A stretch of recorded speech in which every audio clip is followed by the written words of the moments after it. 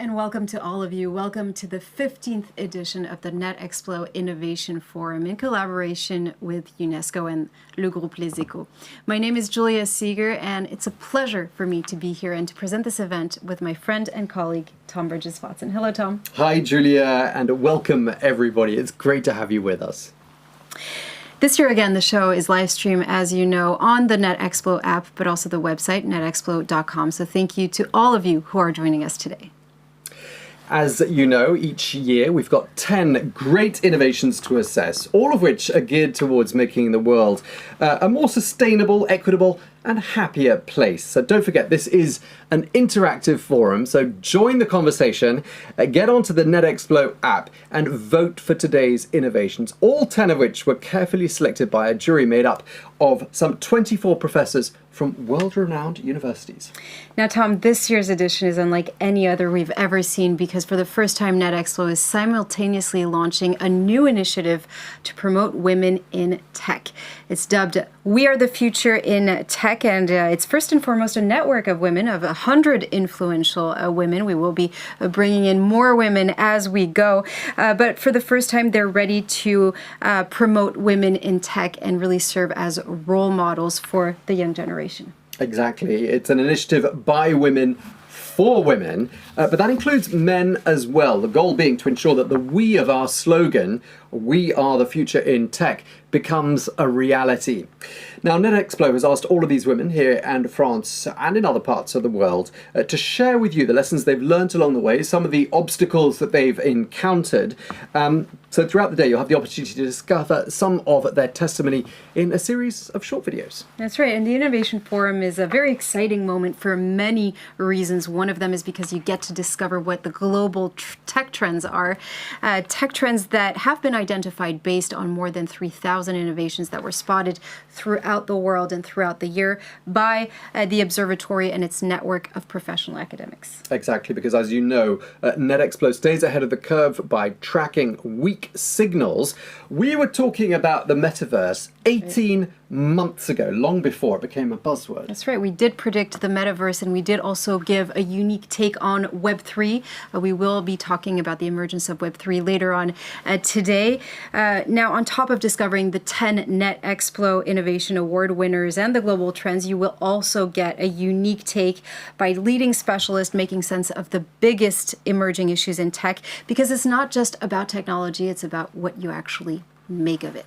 Exactly. Now, without further ado, I'd like to leave Tawif Jalasi, the Assistant Director General for Communication and Information, to officially open this Innovation Forum.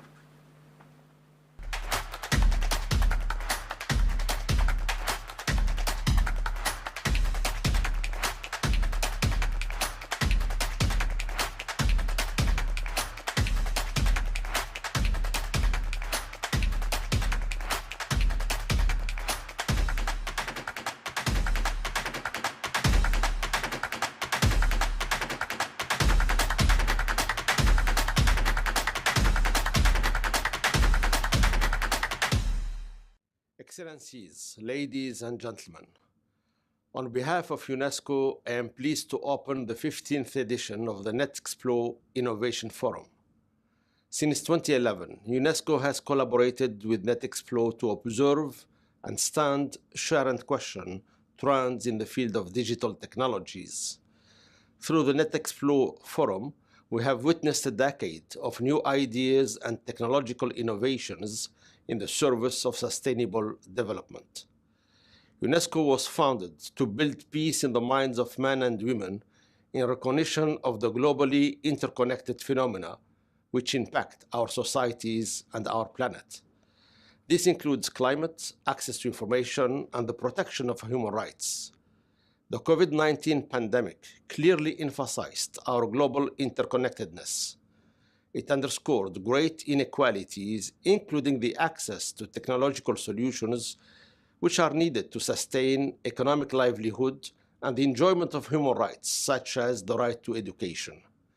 Suddenly, in a matter of days, a great part of humanity was truly relying on connectivity, digital devices, and digital skills to face the unprecedented disruption of physical interactions among people. In this context, much of the world adapted and transformed. Ladies and gentlemen, innovation and digital transformation are core areas of the mandate of UNESCO to build inclusive knowledge societies.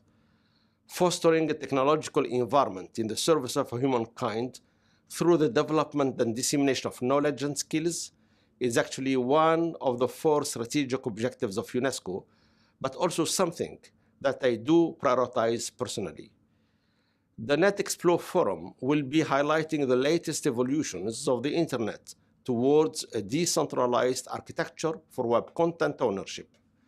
These architectures are emerging rapidly and are often confused or mixed up together as so-called Web 3.0. In parallel, the forum will also underline the challenge of Web 2.0 companies to maintain user relevance through promises of groundbreaking immersive virtual and augmented reality user experiences. Over the last year, we have seen further advances in quantum computing, as well as advances in connectivity through the deployment of 5G networks. Such progress in computation and connectivity speed, combined with artificial intelligence, might well foreshadow a revolutionary acceleration in the scale of autonomous technologies. This in turn already requires our careful attention and foresight for human rights and ethical considerations in digital innovation and transformation. Ensuring that these emerging technologies benefit humanity as a whole requires adequate international and national policies and regulatory frameworks. UNESCO recommendation on the ethics of artificial intelligence, adopted by our 193 member states last November, offers the first global standard-setting instrument to protect but also to promote human rights and human dignity, and build strong respect for the rule of law in the digital world. In the same spirit, more than 4,000 participants from 140 countries have enrolled in the first UNESCO MOOC on AI and the rule of law, which demonstrates the eagerness to learn more about digital innovations which are and will continue to impact our lives. Mesdames et messieurs, tout au long de cette journée, nous allons dresser un panorama du Ladies and gentlemen, throughout this whole day, we will be talking about innovations from around the world. We will be trying to understand, share, and question this new digital progress. What can we do with this technology? How can these innovations serve our society? And how can we contribute to improving the most pressing problems in the world? In 2016, thanks to a network of dedicated researchers, our partner Netexplo has been able to identify innovations in the digital world. Innovation can appear anywhere, at any time. S'interroger, ce n'est pas refuser le progrès. C'est tout l'inverse.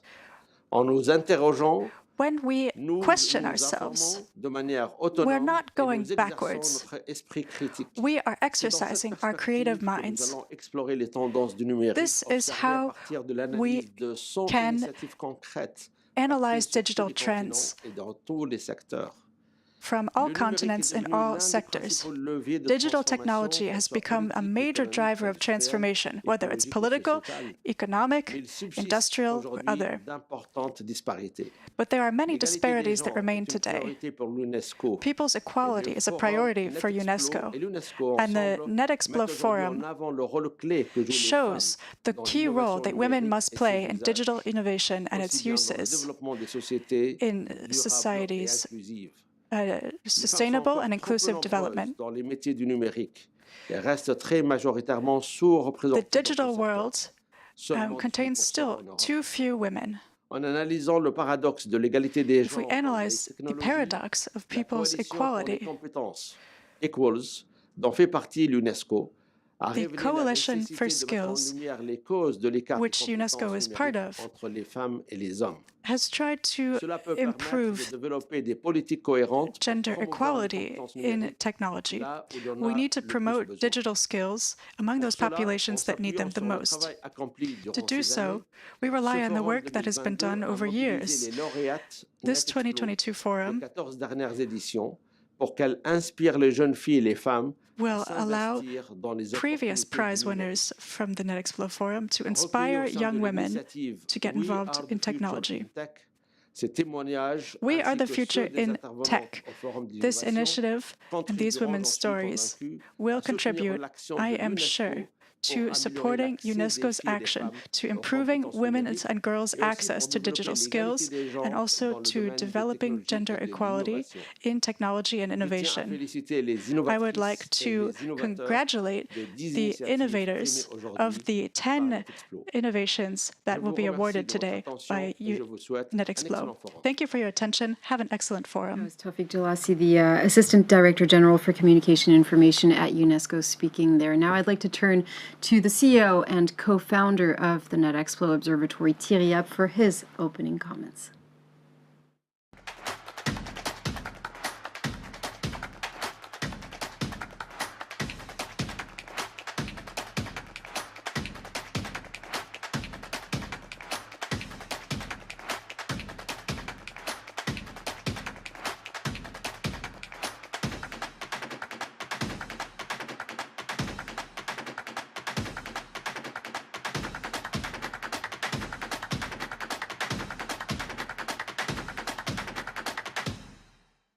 Good morning, everyone. I'd like to thank Mr. Tawfiq Jelassi, UNESCO Assistant Director General for Communication and Information, for agreeing to open our 2022 Forum on Global Digital Innovation. This is a special year for the Netexplo Observatory team and our ecosystem. With UNESCO, we are celebrating our 15th annual forum. 15 years of spotting emerging digital innovation on every continent, analyzing them, grasping their impact on society and the economy, and building our global observatory's annual trends.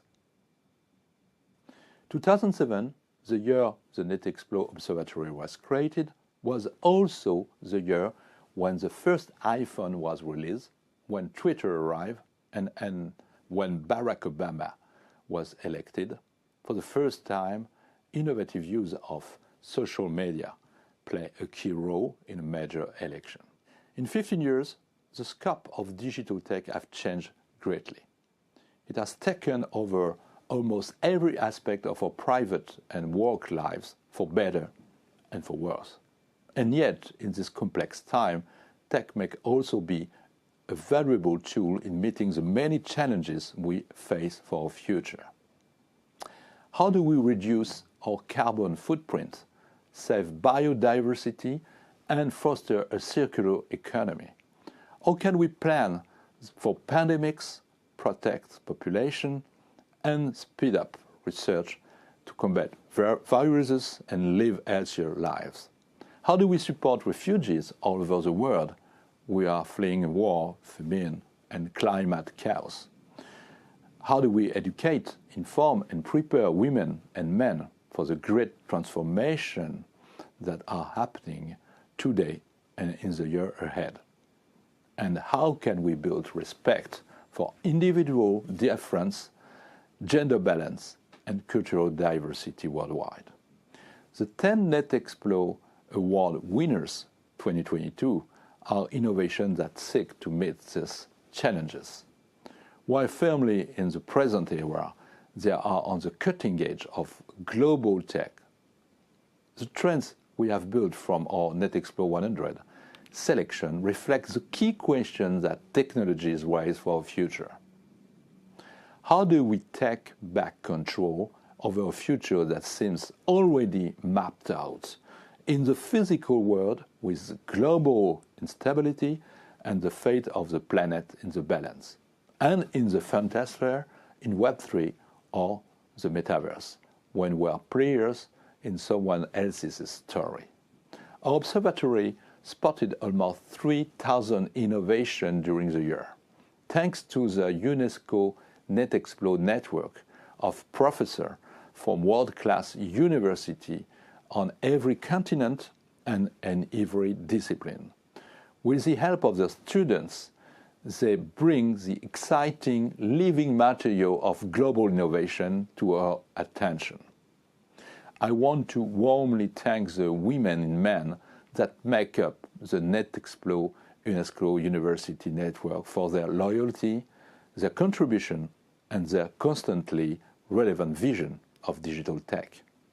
They will share their insight into the 10 Netexplo Award winners 2022 during the day. As always, this year's Netexplo Trends are based on the study of the Netexplo 100. Out of the innovation spotted this year, we believe this 100 will impact society and the economy. This year, our trend focus on commitment and intention with a humanist approach to innovation. In 3 parts, they invite us to use tech with meaning and purpose. The first part sets out the need to keep a critical view of the tech that sometimes clutters our lives, particularly since the pandemic. The second warns against the possible misuses of immersive worlds challenging the metaverse and the Web3. In the third part, we show how digital tools, even NFTs, can be repurposed in constructive fields like health, decarbonization, inclusion, and diversity. The 15th UNESCO Netexplo Forum will feature 2 new items. The first concerns the Netexplo Observatory's annual global studies on smart, sustainable, and inclusive cities. It focuses on how cities and regions can adapt to change through the concept of flexible linking cities. The second new item is the We Are the Future in Tech initiative on women and tech. Since its creation 15 years ago, the Netexplo Observatory has revealed the key role that women play in using tech for a more sustainable, inclusive, and prosperous society. Tech is now the main lever for change, whether political, economical, environmental, or societal. Yet women remain underemployed and underrepresented in the global tech sector. In Europe, for example, they account for just 18% of tech jobs. So for our 15th forum, we are creating an international network of female role models. This network is made up of Netexplo Award winners and other outstanding tech entrepreneurs, institutional leaders, researchers, and executives who are leveraging tech to transform their organization. Its mission is to reach out to the new generation of women and men to raise awareness that digital tech is an opportunity to fulfill their potential and transform society, encourage girls and young women to aim for careers in technological fields or management roles in tech firms, foster gender equality in executive bodies and influential positions, and finally, promote gender balance and inclusion among both male and female high school and university. Gender equality, parity, and collaboration are crucial to a shared future. But how do we make that we a reality? This is a cultural battle that goes beyond theory and calls for operating decision, real action, and tangible progress. From that perspective, our 15th forum will highlight women and tech. Videos of the 100 women in the We Are the Future network sharing their experience will be available online. The finding of a study of how to make that we a reality will set out improvement avenues for gender balance in organization, particularly in digital and tech professions. In this way, thanks to the many outstanding women in the network, we intend to raise awareness among the new generation of women that tech is an opportunity to fulfill their potential and transform society, as well as encouraging more young women to aim for careers in tech. So, what's the state of global tech? How can we help women fulfill their potential and transform society? Let's dive into the future to find out. I wish you a nice spring day. Okay, a very big thank you to Thierry App, the co-founder and the CEO of the Netexplo Observatory. It's time now to discover some of the major technological trends of the year. They've been identified by Netexplo's exclusive network of researchers, students and startups who report about 3,000 innovations every single year in all sectors across all continents. Well, Marcus Goddard, who is the VP of Intelligence at Netexplo, is leading that research. 100 innovations are then identified, and they're selected to pinpoint the trends of the year. Now, these trends are detailed in this book entitled Unscripting Tomorrow, which is written by Sylvain Lourador, the Chief Creative Officer and VP here at Netexplo. Well, let's embark on a 50-minute peek into the future. Here's Sylvain talking to Julia a little earlier on, recorded at the stunning UNESCO headquarters here in Paris.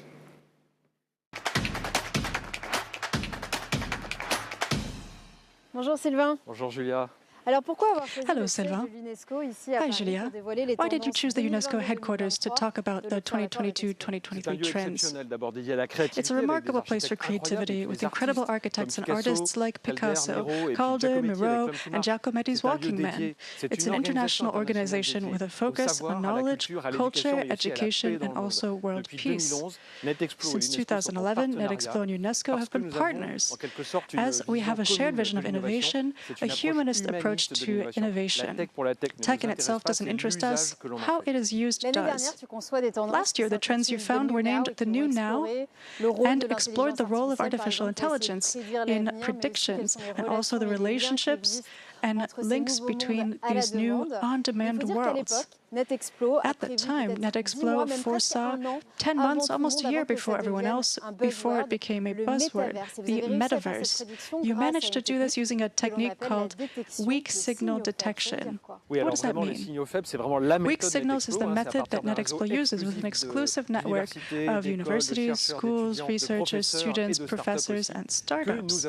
We cover 3,000 innovations per year from all continents and fields. That's Netexplo Observatory's distinctive feature. It's a network run by Brigitte Laisserie, and the worldwide aspect is run by Marcus Goddard, Netexplo's VP of Intelligence, who is in charge of summarizing the incredibly rich and exciting raw material that is the 3,000 innovations, to get it down to the 100 innovations that we think are the most remarkable, and from which we determine the year's trends. And this year's trends are named Unscripting Tomorrow. So they're an invitation to unwrite tomorrow. What does that mean? Well, it's a way to take back control. With the upheavals we're seeing, we could feel like passive actors in a scenario already written by others for us, both in the real world as regards geopolitics and the climate, and also in immaterial, immersive worlds. The metaverse or Web3, which makes us characters. It's an invitation to be creative and to express your intention to write our future. And that's what we'll do now. Here are Netexplo's global trends for 2022-2023, which are in 3 different sections: the clear out, rogue worlds, and repurpose. And I think we're going to discuss creativity and objectives now.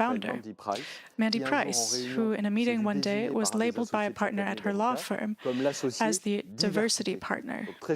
She was shocked and launched a startup favoring inclusion and diversity. So, if I've understood, we need something tangible, real action, commitment from the part of the employers because new problems have emerged. Thinking about the new context, the pandemic, the founder of this startup has taken into account childcare problems for all families, including single parents, noting that during the pandemic, her solution was more widely talked about and people used it more. You mentioned screen fatigue. Is there a solution to this? Yes, imagine a screen that measures your, depending on your fatigue and your concentration, it changes. It can play relaxing sounds, it can recommend exercises for you to do. A second initiative is TLDV, which is for too long didn't view. It's to address screen fatigue. We've all felt that in Zoom meetings that last 1, 2, or 3 hours when you wonder what you're doing here. This solution gives a best of the meeting without you having to watch the whole meeting. That is an innovation. It's true, these meetings that drag on are really unbearable. They take up a lot of time. That's right, and sometimes for no reason. So the time this type of innovation can free up can push people to do things like thinking. If we want to find meaning in our actions, that could be a first step. How can you find time to think? There's a movement in tech that is about a much more subtle tech, lighter, less invasive. We were a little inundated during the pandemic by all the platforms, tech solutions, etc. So the socializing app using shared preferences with the slogan "fuck fake," meaning they only want what is sincere and authentic. So you meet people with shared preferences than in real life. Another implication of this more discrete tech, which means to be basically less invasive, less impressive, is games. It's called Infinity Games. It's a startup from Lisbon, which brings out games, designs games. They also devise games that are relaxing. So you mentioned the proliferation of platforms, and so we feel buried under technology. Almost like we're enduring it. On Monday morning, you open up your digital planner and you see your week filled with multicolored blocks, 1, 2, 3 hours. So it's like your week is already written out. Alessandra Knight, she's working from this observation of time slots.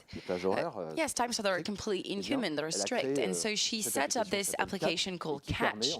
It lets you regain some spontaneity, creativity, and serendipity, more so than a planner that just has blocks. So you can find ideas not just in the imposed 30-minute slot, but maybe in 2 minutes and 18 seconds. So what can you do with this autonomy that suddenly becomes very real? We'll start with an objective. With no objective, autonomy will go nowhere. With no objective, there's no innovation, there's no improvement, and there's no reflection. So where do objectives come from? From the brain, like everything else? Well, the brain is incredible. It's the model used for creating AIs, except for brains with 19 neurons, like we saw last year. But brains are the subject of incredible experiments, both in AI and in biology.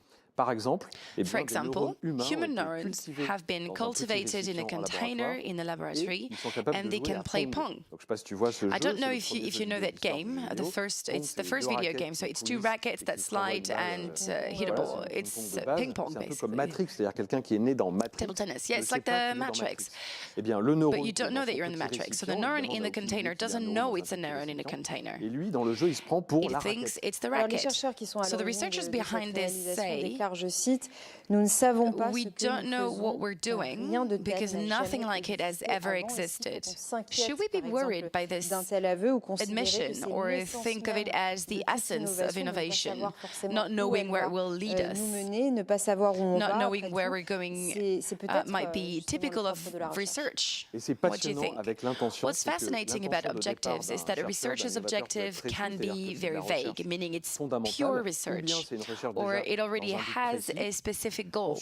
Then, in the next phase, the user can use that innovation for something else. Other innovations are very specific, on the contrary. So when an innovation deals with bullying on Twitter, for example, well, its aim, its objective is very specific in that case. And the farm that cultivates coral, which is, as we know, vital for the climate, the farm uses a robot to automatically clean and cultivate coral. So these examples, that bullying on Twitter and the robotic coral farm, I mean, they have no connection, but their objectives are clear. Both cases tackle problems relating to society. One is inclusion, because we're talking about bullying and equality, and the other is sustainable development. Alors Sylvain, je crois que tu vas nous parler So you're going to talk about California blackworms. What are they exactly? Well, it's a very surprising little animal alone. They have a very ordinary life. They're fish food and they're not really interesting. And that changes when they are in a group. So these little California blackworms can come together. They're able to stick together into a mass that develops its own intelligence, a collective intelligence. So while the California blackworm has no objective by itself as an individual, collectively they develop intelligence. And so this intelligence has no brain like the blue. What can we deduce from this collective intelligence with no brain? It's quite fabulous. Often, researchers have been inspired by the behavior of these worms to make little robots, but that alone have no will. They don't do anything themselves. But once they stick together spontaneously, once they're together, they develop collective intelligence, and so they develop what we call an objective. So let's consider the innovation. Should we keep innovating? Well, the word innovation is a trap. It is specialized in the field of business or tech, etc., putting aside everything that is at the very base of innovation, that is to say spontaneity and creativity. And so we tend to think of innovation as the production of objects that are added to the world. So we're talking about superfluous objects, useless even, that might even pollute. But innovation is just a state of mind. Talking of recycling, upcycling, as opposed to innovation is wrong. If we're talking about upcycling and recycling, those are innovation as well. It's literal innovation. You have an objective in action. So we're back to the objectives. Innovation is about objectives, as you said. Exactly. This innovation can give kids a taste for developing ideas and carrying through. So I'll quote the actress Lupita Nyong'o, who was in Star Wars and co-produced it, and she talks about purposeful creators, that is, creators with a raison d'être, a reason for being, and she refers to these creators as purposeful creators. Yes, that's the aim of this innovation, which fights online abuse. This innovation is sort of a role game. You're in the skin of a character, and then you can go through what they do and respond using real and tangible means. So we're talking about very useful, targeted innovations here with added objectives. Yes, exactly. So there are several types of innovations with objectives. So it can be a game, it can be an app, it can be AI, etc., and it can be a design for an intelligent object.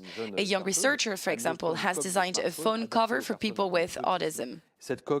It is designed like a 3D map with little irregularities, and the texture contains sensors that detect emotions and can give advice. So that shows how tech can give the means for an objective, the means to do something.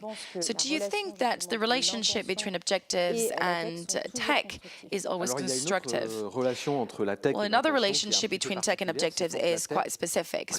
When tech predicts our objectives, when it predicts what we want to do, Chinese researchers, for example, have developed a robot that is on the assembly line beside workers, and they can predict with 96% accuracy what a human wants to do. They do that by analyzing their brain waves or signals from their muscles. And so in September 2021, Mercedes unveiled a helmet to control a driverless car just using thoughts. So this is another example of recognizing objectives from brainwaves. So we've got individual autonomy and ideas that have been released. So how far can we go? Well, if ideas are not held back by things in the real world or by technical expertise, you could wonder how far it could go? How far ahead will it look? What will it give in a hybrid or immaterial worlds, Web3 or the metaverse? What will it do to NFTs, the blockchain, and cryptocurrencies? It already avoid laws, they could become completely inebriated, and it could be ruled by pure pleasure.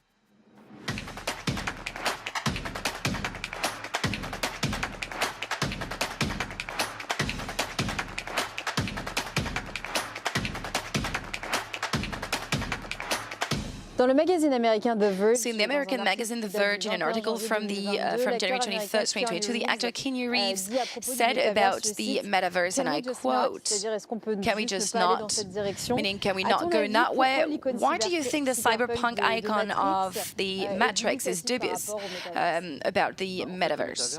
Well, the metaverse is somewhere where ideas have absolutely no limit, like a Mustang without a... And a metaverse is like a dataverse, as it is a huge data scraper. So at Netexplo, you foretold the metaverse long before it became a buzzword. I've said that already, but perhaps 10 months before it became real. And so you did this using weak signal analysis. Yes, so the metaverse produces itself. So the idea is put in motion, billions are invested, and then it's real. So you describe in your book, Unscripted Tomorrow, you describe in chapter 22, how the metaverse works by putting into perspective. So let's do a rapid recap. Web 1.0 was utopia, an ocean of knowledge, so ocean for everyone, knowledge for everyone. Web 2.0 was everyone is a creator, so it's creative, it's a bit of utopia, but anyone can create their own content if they can get into it. And the problem is that with Web 2.0, there was a concentration, a commercialization by large players such as the GAFAM. Yes, with the obligation to use these large platforms. So today GAFAM can be called Mama's. Facebook became Meta. So Meta, Apple, Microsoft, Amazon, and Alphabet. Exactly. So after the Web 2.0 came Web 3.0. Web 3 is perhaps a libertarian web. So many think Web 3 goes back to the origins of the web, so the internet for everyone. But this may be a little distorted, as we'll see today. Is it a utopia again? To see if it is, take three tools from Web3, NFTs, the blockchain, and DAOs. So NFTs are a sort of deed of ownership that is non-interchangeable. This guarantees that one single person owns one object, be it physical or digital. So the blockchain is a way to make transactions inviolable and secure. And what about DAOs? Well, DAOs are a self-administered community of people. So between NFTs, DAOs, the blockchain, and cryptocurrencies, well, there is a sort of large panel, a sort of a toolbox favoring our own autonomy. But the bug in the well-oiled Web 2.0 and Web 3 story is that behind Web 2.0 and Web 3, there are often the same investors, so the same people that are in charge. Yes, Hans-Jack Dorsey's tweet from December 21st, 2021. You don't own a Web3, the VCs and their LPs do. It will never escape their incentives. It's ultimately a centralized entity with a different label. Yes, the MetaWeb challenges, puts pressure on models from the traditional world, the perceptible world, the material world, and play to earn the model gamers prefer, because as gamers want to earn something, they want to earn points, they also want to earn money. Well, this play-to-earn model is moving into a host of other sectors outside of video games. So don't think that play-to-earn just involves a few geeks or gamers. A whole country, the Philippines, per se, has, due to a video game, seen its standard of living remain stable during the pandemic. Although they lost their job and lost their income, they earn just as much or even more money with a game that involves collecting chubby little monsters, swapping them and getting them to fight. It's a bit like a Pokemon, if you like. But there are attempts to introduce some ethics and rules to this Far West here. So, for example, you've got the application Sora, a French fantasy football app, which is hugely successful, and that they asked Serena Williams to join their board to cover inclusion and equality. So we've talked about NFTs. We've seen what it was. We also have NFPs. They're non-fungible people, so they're models that are available on a platform for luxury 3D products. What would a non-interchangeable avatar be used for? Well, buying 3D humans, so buying avatars can have two purposes. One, speculation. So you can buy your avatar and then you can resell it to a particular market. And two, it's your online persona. So it's how others see you in immersive worlds in the phantosphere.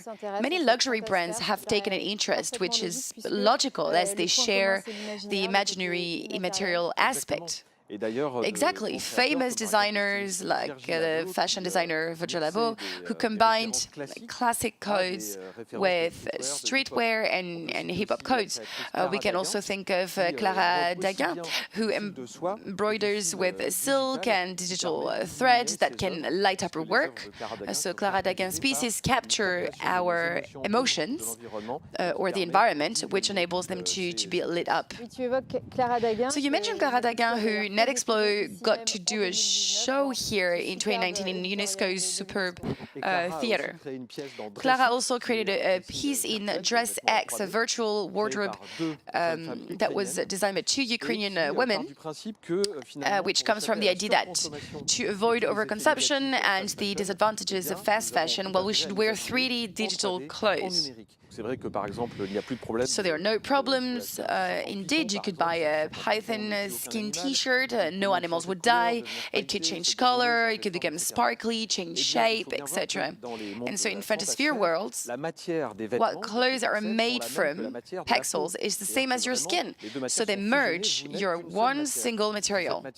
And this electronic material makes us into avatars. So avatars in Phantospheres can challenge your identity.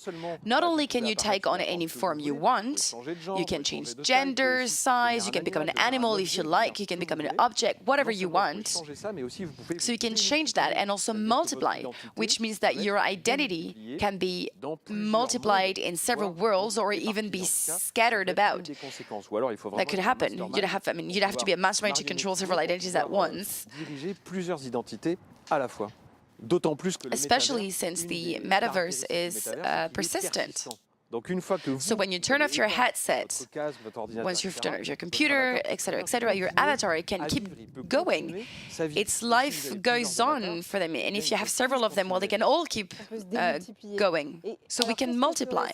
What would these copies of you do when left to themselves? Well, either you can simulate you disconnecting, or maybe it can be in standby, or it could be pre-programmed. So you can invent a sort of soul bot, just like a chatbot, so something to be your conscience, like a chatbot, but that could control your avatar even when you are offline.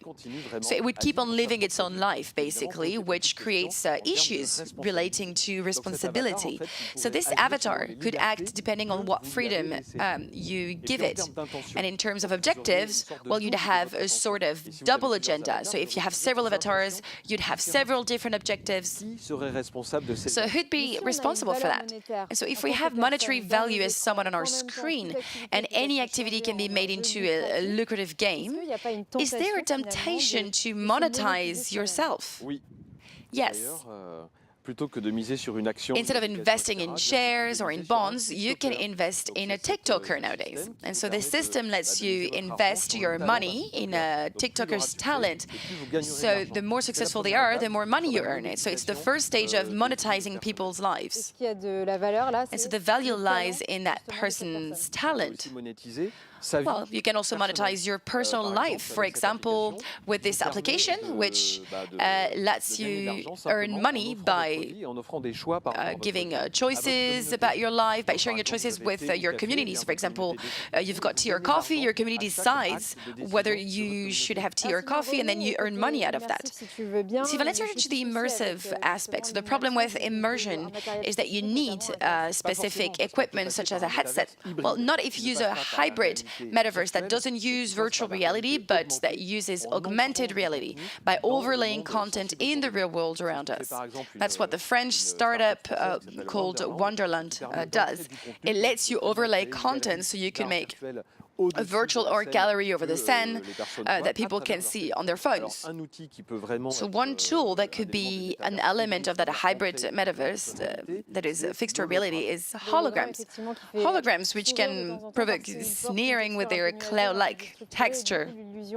The illusion is not always perfect with holograms, right? Well, I could make you smile because also it has cinematographic references with Star Wars and more. But actually, and very strangely, a whole tech field is working on holograms at the moment to try and make them more realistic. So there is a race towards hyper-realism in the metaverse with holograms.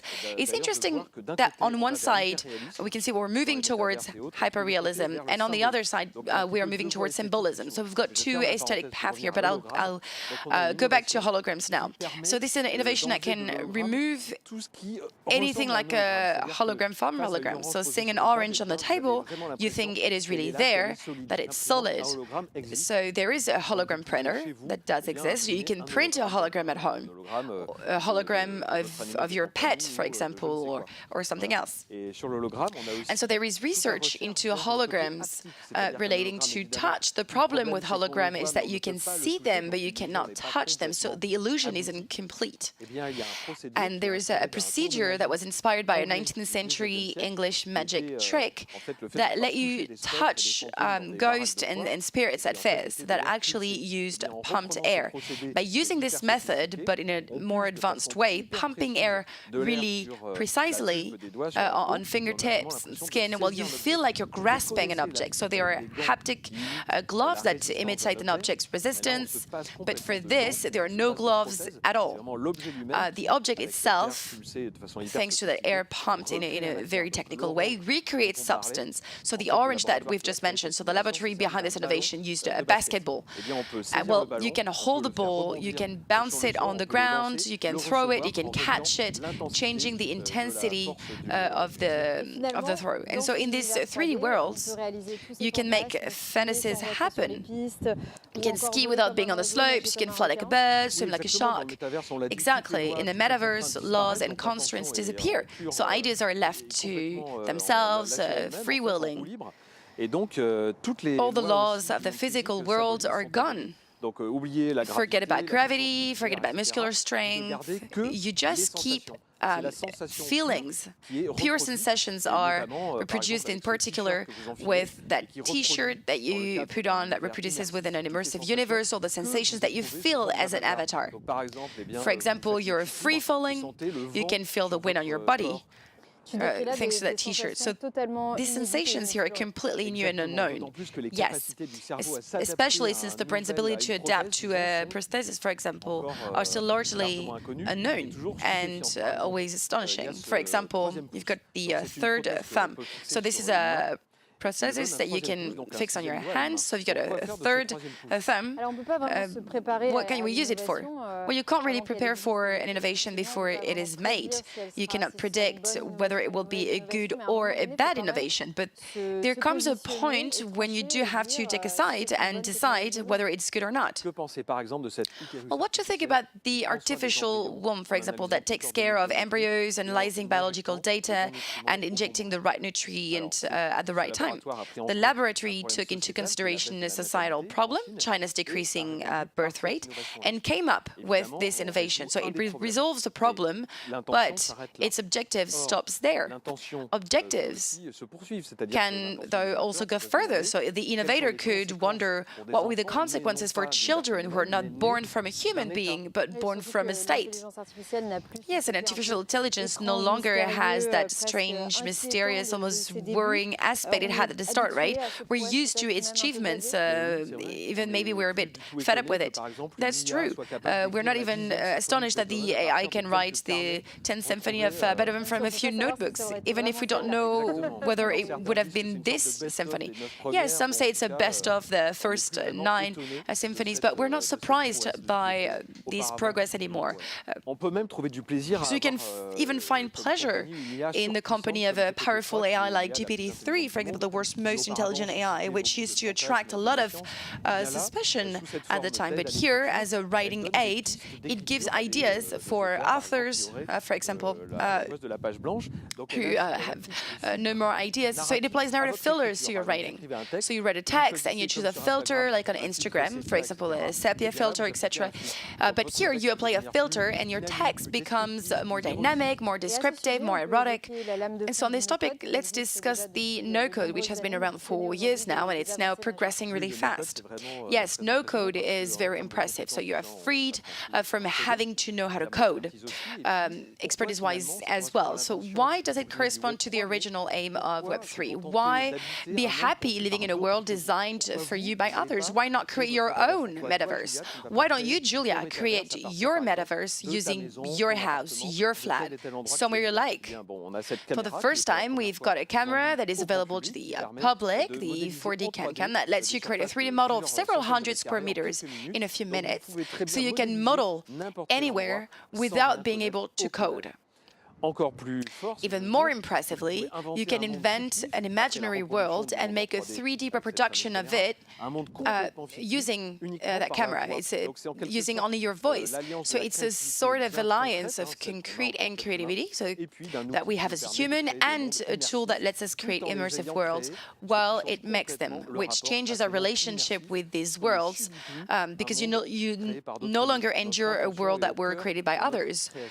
So you can do this without having special technical skills, which is quite incredible when you think about it. You can create virtual worlds, voice bots, 3D scenarios. We can create apps, host them, share them. So you can come up with worlds full of content and interaction. Well, unlike the metaverse that will never exist as it is a notion from science fiction, a digital twin of a world, there is currently a move on all sides towards little metaverses, little universes.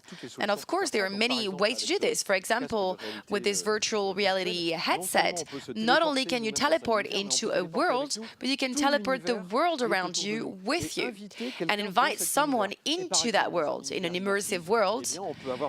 There can be avatars that you are sure to like, because ahead of time, well, it will detect physical features that you like by analyzing your brain waves. Similar to intensive use on the planet's resources, are we not setting up an intensive use of our brain's resources? Well, that's a really interesting question, because we're a sort of natural resource whose data is being exploited. So to conclude, this metaverse final paradox, which is the new honeypot, especially for the MAMA, which replaced GAFA, as I said earlier, is that it's becoming an attractive trap, like an idea from a novel from 1992. Yes, and novelists guide their objective very precisely. So we'll just do that in the third section of Global Trends 2022-2023.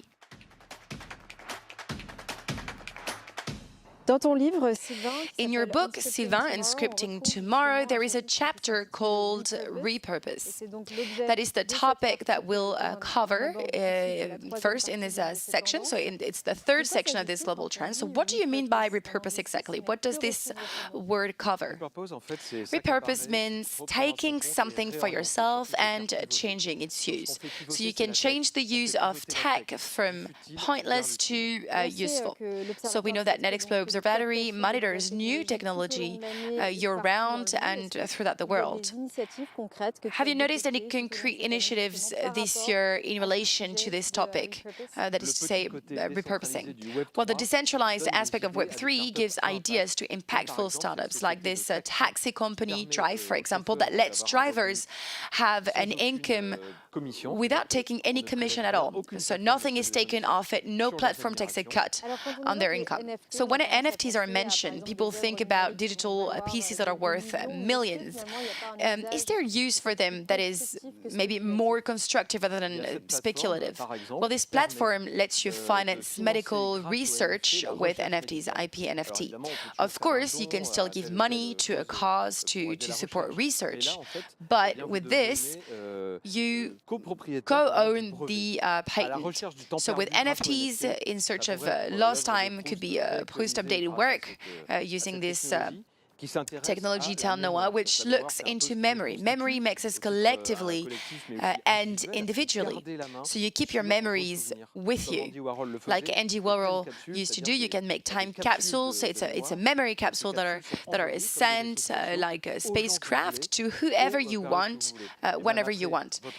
Even after your death, for example, all these memories aren't scattered about in an anonymous, nonsensical way. They're gathered up together and sent to the right person. So there is a proliferation of projects that try to preserve species on Earth, including human beings. Well, the metaverse creates a world that only one species will be able to access. Humans, all of the living species, the animals, plants, etc., will not be able to have access to it. So they will stay in the real world, in reality, in real life. So that will be two separate worlds. Exactly. However, some initiatives are trying to create bridges between these worlds in relation to this, for trees especially. So we hug trees, we praise their intelligence, etc. Now, they can be made to speak with a startup whose aim is to, well, there's another way to put it, to let trees speak. This can warn growers or harmful insects coming close. I need water, I need fertilizer. So in repurposing, there is the idea of recycling. Air is an element that can be recycled. We know that fossil fuel combustion accounts for most of the energy on Earth. So this produces a lot of carbon dioxide. Well, this carbon dioxide is waste. Why can't we make things with it? Concrete, soap materials, clean fuels, etc. That is what this innovation explores. And there is a new economy involving waste. The co-founder particularly emphasizes the idea of purpose, a mix between her personal action and an awareness of a more collective issue. Et d'ailleurs, elle déclare, je cite, "A business without ethics and values is meaningless in its achievement. It might make you rich or powerful, but it won't make you feel happy about yourself." Et donc, on a évoqué les arbres et So we've mentioned trees and air. What about another element, water? Well, Brazil, the country with the most natural water resources, has seen a 15% reduction in these resources over 30 years. And AI, a project started by WWF Brazil, highlighted this shortage, this drastic reduction in the level of natural water resources. This is another example of an AI that helps us become aware of an issue that is global, collective, even planetary. The AI can be used to raise awareness and also act. An example is the intelligent fishing net, game of trawls. A trawl is a fishing net with sensors that can recognize threatened species when they're caught and let them escape the net. en quoi les entreprises du Web How can Web3 businesses take part in this fight? Well, there's a French startup that uses Web3 tools like NFTs, blockchain, and crypto to try to clean up oceans using sponge farming. That's for the sea, but there are also things for land and for wild areas. For example, if you own a forest, the only way to earn money with it is to cut down all the trees, because leaving plants, swamps, moors in their natural state allows the plants to capture CO2. So if a sort of incentive is given to landowners with tokens using NFTs and blockchain, land is left intact to allow CO2 to be captured, which is better for the planet. And landowners are pleased because they can earn more. Oui, et d'ailleurs, pour la fondatrice, c'est vraiment une conviction forte. The founder really believes in this. She states, "Little did I know that the revolution of my lifetime is yet to come. This time it's not about countries or nations, but the entire humankind. And it's not about freedom, but survival. And we're not fighting against an internal intruder. We're fighting against ourselves." Another form of expression by which an objective becomes reality is art, quite simply. Art or tech can be precursors. With the recent exhibit in London, for example, that you could visit physically in a museum. And with augmented reality, using an app, recreating the exhibition at home or in the street. And the third way to visit the exhibit was in Fortnite. We could go further with art, with the play written for the Young Vic Theatre in London. which asked an AI to take part in writing the play. Donc c'est une pièce de théâtre. So it's a play written by AI? Not completely. Jennifer Tang, the producer, performed a sort of triangulation between the audience, authors, and the AI. Humans repurposed the machine by making it a member of the team. But the AI, by its very presence, with all it represents, also changes how things are created.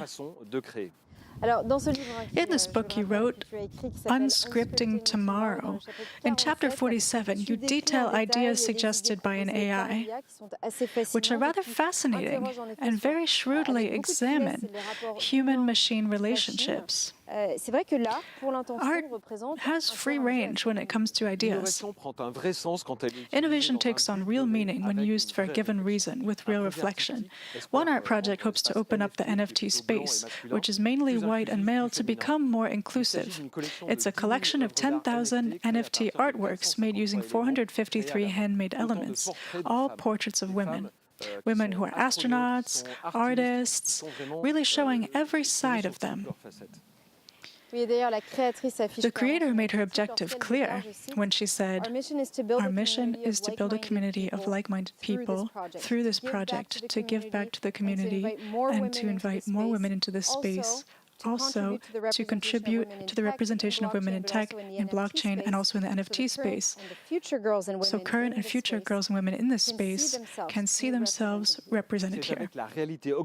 This startup uses augmented reality to speak to ostracized Americans.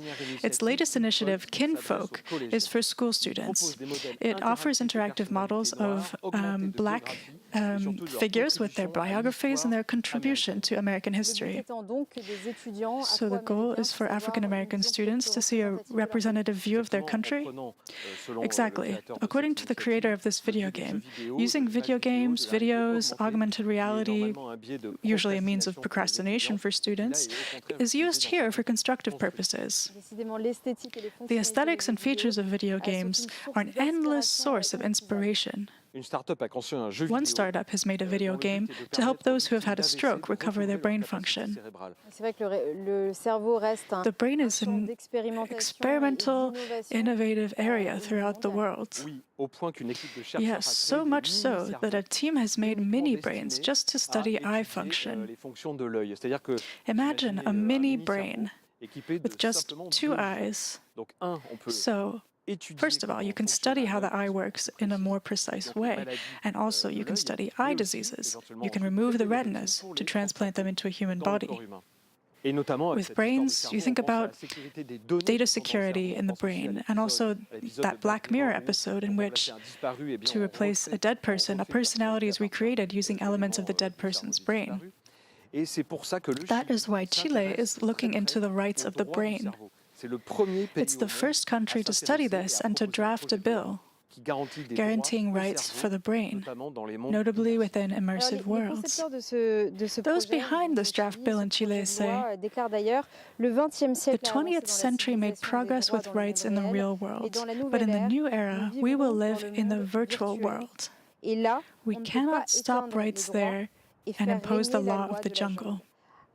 My question is, what are these rights? So the 5 fundamental rights are the right to cognitive privacy, the right to a personal identity, the right to free will, equal rights to access to cognitive enhancement, and the right to protection from bias. No right to be forgotten? No, not yet. It's a suggestion. It should be added. Without going that far, you've also noted initiatives linked to faces, which have been, treated badly during the pandemic, between tests and masks. Yes, and masks have become a new accessory. Many designers have taken on the challenge. You can now wear a phone mask. It's an improved mask with a built-in anti-fog system and a phone. You can receive calls, talk, listen to music, consult your planner, and so on. There's another interesting device that creates sort of a bubble of quietness, an individual, personal, maybe selfish bubble. It's a sort of speaker that plays music with white noise to shut out the outside. And it also purifies the air around your head, killing 99% of the bacteria, guaranteeing pure air for you. Donc en fait, le repurpose peut So, repurposing can concern both an everyday object and an issue relating to civilization? Exactly. Repurposing is a state of mind. It can involve a mundane item or a much wider metaphysical issue. For example, to observe space, you could make the James Webb Telescope an incredible technological feat. It's just been launched. Yes, and it can observe the infinity of galaxies and the cosmos. Or you could walk about in a cube with 65 million light years on each side that recreate the universe in 3D. It's just dizzying. Not only can you walk between stars, constellations, and galaxies, you can also zoom in and out of these galaxies to put yourself light years ahead, to move around the cosmos. Not only can you move about in space, you can also move around in time. You can turn back time and the making of these celestial bodies. You can travel back in space and time to the Big Bang. This shows a sort of metaverse of the real world. The metaverse is interesting, but why settle for an imaginary metaverse, which is the mere reflection, a materialization of our fantasies? Is reality, nature, not just as marvelous and as precious to see? Can't space be observed with a metaverse that takes us into things that really exist? You hear that innovation has to be given meaning. This expression is so worn out, it's almost laughable, unless it's taken literally in the most concrete terms possible. Yes, giving meaning in French literally involves moving things in a certain direction. This application, a sort of meta app, does this. In many countries, without a full medical infrastructure, frugal methods are used to deal with urgent medical problems, such as informative apps used by medical personnel, nurses in the field, and so on. The use of these applications in the field creates a really interesting data set, which isn't used since it's spread over a whole area. The Meta app regroups this data and makes a sort of practical corpus. So, objectives are something that we have to look for in ourselves to then set in motion. Yes, we mentioned scientific and technological feats, cubes, light years, and so on. Returning to simple things, objectives can touch little everyday objects. Take pasta. Researchers have created a flat pasta that unfolds in boiling water. You could say it's just kind of a gadget, but it illustrates 2D moving to 3D anecdotally. More important, the transport and CO2 emissions for flat pasta bear no relation to 3D pasta. You can see here that behind a seemingly mundane anecdotal object lies a real idea that not only aligns with the collective concern, but also a global issue. It's a very simple example of a very effective innovation without NFTs, the blockchain, AIs, or the metaverse. Yeah, it's an innovation that makes us believe in our abilities. The philosopher Hannah Arendt explores the idea of vida activa, which relies on affirming desire and action. She writes, "What I propose is simple, nothing more than thinking what we do." We're going to end on those words. Thank you, Sylvain Louradour. Once again, you are the author of this book, Unscripting Tomorrow. You're also a partner and chief creative officer at Netexplo Observatory. Thank you for having presented the new trends, the global trends 2022-2023. Thank you also for following us. We'll see you next year.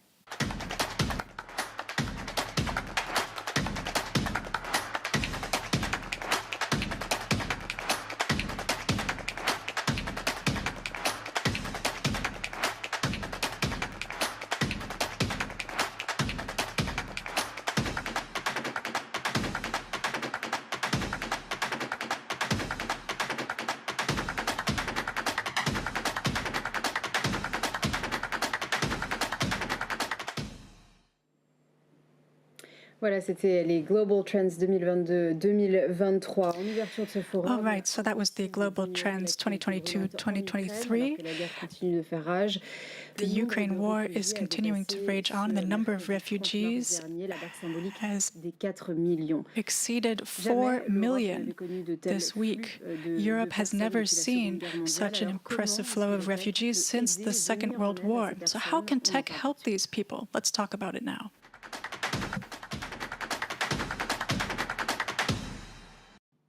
C'est combien de temps?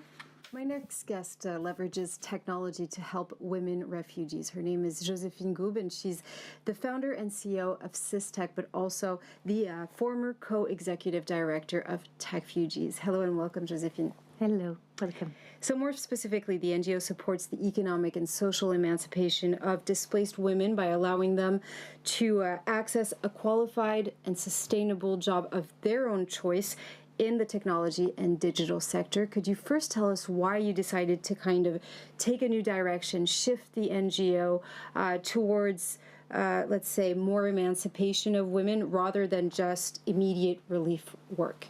Of course, good question. First, I'd like to say that our NGO has always been focused on serving the needs of displaced persons. And so when in 2015 we started with TechFugees, it was about serving that need for digital information, because a lot of refugees coming to Europe were needing that information on their phone and they couldn't find it. And as we worked through that, between 2015 and 2017, I realized that a lot of women I was meeting were very highly educated, but then couldn't find a job. And when we know that 50% of refugees are women, we saw that there was a need for inclusion in professional settings of these women. And so we decided to serve that new need.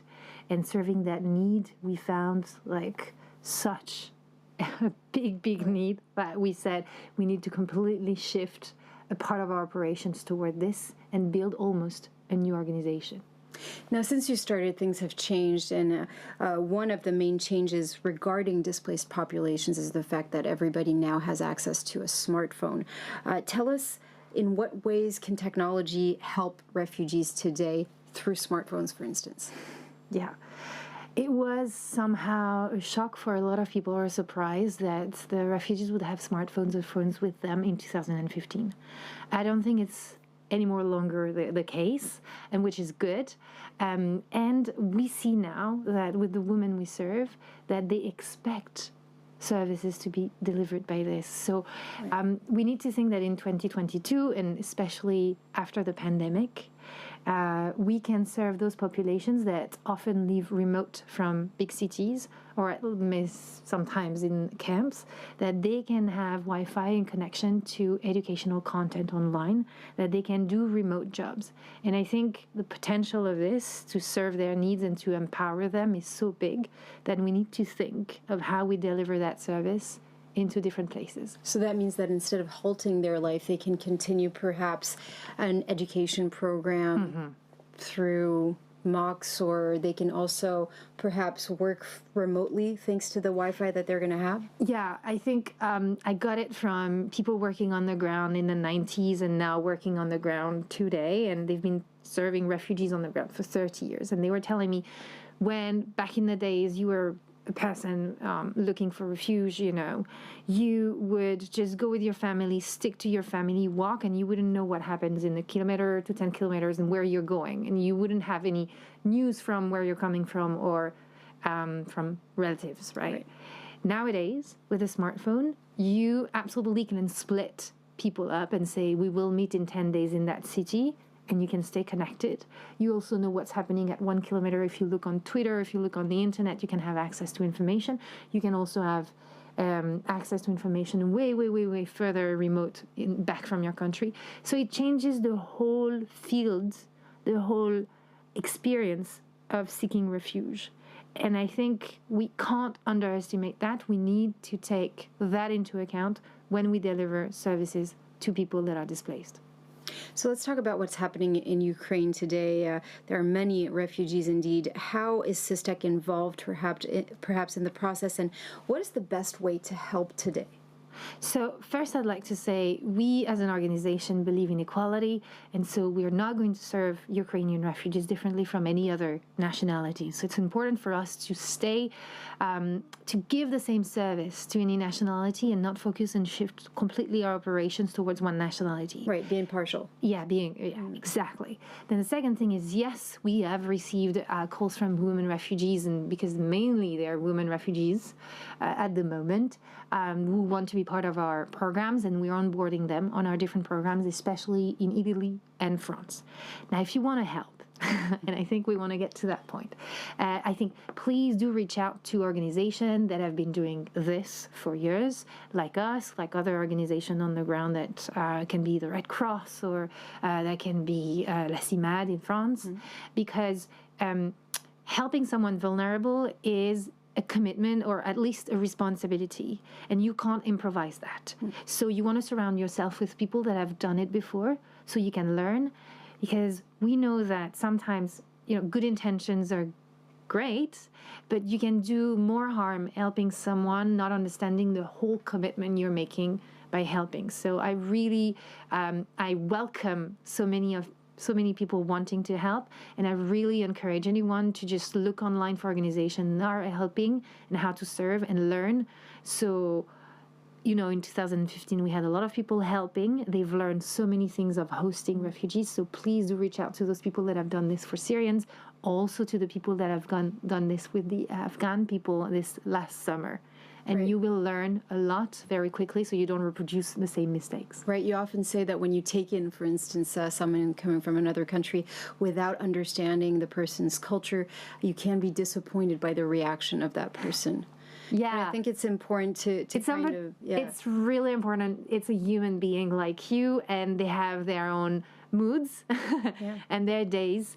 And sometimes, as we have this strong desire to help, we almost feel like we are saving them from something, and we forget that they are human beings, that they are adults, and they've made their way to France or Italy or somewhere else.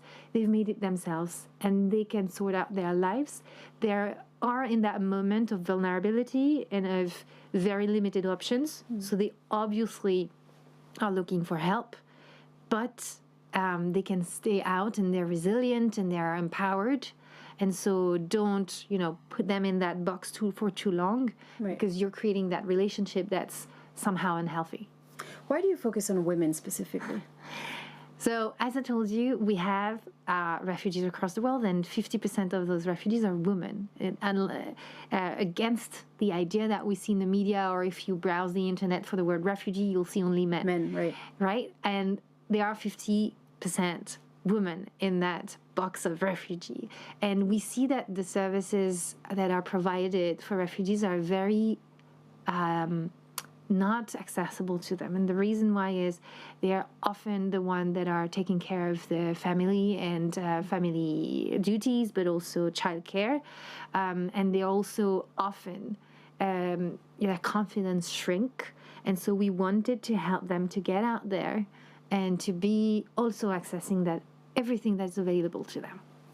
Now, some people have been praising all technologies to help refugees, including cryptocurrencies and digital wallets. What's your take on this? So I have questions. Where can you buy with cryptocurrencies medicine and water and like essentials? Second question, do you think that there's a good internet enough in Lebanon or in war-torn countries or in Ukraine right now, in Kiev, to be doing that transaction? And then what about the fluctuation of price of a cryptocurrency if I am in dear need of something very essential for a life-threatening situation? How can I trust that tomorrow when I wake up and I will buy in crypto that the value has not disappeared? So if you answer that you've those, probably lost everything already, right? You might. I don't know. Yeah. But I don't feel safe. And I think I'm going back to what I said is our NGO serves the needs. And if we look at the needs, well, people need to have access to that money to buy in that shop at the corner shop, right? Yeah. At that moment. And the insecurity of having something that has lost value overnight is just not manageable for someone who is already displaced. Exactly. Right. So I am curious to know what are the examples of where cryptocurrencies have helped, and I haven't seen many, or maybe actually none, but I am not, aware of everything. So I'm very curious to know of others, and if anyone knows, please reach out to me on Twitter. Yeah. But it feels like an idea of someone who's just not on the ground.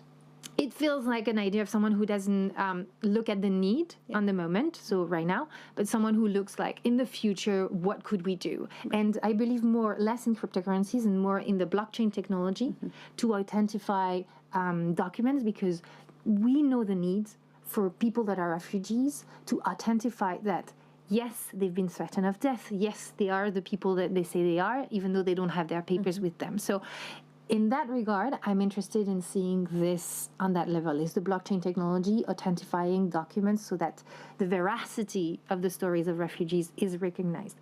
Now, how can we do that? It's a problem that I would like a lot of people doing blockchain to fix instead of working for other stuff. But well, I do hope they're hearing your message. One last question: Do we need to rethink? And I think I already have the answer to this, but do we need to rethink humanitarian emergency responses? And if so, what should we change? Is it indeed to try to understand the needs first? The humanitarian I want to be, recognizing the work that is done by the humanitarian sector, who's under pressure because more and more crises are happening. Climate change is not helping this. And we need to recognize also the very few people, well, actually a growing number of people in those organizations trying to change the way humanitarian help is delivered with technologies, because it is difficult to change big organizations. It is difficult to change a sector which motto is do no harm and doing things safely, when they're trying to incorporate technologies that have been designed by the Silicon Valley's motto, which is fail fast, right? Yeah. So they almost sounds like you can't work. Yeah, it's two different worlds. It's two different worlds. So I want to be acknowledging the work that is done by people trying to integrate new technologies in the humanitarian work, because it's really hard to do it safely. And it could really be revolutionary if we can do it safely, because we know what scale the humanitarian problems are nowadays. So that. And if we need to rethink the way humanitarian help aid is delivered, it's not about bringing the latest, newest technologies. It's about leveraging what the humanitarian world is the best at, is like describing the need and figuring out which way the safest way to deliver with using what already exists as a technology, and what not like the latest that is not yet just a pilot and MVP. Right. So I think it's about combining that conversation that is the toughest, the hardest, and it is happening. Well, Josephine Goup, thank you very much indeed for that. Once again, you're the CEO and founder of Systec. Thank you.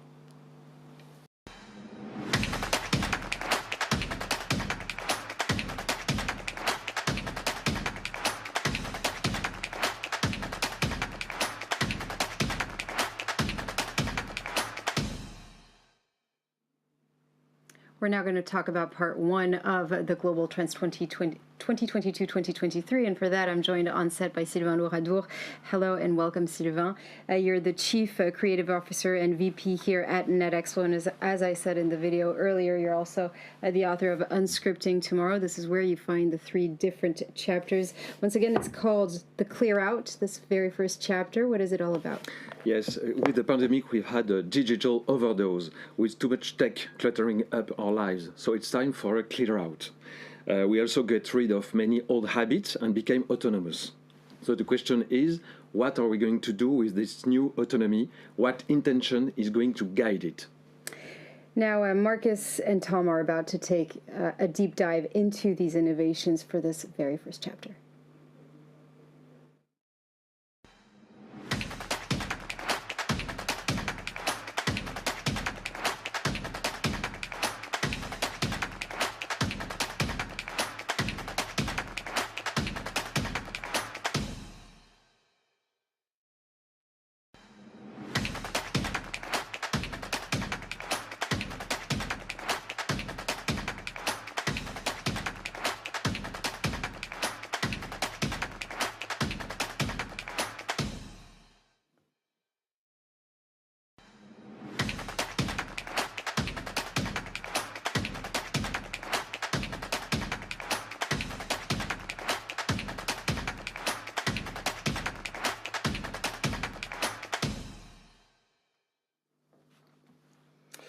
Welcome back. I'm here with Marcus Goddard and Netexplo's VP Intelligence. Together we're going to be looking at 10 trends in total. Welcome to you, Marcus. Now, our first innovation of the day is an educational innovation that tackles a subject that's sadly very often in the news, the abuse of women online. This innovation is called Digital Safe Tea. Let's take a closer look at what they do.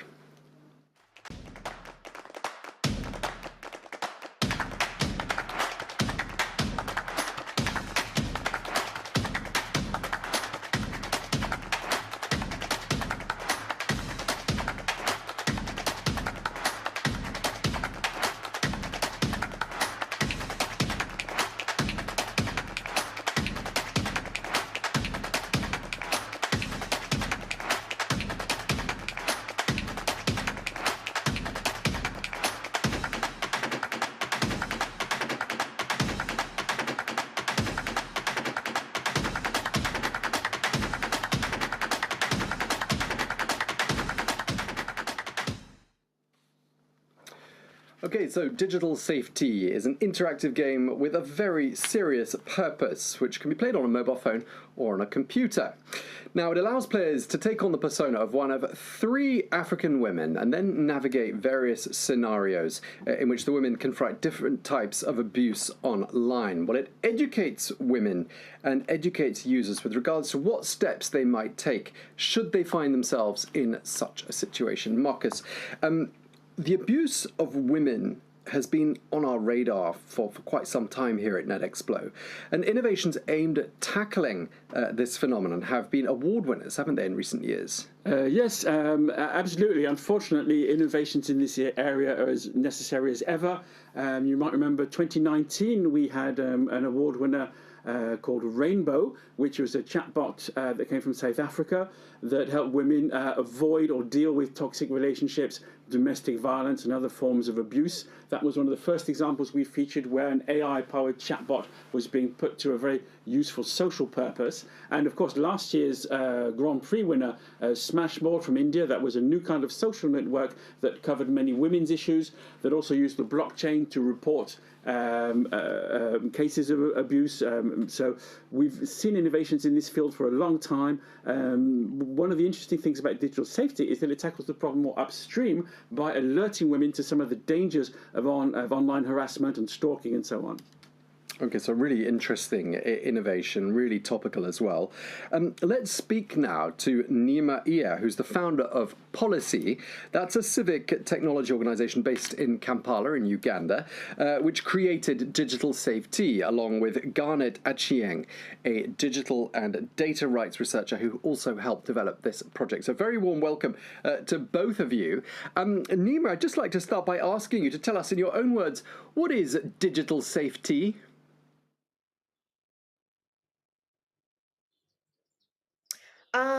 So I don't think Nima is connected, but I am Garnet, and I'm just going to be speaking.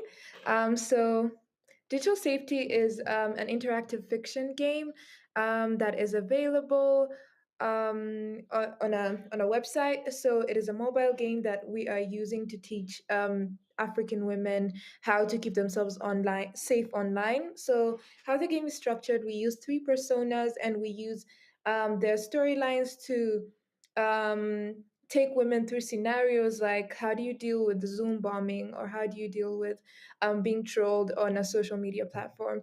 And so we use fiction stories to take women through situations that they could go through online, and also just pass messages on how to keep themselves safe as they go through such situations. Okay, and Garnet, tell us a little bit about how you got this idea together with Nima, and how Digital Safe Tea was developed. So I think the game came about as a result from one of our studies. So we did a study across the African continent, so in 5 African countries, where we talked to 3,000 women about their experiences with online gender-based violence. And one of the major results that came out was that people did not know how to use reporting mechanisms on social media platforms. They also did not know how to keep themselves safe in online spaces. And they also felt like digital security training was quite hard to understand because it's a lot of it is uses like jargon and big words and big terms, and so they found such trainings really hard to understand. And then there's also the fact that this kind of trainings are only made available normally to human rights defenders and specific groups like journalists, so it's not available widely. And so we took that study finding and we're like, okay, so how can we help African women access these lessons in a way that's easy for them to understand? And that's generally how the idea of having a game came about. So basically, to make it as accessible as possible and therefore have as wide a reach as possible. Is that the idea? Absolutely, that's the idea. Okay, and just tell us a little bit more about some of the results that you've had. You've told us some of the feedback. How's this being received, and what sort of results are we seeing? I think the game has been received quite well. We're seeing human rights defenders and community educators take the game because a lot of people in rural African areas do not even have access to the internet. So we have seen people take the game on their laptops and their devices and go teach like smaller groups of people, for people who may not be able to access it. We've also had organizations come to us and want to partner with us to translate it into more African languages so that it's available to more African women. So, generally, we've had really good feedback from the audience we were targeting. And who is the typical user? I mean, are they the people you thought they'd be? Talk us through the profile of someone who's a typical digital safety end user. Right. So I think even with the personas we created, I think we were just trying to reach different African women. So we have a persona that represents African women in uni, in college, so young African women. We have a persona who's a business owner. So how do business owners keep their businesses safe from fraud or their brands being attacked and trolled online? And then we also have the African professional woman, an NGO worker, somebody working in corporate. What are the kind of challenges they face? So we're literally trying to target as many African women who have access to the internet and use the internet and social media on a regular basis. You're based in Uganda. Just tell us a little bit more about the sort of the reach that you've managed to achieve so far, and what you're hoping to achieve as time goes by in terms of your overall audience and coverage of the continent. So I guess we have been able to reach people in Nigeria. So the game is also available in French. So we have some Francophone African countries using it, like Senegal. It's available in Kiswahili. So we've been able to reach people in Kenya and Tanzania, and also Luganda, which is the language spoken in Uganda. So it was quite important for us to translate it into this different languages to make it more available. So we have quite a reach within the African continent. Okay, and where do you see things developing as time goes by? Talk us through sort of the medium, longer term. And I don't know if Nima has joined us yet. Maybe she can jump in at this point. But if not, go ahead and you do the talking, Garnet. Right. Yeah, I don't think I see Nima. I don't understand how the platform works. But I think some of our goals is just to make it available in more languages. There's so many African languages, and I think one of the challenges that we face is making this lessons more accessible in other languages. Right, digital terminologies sometimes are not very well.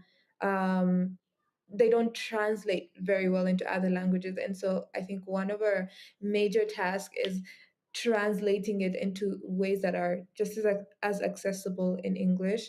I think we are always on the lookout for organizations that want to help us with this translation, and also just including more personas. So we're thinking what are challenges that the rural African woman faces with digital security, or what are challenges that people who are marginalized or vulnerable, like what are challenges that they face. And I think these are scenarios that we look to adding in the game. Thank you very much, Garnet. I know that digital safety was created by Policy with two L's, and that's based in Uganda. If I understand it, it takes a very data-focused approach to social and women's issues. Could you tell us a little bit more about what Policy is and what it does?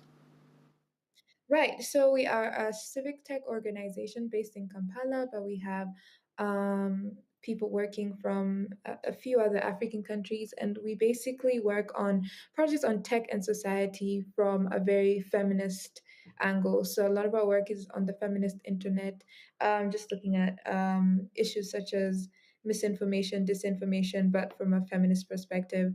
And so we have research on different issues at the intersection of tech and society, and we also have programs that we are running. I think one of our most recent programs is our digital ambassador program, where we are reaching out to young women in universities and currently in universities and helping them understand digital security lessons. I think we also have another project called Vote Women, where we're working with women politicians in Uganda and Tanzania. We identified that some of the issues that they face is they face a lot of attacks in online spaces.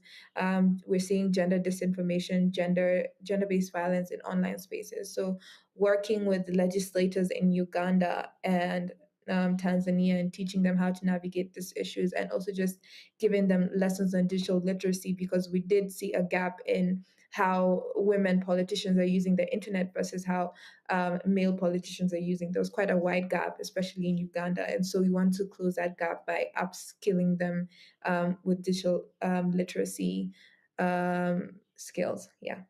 That's fascinating. You seem to be covering a whole lot of important topics. Does that mean there's a big team? And what sort of people work at Policy? I think we're relatively mid-sized. We're not a big organization yet, but the kind of people that work with us are storytellers, researchers, techies. As long as you are passionate about the feminist internet and looking at this tech and society issues from a feminist perspective, I think you're welcome at Policy. We're quite a diverse team from diverse backgrounds and diverse skills, and we all just convene around the goal of making the internet more egalitarian. Fantastic. Well, we'll definitely be following all your projects with great interest from now on. Thank you very much, Garnet. Yeah, absolutely. Really good to talk to you. Can I just lastly ask you, Garnet, how you feel about receiving this Netexplo Award? We feel quite amazing about it, and I think it just gives us more visibility, and just because we do want our work to impact as many people as possible, and we have found that such awards like put us in the radar of more people seeing us and more people who may want to collaborate with us to achieve our long and short term goals. So we're quite excited. Well, we're really excited to have had the chance to talk to you. Thank you so much, Garnet Achieng, digital and data rights researcher. Thank you so much, and we'll be telling you more about digital safety as the day goes on and finding out who the grand prize goes to throughout the day. We'll do that with each. At the very end, we'll give a recap before you have a chance to vote. Let's now get the opinion of a professor, as we'll be doing for almost all of the innovations. We'll get the view of an academic. This is Professor Hale Kobayashi's take on that innovation, digital safety. Here's what he told us. Hello, everyone. I'm Hale Kobayashi, a member of the UNAB Advisory Board. On behalf of Netexplo, I would like to congratulate the creators and developers of Digital Safety for their innovative approach to creating safer digital communities for women. As the world expands and we rapidly approach the horizon of Web 3.0, there is a critical need to ensure that our digital environments continue to provide a safe milieu for the exchange of knowledge and ideas. Beyond the basics of cybersecurity, there remains a compelling need to ensure that our digital world is guided by inclusive ethics and respectful behavior. Even in the year 2022, there remains a significant element of bullying towards women and significant bias against the inclusion of women as equals in the physical and virtual worlds. The Digital Safety app includes scenarios developed by their team of experts, where users can engage in knowledge journeys for women that simulate situations they may be encountering. The scenarios are enabled by a gaming engine which allows individuals to explore at their own pace. While the user experience has primarily been designed for women, men and individuals who identify as non-binary could also benefit from learning about what online behaviors make women feel unsafe and what they can do to help influence a major change towards ethical and safe digital behavior. Please join us in acknowledging the hard work, creativity, and humane approach that these engaging entrepreneurs have brought to creating their dynamic platform.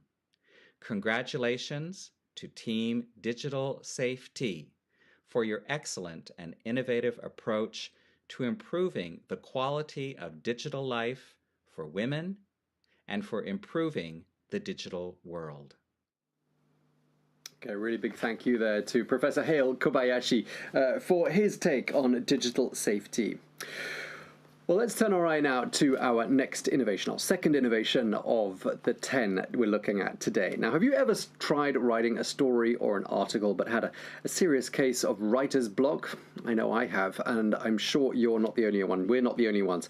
Well, we might just have a solution for you, however. It's called pseudo-write. Let's take a look.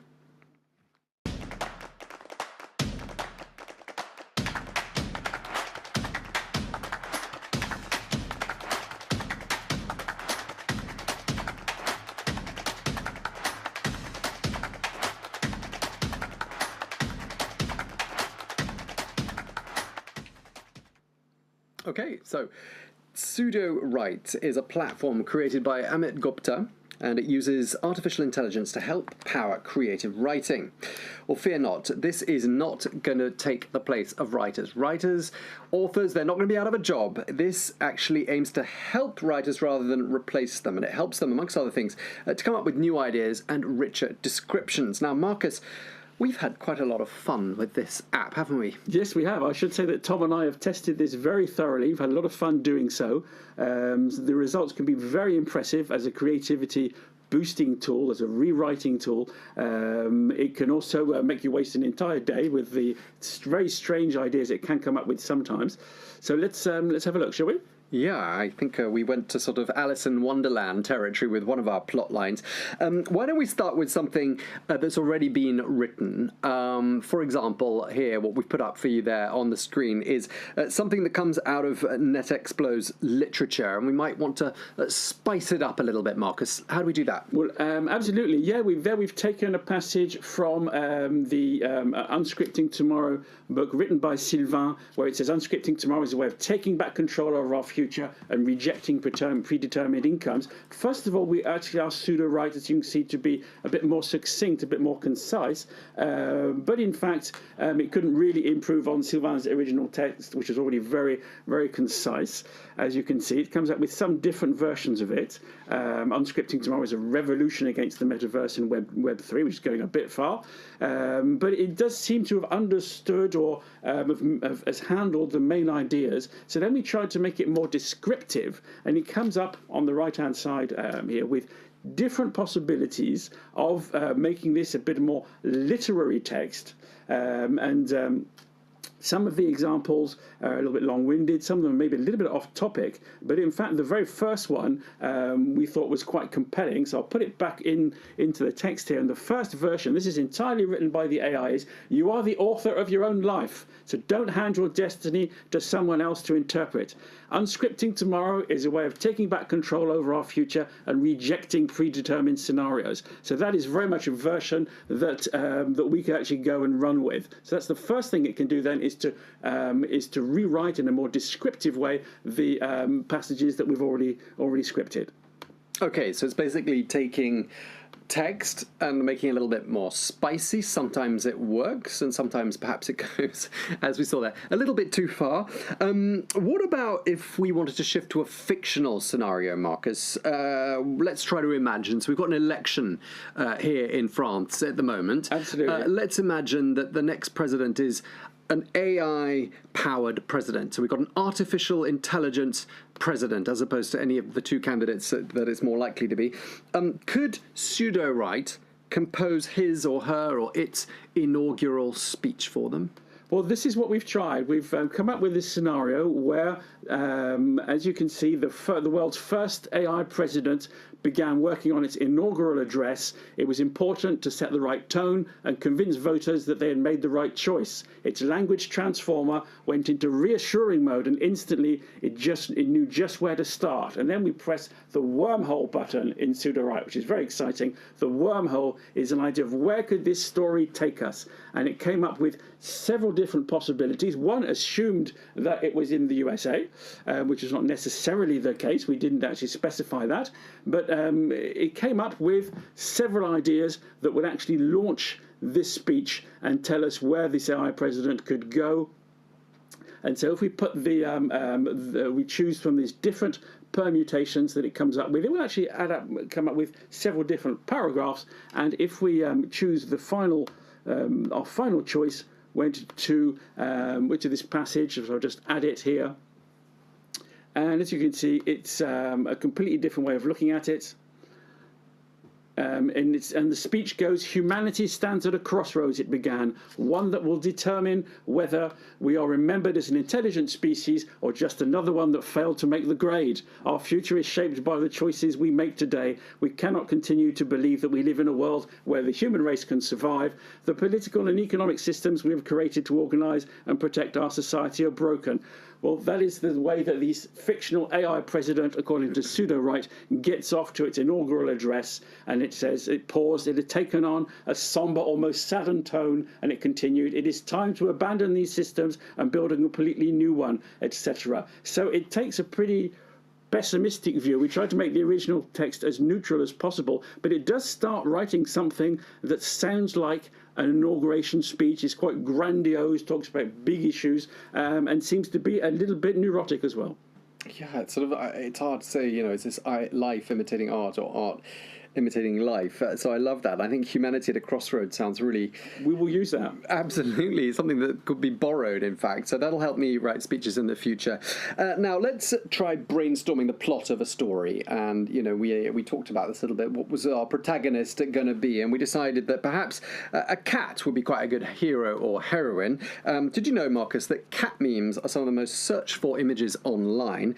26 billion views of YouTube videos starring cats. Now that's quite a lot of views, so clearly cats have some appeal. So why don't we make the plot about a cat in Paris? Where are we going to take this story? Well, in fact, the idea with the brainstorming function in pseudo-right, it says it asks, what would you like to brainstorm? It can be plot points, it could be characters, could be quotes, could be dialogues, could be settings, could be quite random things, and you have to tell it what you're looking for. So we said, let's find ways that the protagonist can overcome challenges and find true love. And we had to give it a setting, and as your suggestion, Tom, we said a romantic novel set in Paris featuring a cat.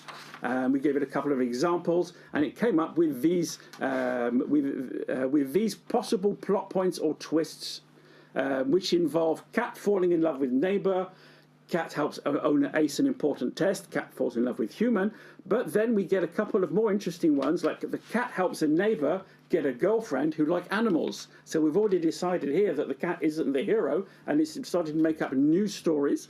And I particularly like the cat goes missing in an apartment building, and the cat chases a mouse into the building basement, and so then it's up to the author to take over and say, what will it find there? But I don't think it's going to be quite as Walt Disney from when we start finding things in the basement of the building. But it does tend to take the cat and think of ways we could use this cat in the story. Of course, the interesting thing to do, which would take all day, would be to take these plot points, put it back into the rewriting mechanism, back into the wormhole, and start generating an idea. But Sylvain, in writing on Scripting Tomorrow, he tested out pseudo-write, and so we could even say there are some sentences that helped him get over writer's block at some point. Not that he needs that much help doing that. And also some sentences were generated by AI, just so we could say that the book is partly written by AI with the help of pseudo-write. Wow, well, I had a lot of fun with pseudo-write. It does a 3-day free trial, so you can try it out for yourselves. And Marcus, anyone thinking out there, my job as an author, my job as a journalist, could be put in danger, could be threatened by this type of technology, what do you have to say to them? Well, what we particularly liked about pseudo-write is that it doesn't try to do the author's job, but it's a wonderful creative tool for the author. The author has to decide what the whole subject's going to be, what it's going to be about. But anyone writing a story, writing an article, whether journalist or novelist, has got to some point where they're just a bit stuck. And there are different ways of getting over that. You can go for a walk, you can have a drink or whatever, or you can now press the button. And maybe if you don't even use the example that pseudo-write comes up with, it does give you ways of bouncing back with someone, like in a virtual brainstorming, to come up with new ideas for keeping the story going.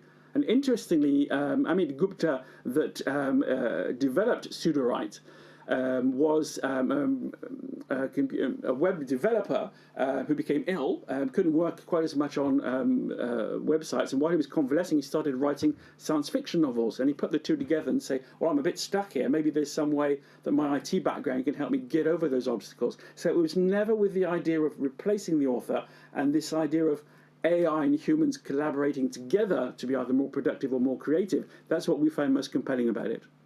Yeah, definitely. It took us down some exciting rabbit holes when we tried it, and perhaps would help an author decide what they didn't want their novel to be about as much as what they did want it to be about. Let's get the perspective now of a professor. Here's Professor Ben Leong from the National University of Singapore. He's tried out pseudo-write, and here's what he thought of it. Hi, I'm Ben from the National University of Singapore. Welcome to the Netexplo Forum.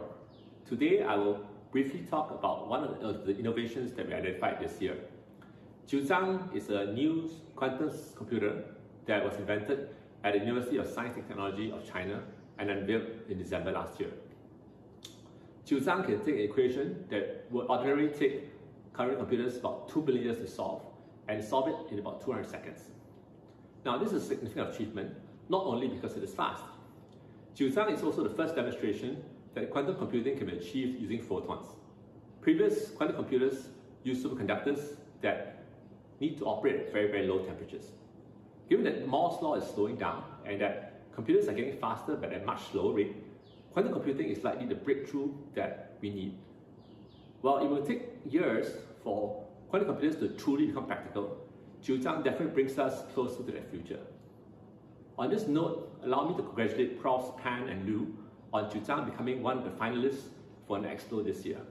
Thank you and stay safe. Okay, so that was Professor Ben Leong at the National University of Singapore. In fact, I think he might have been talking about something a bit different there, Mark. Actually, yeah, I don't know if AI got involved, but unfortunately we broadcast the video from last year when Ben was telling us about a quantum computing breakthrough in China. One of the points that Ben did make in his video was to emphasize how this collaborative AI could be of use. And as an educator, he wondered how it could raise the problem of plagiarism. If a student uses pseudo-write to write his essay, is there any way that the lecturer can tell? And if so, should we give pseudo-write some of the credits? These are some of the issues that the AI like this can raise. Okay, that's a really good point, actually. I could have done with pseudo-write when I was at school to help me with some of those pesky compositions that I was supposed to write. Thank you very much indeed, Marcus, and thanks again to Professor Ben Leong for his comments. Next up, we're going to be looking at another innovation. It is called Benchy AI, and it's very much in a space that Netexplo is interested in, the democratization of healthcare. Let's take a look.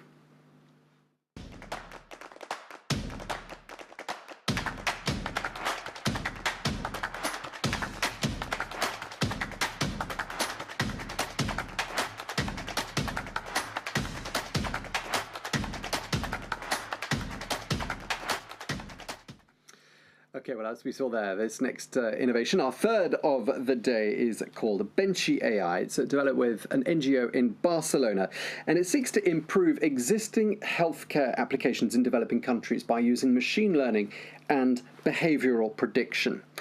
Well, let's take a look at the practical application for Benchy AI. Every day, 800 women and 14,000 babies die from complications related to pregnancy and childbirth.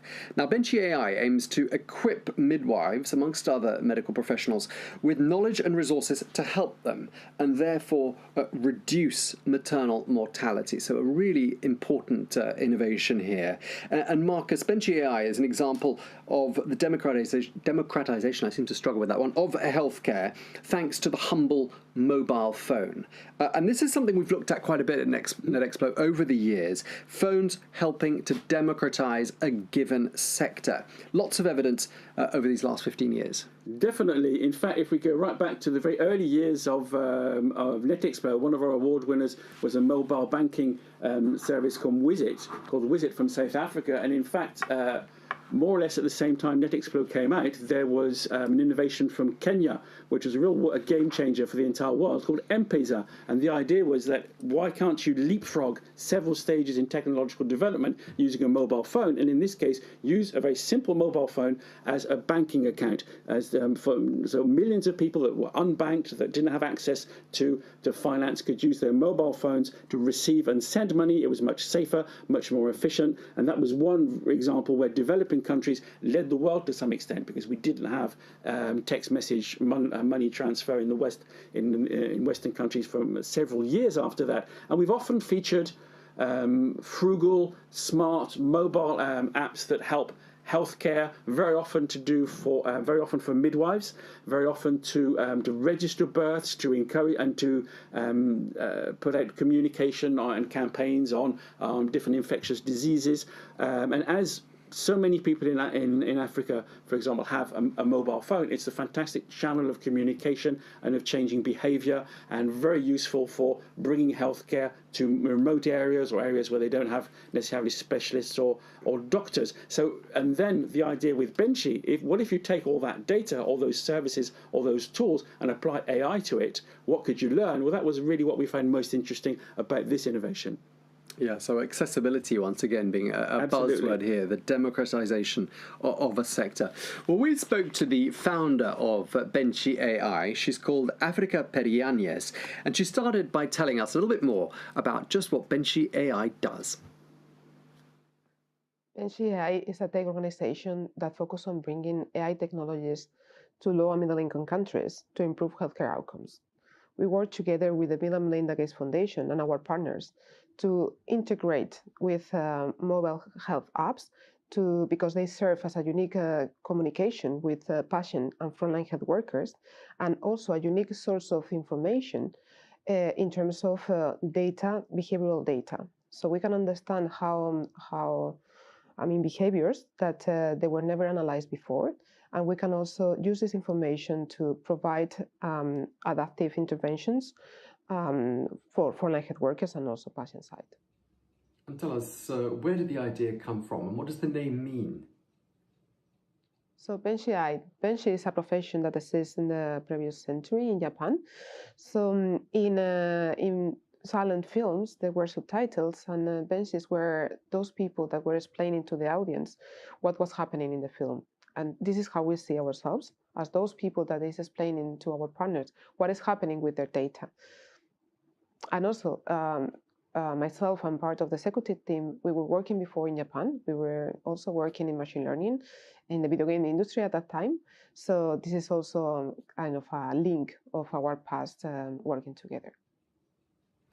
So how does AI improve health outcomes? So as I mentioned before, we are integrating with mobile health apps to first organize the data and also label it with the right format, and also being able to predict behavior of frontline health workers and patients, and with the goal of provide just-in-time adaptive interventions with the right information or the right incentive in order to improve healthcare outcomes.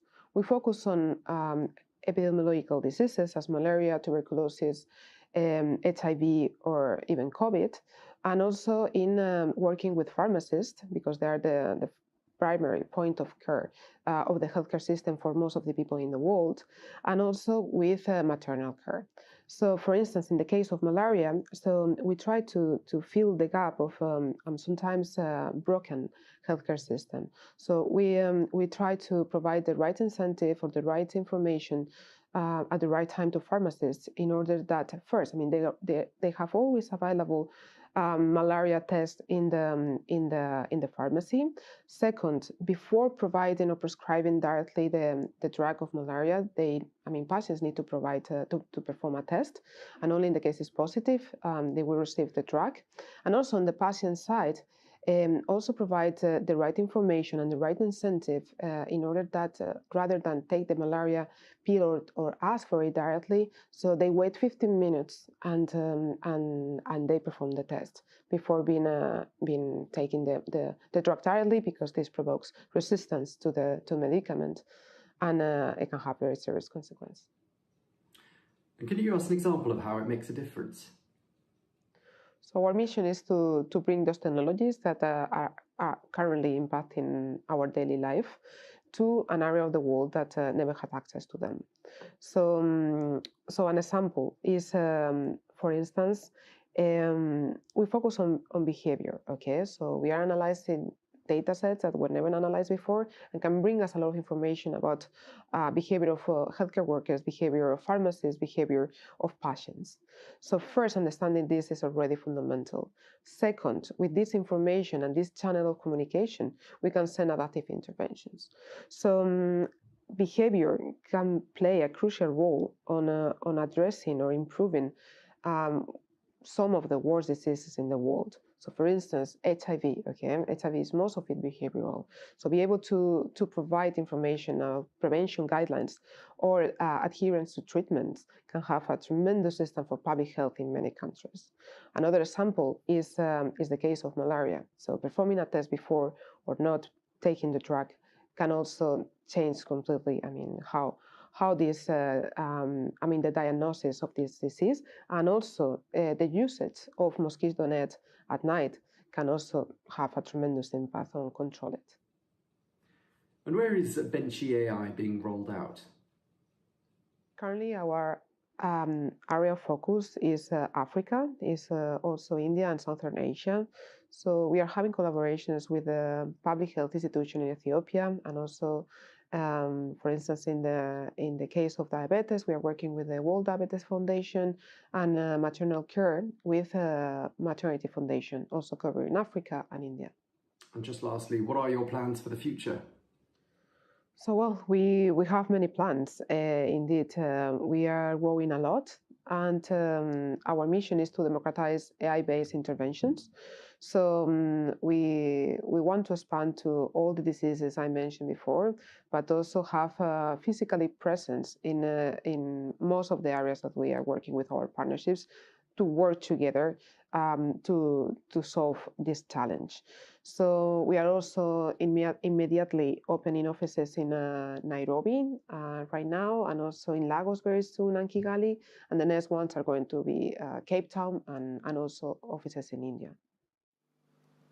Okay, and that was Africa Perianes, the founder of Benchy AI, speaking to us a little earlier on. Really interesting, that innovation, Marcus. And I learned a new word there, a benchy. Did you know what a benchy was? I'd never heard of that, and I suppose it makes sense. You can imagine silent movies maybe from Hollywood 100 or so years ago being seen in Japan, as well as the captions on the screen. They needed somebody standing next to the screen explaining why there were people in funny hats on horses shooting at each other, because it was obviously culturally very different. And I think that's how Benchy AI got its name, because they see themselves as the interpreters of behavior. And it was very interesting for us to see how AI with the right data can be used to make behavioral recommendations, just to nudge people in the right direction, whether it's taking tests, taking vaccines, etc., with demonstrable, quantifiable health outcomes. And that was what we found most compelling about Benchy.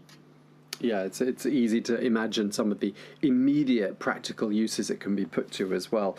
Let's get the insights now of a professor. Here is Professor Wallace Chigona from the University of Cape Town. Here's what he made of Benchy AI.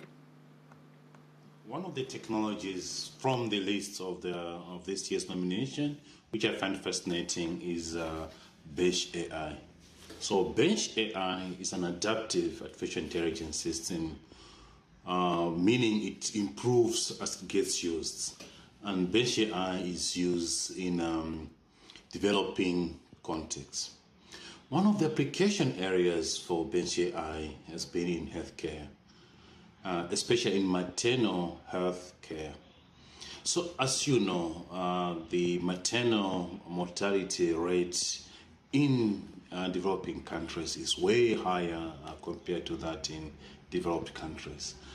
And one of the reasons for a high maternal mortality ratio is because in developing countries we have limited healthcare workers, well-trained ones, and we have limited technology for diagnosis. So with technologies like Bench AI, these would support the health workers to be much more efficient in the diagnosis and in the provision of healthcare. Therefore, this could help to save lives. I'm sure other areas where this technology can be used would be in education, in supporting learners, could be in agriculture extension, or even in supporting emerging entrepreneurs to improve their business skills.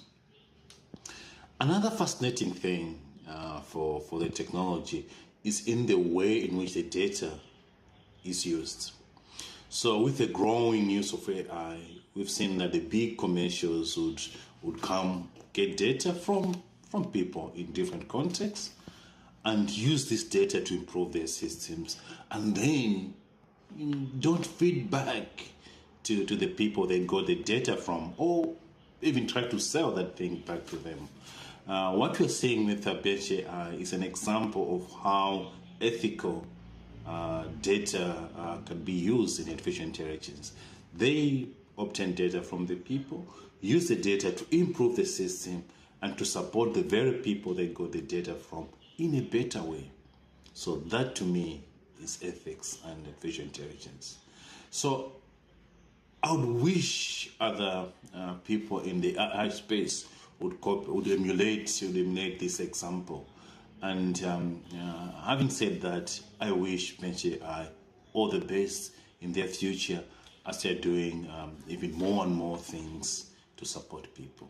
Thank you. A really big thank you to Professor Wallace Chigona at the University of Cape Town. Thanks for those comments. Time now for us to move on to our fourth innovation of the day, and the last one in this particular segment. It's got an immediately obvious use, this next innovation. It's a pair of augmented reality glasses, and what it does is it converts speech into text in real time on the lenses of the glasses, so that hearing impaired people can then read a conversation as it's taking place. They're made by a Chinese startup called LL Vision. Let's have a look.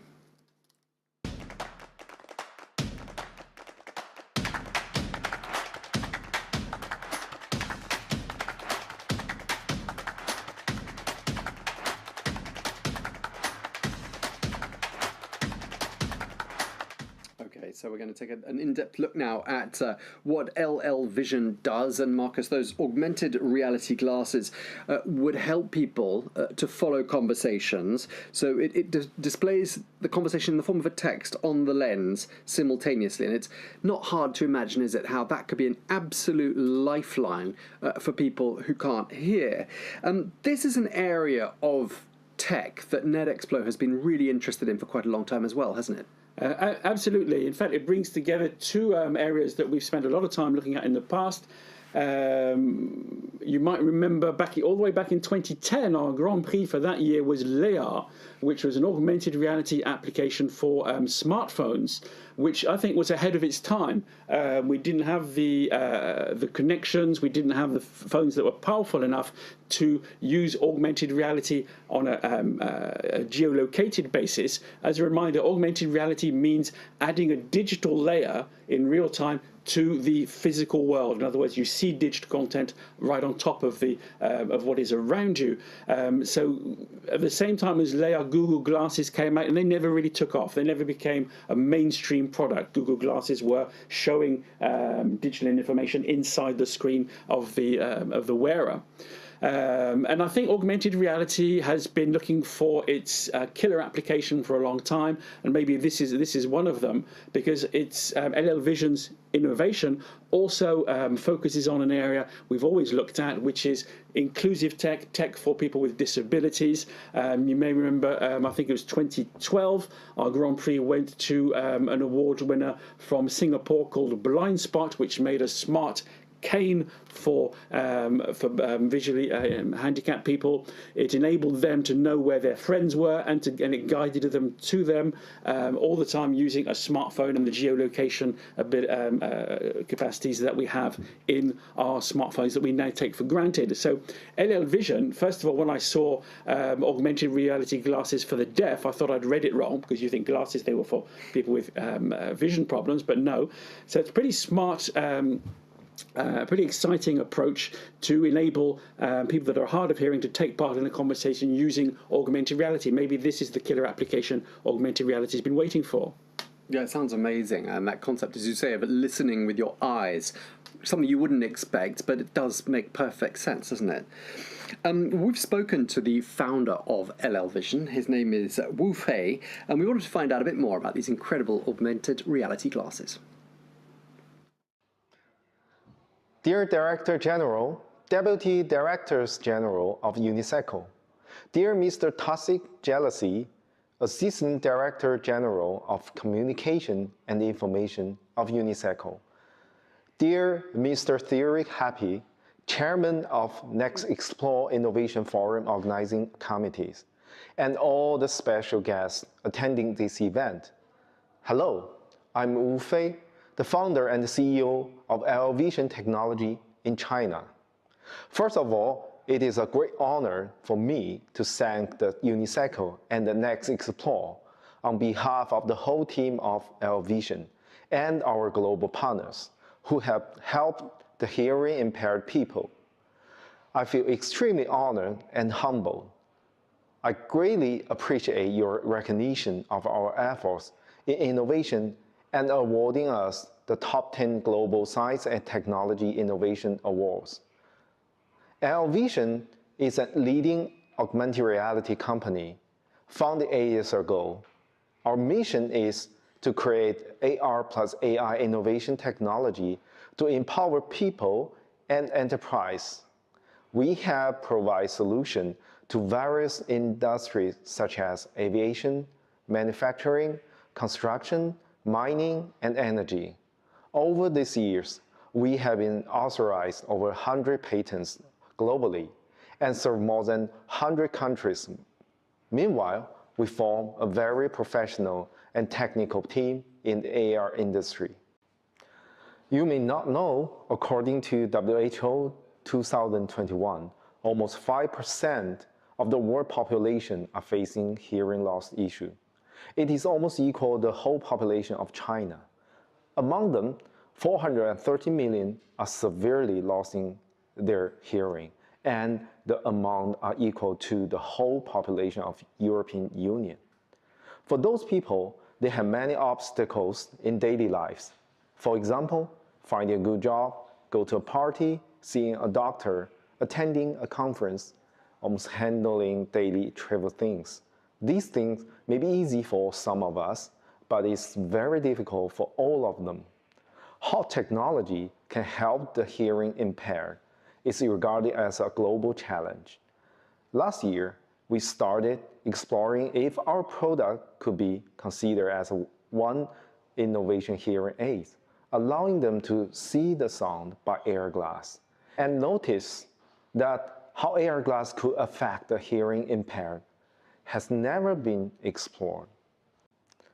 Therefore, we partnered with top scholars from global leading universities and conducted a large-scale field study using our AR glass product.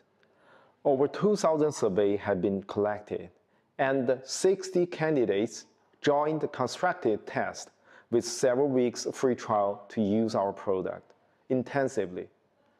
We have lots of astonishing findings about these novel solutions. Combining AR and AI can truly empower the hearing impaired, both in improving information acquirement and strengthen their social connection. We find that 40% information enhancement and psychological changes in self-confidence, autonomy, relatedness, and competence compared with the control group. We received lots of comments during the study. Someone told me, I have no problem communicate with doctor anymore. I can fully express myself during the interview. This is amazing. We have been so touched by the life-changing potential with AR glass. Therefore, last year, we fully engaged in this solution and kicked off a new project, started to involve more hearing impaired colleagues to offer valuable scenarios. And now, with widely global helping, we are currently busy developing a consumer AR glass, which specially made for them, and it will become available in this summer.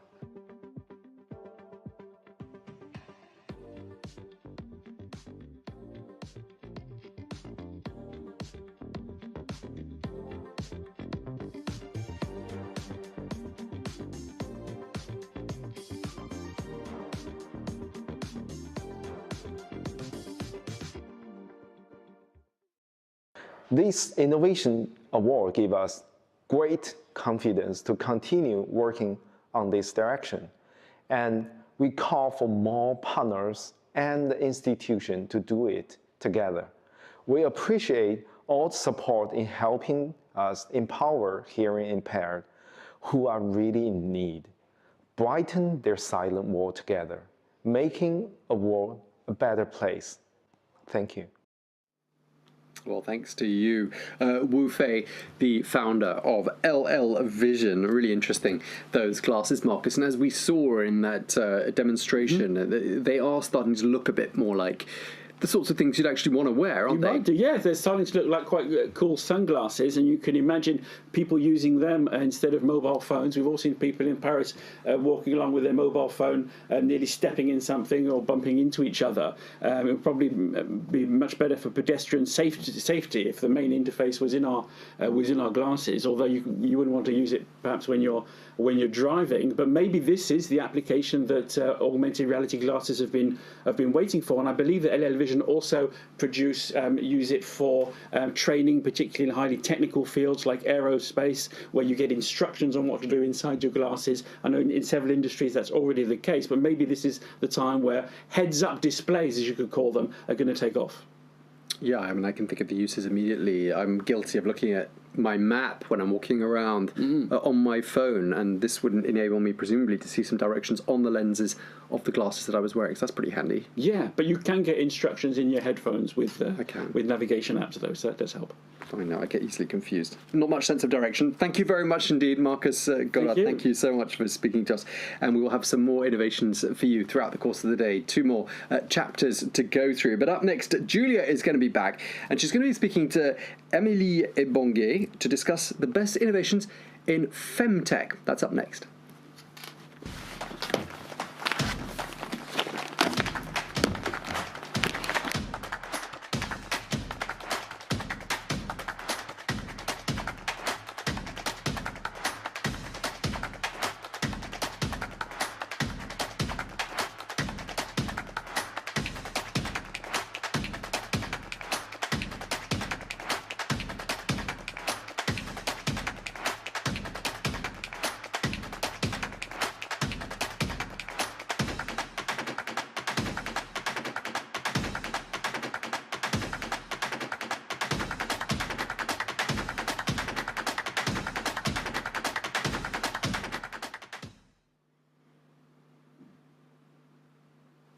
nous a rejoint sur ce plateau Amélie Ebongue. Bonjour. All right, so here we are with Amélie Mbonge. Vous êtes experte en stratégie. So you are a social media expert, a content strategy expert on social media. Vous êtes aussi passionnée par les grands changements de notre société, notamment liés au numérique. Passionate about our society's digital transformation. Very interested in trends in this field, and you're also the author of Generation TikTok, a new Eldorado for brands, which was published last year. So you've identified new technology that's come out of femtech, which is technology for women.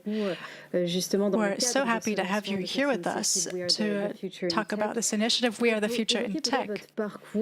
Can you talk to us about your background, your unusual background? What brought you here? What are the main obstacles that you've encountered throughout your career? Well, getting access to tech jobs is not easy. Even a few years ago, it was not easy to be able to start working in a STEM field. I needed to have a lot of confidence in myself to understand what my options were and what the possible careers were for me to be able to start working in this field. All right, so it's something that wasn't very clear for you. You had to investigate and find your place, right? That's right. My whole educational background is what gave me the ability to explore different realms of the digital world, to work for different employers and finally find my place. It's really something I wanted to do. Great. So you have identified several innovations in the field of femtech. One of them is called Bumpy. It comes from Sweden. It's a social network for all people who are trying to become parents. So it's an app for parents. Is that right? Yes. Bumpy is a community network for people to support each other. It's to give support to all parents who might be having fertility issues. 1 out of 6 couples worldwide face issues with infertility, in fact. So here, people can get feedback and help from other users, ask for help, answer other people's questions, meet people who might have had issues similar to theirs. What's interesting is to see how the community can support other people and help other people to have a more effective healthcare journey and also find the clinic that's best adapted to their fertility plans. I see, so they can read reviews of different clinics and things like that and create a whole network based on mutual aid. And it's the type of network that we are unfortunately losing these days. Let's move on to the next innovation. It's called Ginica Healthcare. It's from Israel. It's a medical company that's at the cutting edge of therapeutic research for cannabis to treat diseases that primarily affect women. Yes. What's special about Ginica is that they've decided to focus on cannabis as a remedy for diseases and things like endometriosis and menopause that affect women. They have partnerships with different laboratories to find solutions that are adapted to each woman based on her own situation. That's very interesting because gynecological pain, things like that, they tend to be kind of taboo in France. We're talking more about endometriosis these days, but it's still something that not a lot of people really know about. A lot of women have trouble getting a diagnosis.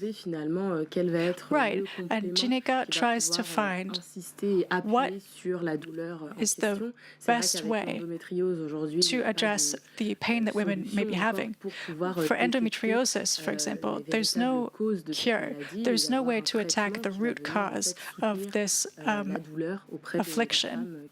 So the next step is to find a a way to relieve the pain that women feel from it. I see. This is a very important first step. Now let's talk about PeriFit. This is maybe another taboo in women's santé. Women's perineum. It's a very important part of the body. So this is a perineal re-education sensor that can be connected to a video game. So it's kind of a fun way to strengthen your perineum after giving birth. Yes, this company is trying to innovate within the video game sphere by combining health and also gaming. And they were thinking, how can you learn something while also taking care of yourself? When you look at their e-commerce site, you see that you can also personalize the product depending on your tastes. And also you can use this for the re-education of your perineum. Very cool. Let's move on to the next innovation, Aspivix. This is a Swiss startup, a medical tool that improves healthcare quality for women. How does this work? What Aspivix does is it tries to understand the different needs women have medically throughout their lives. It could be pregnancy, menopause, or something else. There are all kinds of different complications that aren't really treated. Aspivix has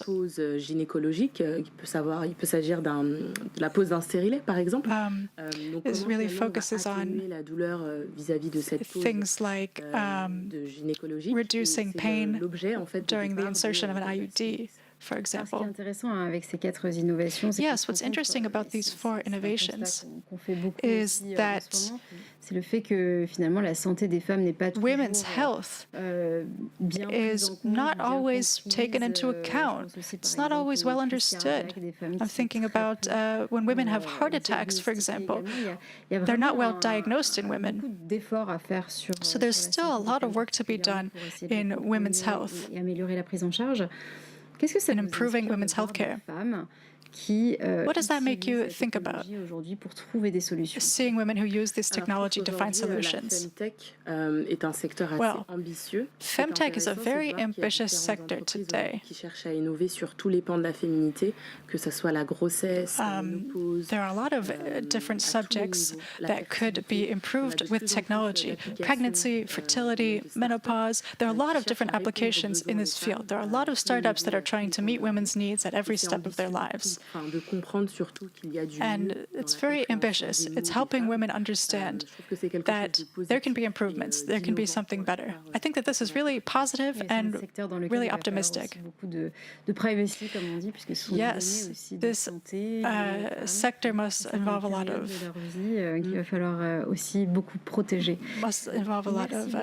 data protection too, I imagine.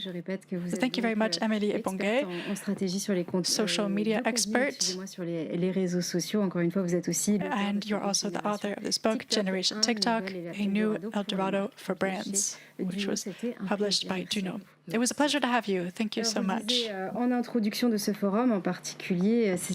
was saying as an introduction of this forum, this is a very specific forum because this is the first time that Netexplo is launching an initiative for women. That is, we are the future in tech. We've just talked about that with Amélie.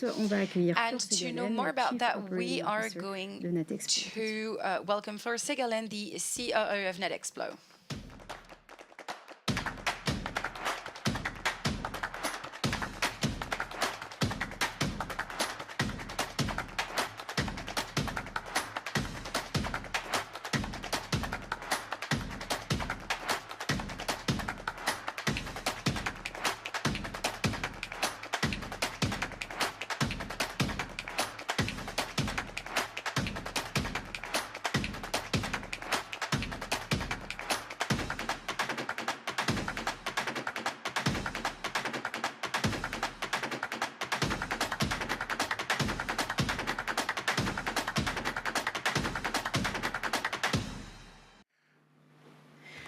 Fleur Segalen, bonjour. Bonjour Julia. Merci d'être avec nous aujourd'hui.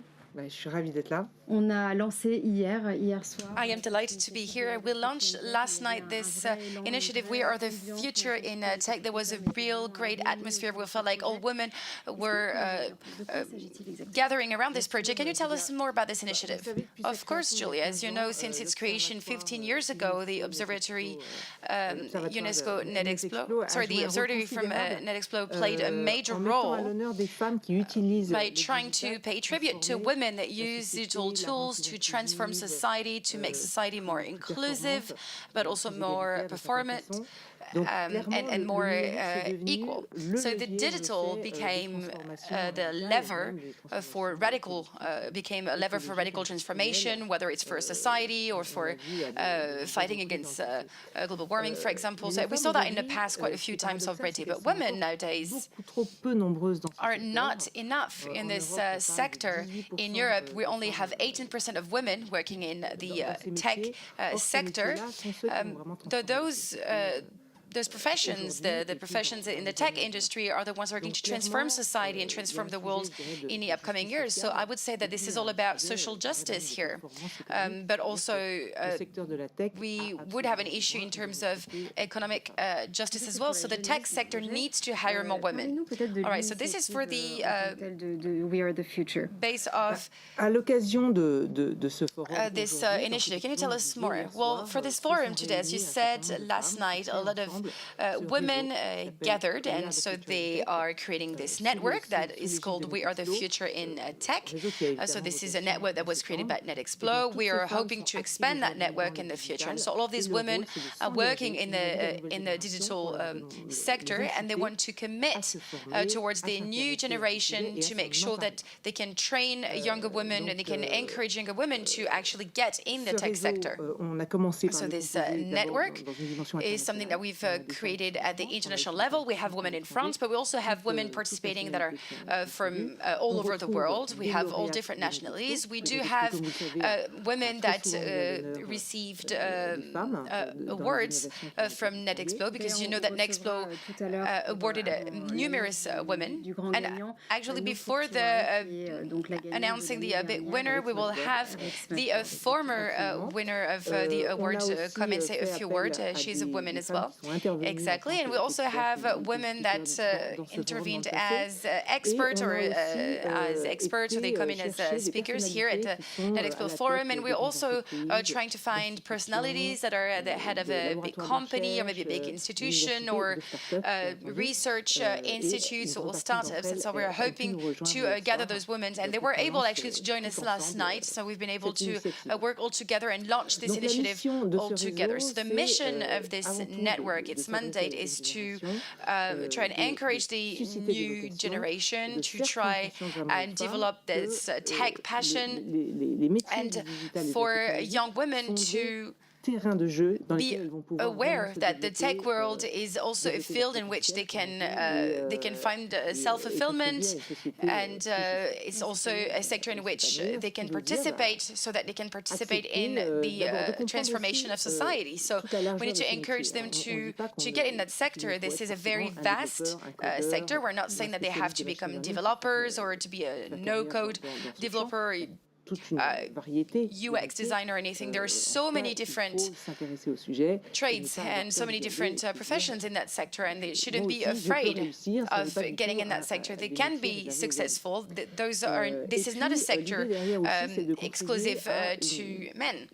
And the idea here is to also have more mixity in tech. The network here, the initiative, is not to oppose men to women. It's just for women to be aware that they do have the right to be in the tech sector. They do have space.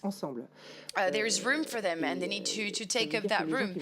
And for men, it's all about raising awareness for them to collaborate with women, so they can work hand in hand. They can work in transforming society. We can have different type of people from different backgrounds, different trainings as well. The idea is to have a diversity and to have mixity in the tech sector. And this is also why we decided to call this initiative "We Are the Future in Tech," because for we find we of women But there is also the we of all together, so what it literally means in English. So all together, men and women, we are the future in tech. And so we have 3 different pillars in this initiative. You've already mentioned one, which is network. Could you tell us more about the different pillars?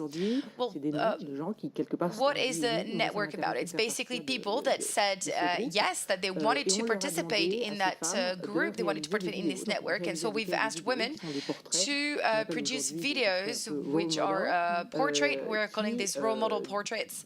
And the idea here is for them to share their background, their journey, maybe share their values, their convictions, share maybe also the challenges they had to face, but also for them to give some pieces of advice. So, for example, if they're talking to a young lady, a young girl who's maybe 13, 15, 18, 20, 30, I mean, there's no age for that.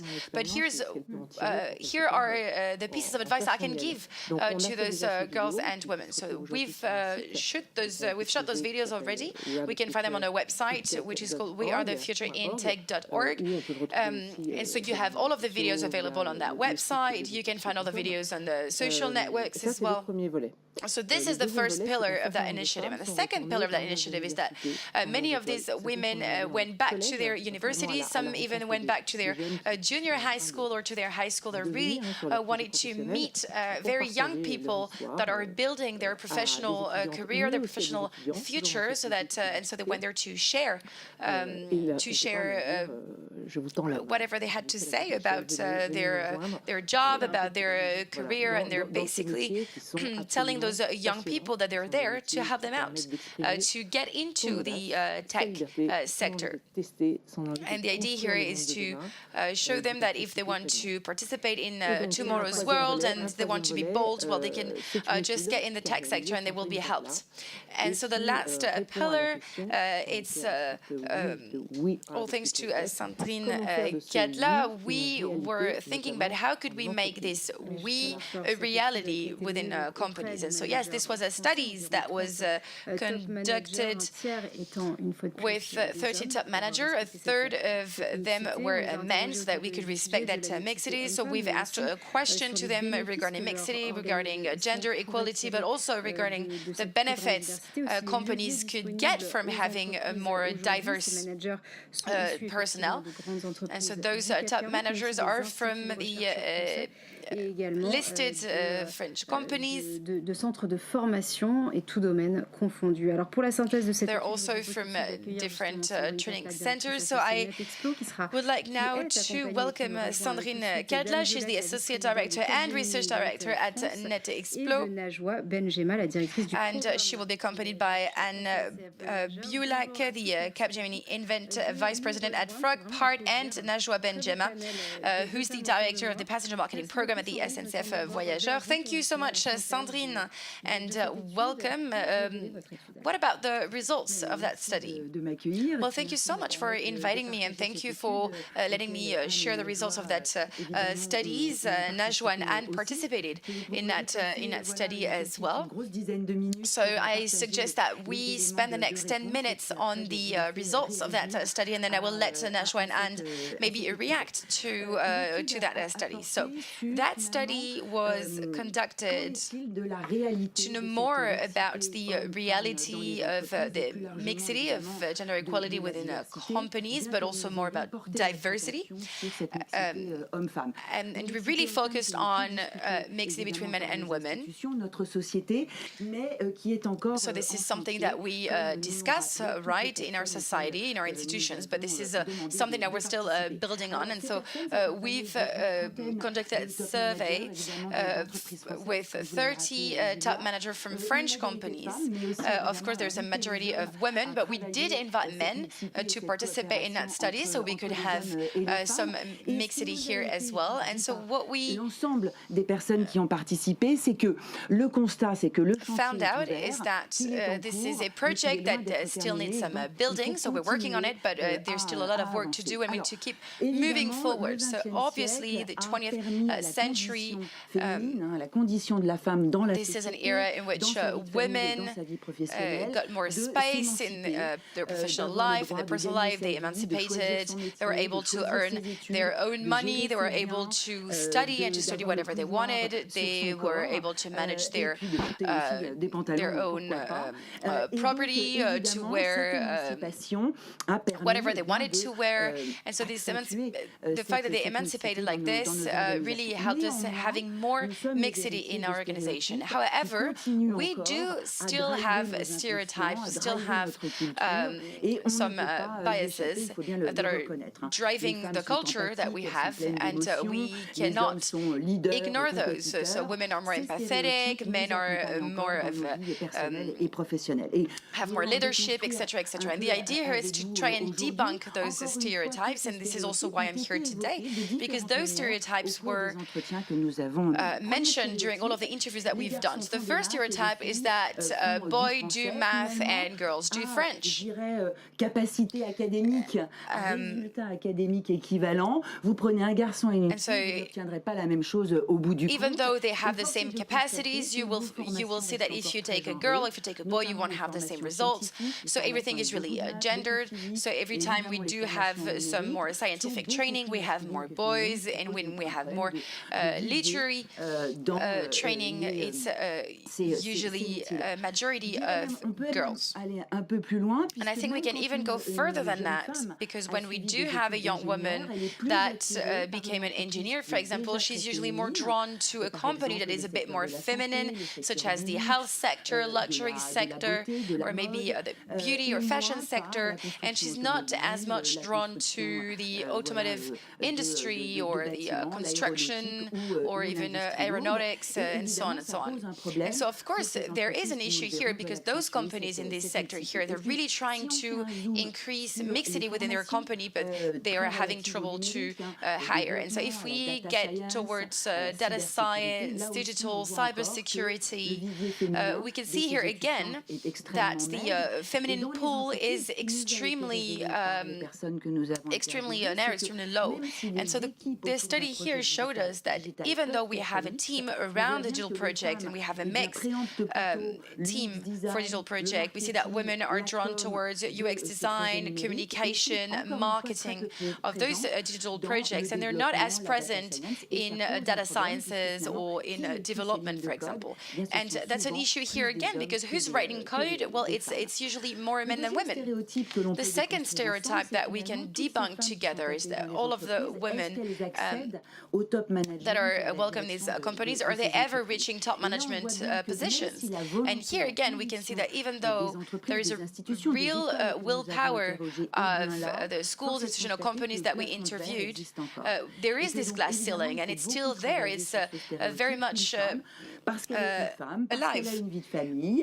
We have to accept that women, because they have their life, because they have a family life, maybe because they have a private life that does have an impact on their professional life, we need to accept that they're more than able to assume the responsibilities that would come with such a position. We can also see that there is sometimes this more masculine atmosphere in a company. If you are at a board in a startup, we can see that if it's 100% feminine board, it's sometimes really hard for them to get investments or to try and convince the investors. But this is changing, though, because investors, we've realized that investors are usually reassured when there's at least one woman in the top management or in the board of a startup. And so the last stereotype that I wanted to debunk with you today is the one regarding the fact that women are supposed to be perfect. This is usually something that women impose on themselves, even before the society or men to impose that on them. We always have the feeling that we're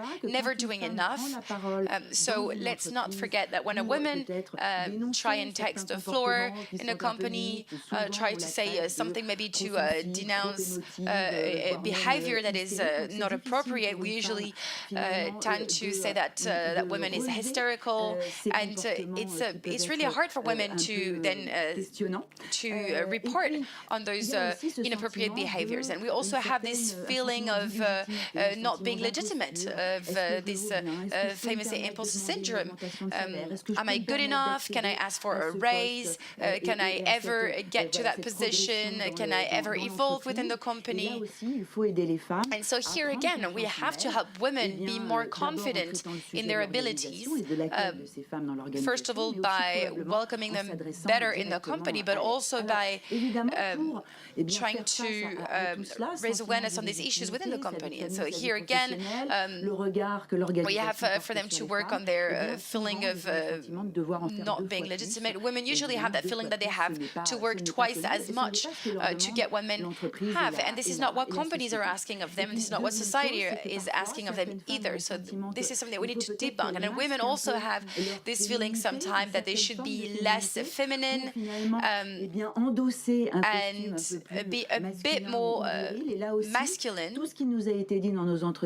And everything that was said in the interviews that we conducted as well is that, of course, we should always be who we are and stay who we are. And so the company, through all of the interviews that we've done, is that the companies do not want their staff to be uniform. They do want to have diversity. They do want to have different portraits and different personalities. It was funny to see that most companies were really uniform in the type of people they had in their staff, though it wasn't reflecting exactly what they would want as a company, because they do want to be more inclusive, they do want to be more diverse, and for that, well, they have to hire also more women, because to be more performant when it comes to innovation, but to be more in line with the diversity of customers as well, of the users that you are targeting, but also to try and reduce the risk of a project, because when you do have a team with different types of profiles, you always reduce the risk because you have different visions, different perspectives, but also because we have to work in a world that is always more and more complex, but also because as a employer brand, it does work. They're becoming more attractive. They have to be active on mixity and diversity topics. So we were told that yes, companies are for mixity. If you do not have enough mixity in your company, usually you will have some challenges to overcome in the future. So it means that women are an asset for companies, and companies are ready to invest on women. They're ready to hire more women, and this is also what's happening in the tech sector. The tech sector is contributing to transforming our society and transforming the world.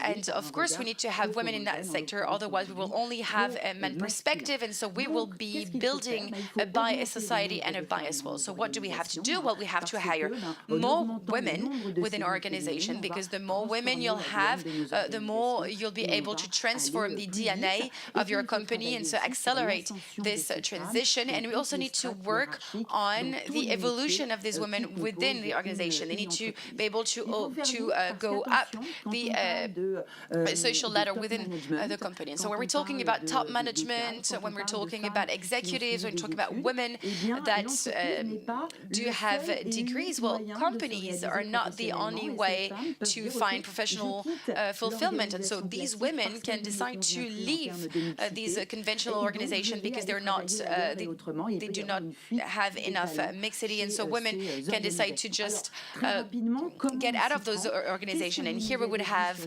a brain drain from those talent. We'd be losing talent. So one of the first conditions to get there is that the executive committee has to commit. They need to be convinced, and they need to use those drivers to move towards that direction.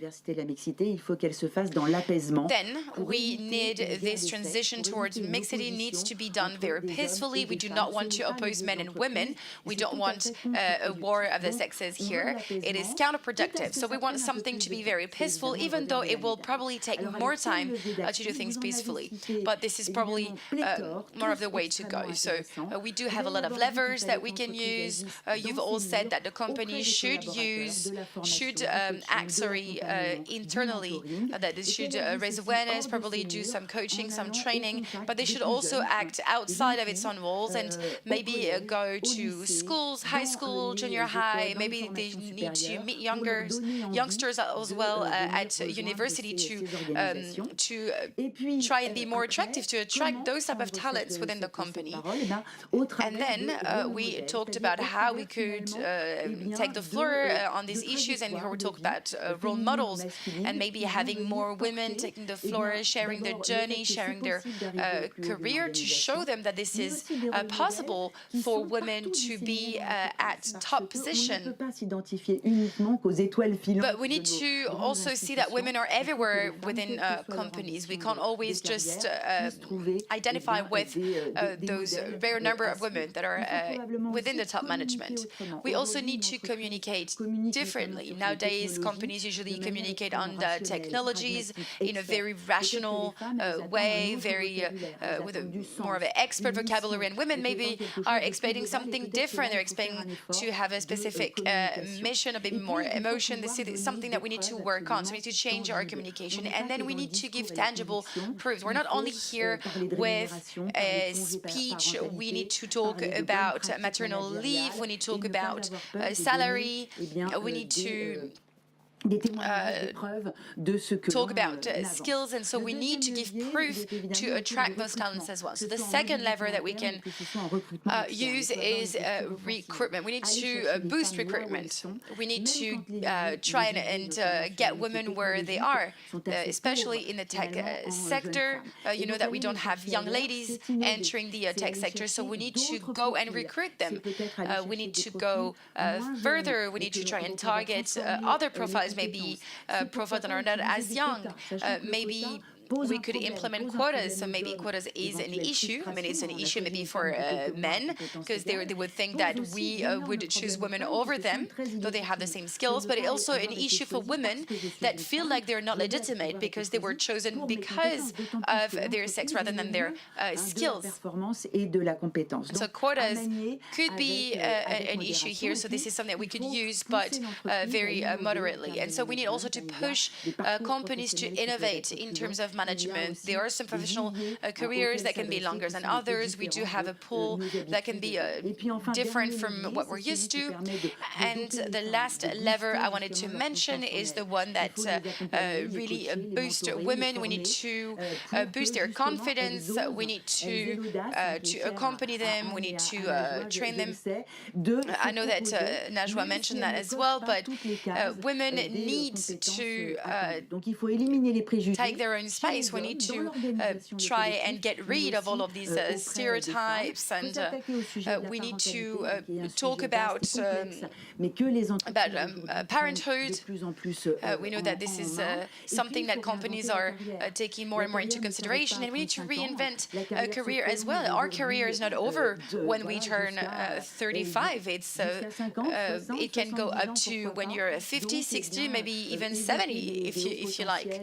So we need to try and keep those potentials that we have here. Donc voilà, finalement, très rapidement. So very quickly, here I just wanted to give you the results of that study. Of course, this was a very vast study here. We said that we could stop talking about the topics when they won't be a need to talk about it any longer, but we're not there yet. So let's keep moving. Let's not forget that companies are a great laboratory to keep on moving forward and to have the means and to act. Thank you, Sandrine, for this sum up of that study that was conducted with 30 top managers of listed French companies. Amélie, you're the vice president at Capgemini Invent, and Najwa Ben-Jema, you're the director of the passenger marketing program at SNCF Voyageurs. You've both been part of this study. When you're listening to that recap, is there anything that draw your attention, any points that maybe surprised you on a personal level? Well, there are 2 points that were quite striking to me, especially on the challenges women face. I'm thinking of the imposter syndrome, for example, and this syndrome of the perfect woman.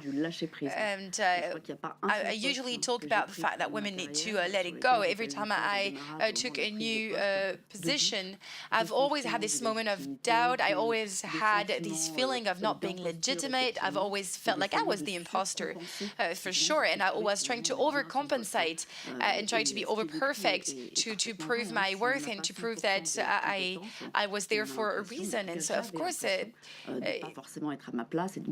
wasn't always feeling like I was at the right spot, and I had the feeling that I had to work 10 times more than the others, and I had to fight against myself because I was my own challenge here. And very recently, on my last job, I have to say this is something I still have this feeling. I have this feeling of not being legitimate, and I mean now I talk about it, so this is already a progress. But I think this is something that's very common to women, and we need to talk about that. And Sandrine was telling you about that perfect women on which we're always very demanding with ourselves, and we need sometimes to let it go, because being over demanding to ourselves is usually counterproductive. And this lever, I think, is one of the most important one, because this is how we'll be able to believe in ourselves and move forward in our professional life. Yes, in fact, this is something that can be definitely counterproductive when you always think that you're not legitimate. Anything you want to add, Anne? Well, I'd like to bounce back on what Najwa said, because we're always talking about being a perfect woman and doing everything right. And so I think that sometimes we need to let it go as well. There is one topic that is really close to that is really dear to my heart. I'm thinking about this role model idea, because yes, we need to have some inspiration. We need to show women that they can get to top position, but we shouldn't say that because she's a woman, she's the perfect role model. So maybe I'm here because of different role models. I mean, maybe because when I was younger, there weren't so many women at top position, but I identified with role models that were men, because I identified with the way they were working, and that was very freeing for me, because I felt like I could invent my own style. And so this is what I encourage women to do: invent your own style, because you usually are best when you play your own role, right? So we're talking about women, sorry, that shouldn't be men, but even in between men and women, I mean, there are so many different men, there are so many different ways of being a man as well. So I think that this should go even further than that. We should go beyond that. Maybe try and be unique, try to just be you, and this is how you'll be able to exploit your potential, and this is how women will start believing in themselves as well. And maybe another point that is really dear to me is that professional life is so long. So we need to stop thinking that we're running sprints here.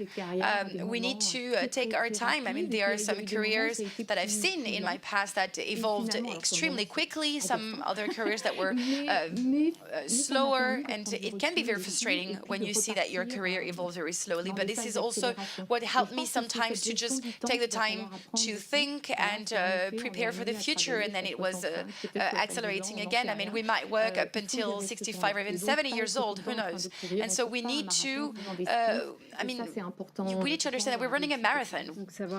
So we need to enjoy each step of the way. We don't have the same pace, so we need to enjoy that. Yes, and we need to enjoy also maybe some great stuff from personal lives.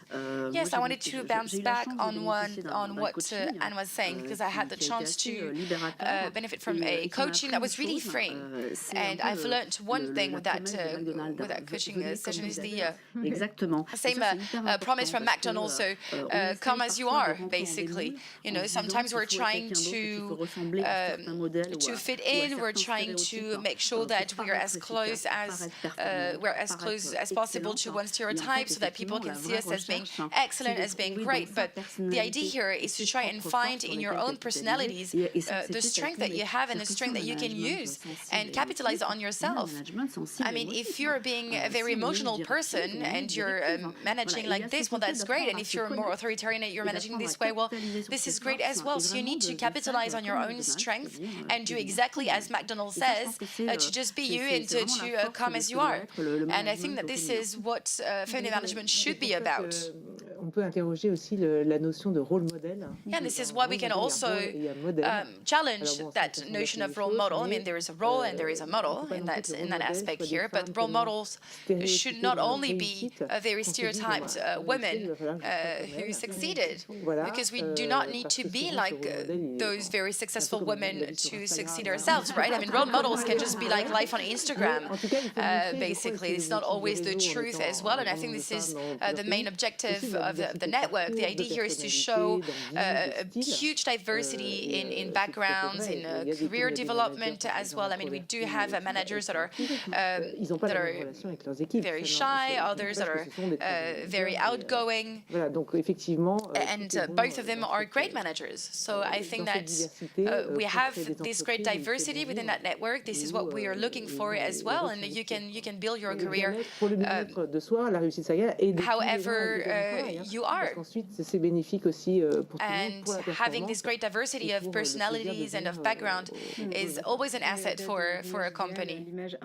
And above the ideal image, that's true that we're always having this idea of fake life on Instagram. When we are discussing in between women, we do discover that we usually have the same challenges, and we're all here to stick together and help each other out. Thank you so much for joining me on this set and to present We Are the Future in Tech initiative. We're going to move to the second part of the global trend. This is Rogue Worlds, and we're joining Sylvain right away.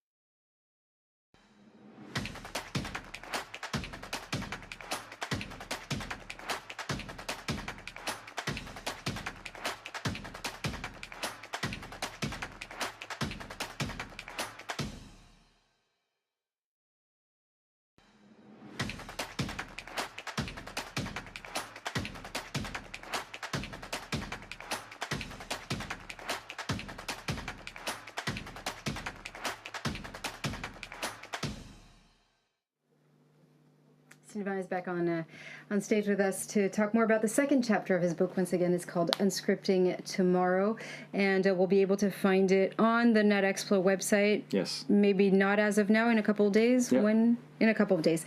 Perfect. So you can find it once again on netexplo.com, and I do recommend, because there are more than 3,000 innovations that were spotted throughout the world and throughout the year. Very interesting book indeed. Let's talk about the second chapter, Sylvain. It seems like there are no limit to our intentions in the immersive world, is it? Yes, in the second part, Rogue Worlds, we explore what we call the fantasphere. On one side, in a metaverse, you're the player of someone else's story, while in the Web3, you're given the tools of a so-called autonomy. So if there are no limits, what are we going to do? We'll be tempted to use these worlds just for fun or just for profit. All right. Well, we look forward to that coming up. Marcus and Tom, are back on set with 3 innovations which will literally take you out of this world.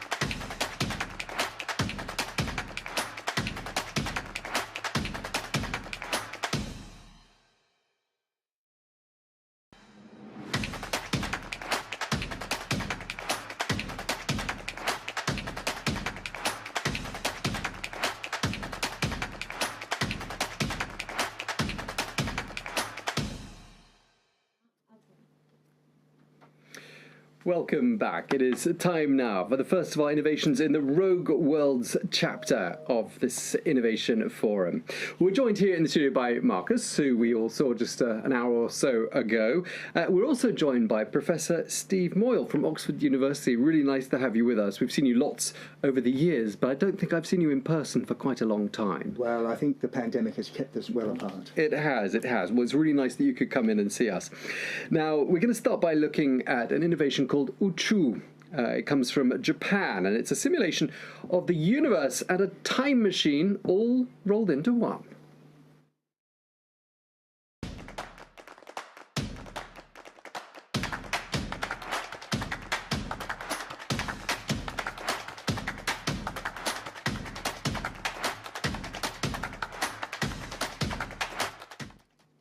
Okay, I've got a new piece of vocabulary for you here. It's Uchu, that's the name of this innovation, which happens to mean outer space in Japanese. I bet neither of you two knew that. Now, that is that's been developed by an international team of researchers. It generates an entire virtual universe, and it's the largest and most realistic simulation of its kind ever. It consists of no less than 2.1 trillion particles. Now, it allows users to go back and forth in time over about 13 billion years, and in the process, Uchu reveals the evolution of the universe on a scale that until now was completely inconceivable. Marcus, this is all very exciting. Tell us what your thoughts are at this stage. Well, Uchu, we found very fascinating as an idea because we've been looking at digital twins. We've been looking at, there's a European-wide project to do a digital twin of the brain. Many cities are using digital twins to plan their infrastructure. People are working on digital twins of the human gut biome to develop medicine. But when we saw somebody has made, let's make a digital twin of the entire universe that you can also travel back through time, and we thought we must look at that. And this is then a project by a network of universities headed by Chiba University in Japan to create this fairly amazing thing. Yeah, it's a lot of particles, isn't it? 2.1 trillion of them. I don't know if that's a lot, but it sounds like a lot to me. Is that a lot? It's a big number. It's a big number. It is. I can't even conceive of that. Well, thank you. Well, let's listen now to what Professor Tomoaki Ishiyama at Chiba University told me about this. And I asked him to explain for my benefit in particular what Uchu is in very basic terms. Uchu is the supercomputer simulation of the universe, and it is the largest and most realistic simulation to date. The name of Uchu originates from the Japanese word Uchu, which means outer space in Japanese. Thanks, Professor Ishiyama. And how does it work exactly? So in our universe, it is known that dark matter exists. Mysterious dark matter exists 5 times as much as ordinary matter, such as atoms, molecules, and electrons. Dark matter interacts each other via only gravity and controls not only the formation of galaxies, but also the fate of the entire universe. Our Uchu simulations focus on the large-scale structure formation of the universe, driven by dark matter gravity. So our Uchu simulation consists of 2.1 trillion particles in a computational cube and unprecedented about 10 billion light years to the side. For comparison, that's about 3/4 the distance between Earth and the most distant observed galaxies. Our Uchu simulation will allow us to study the evolution of the universe on a level of both size and detail inconceivable until now. Tell us, how did you get the idea and how was Uchu developed? Uchu simulation is some kind of virtual universe constructed in our theory about physics and astrophysics. But in the side of observations, big data galaxy surveys expected in coming years from facilities like high-performance telescopes in Europe and Japan. Such surveys will be able to obtain data of more than 1 billion of galaxies over extremely large spaces. In order to draw physical information from such big surveys of observations, virtual universe constructed by theory comparable to the observational size is highly necessary. The Uchu simulation is designed to meet such requirements. And so for this purpose, we start our Uchu project. And tell us, Professor, who was involved in developing Uchu? Many people are involved in Uchu. We organize an international team from Japan, Spain, USA, Argentina, Australia, Chile, France, and Italy.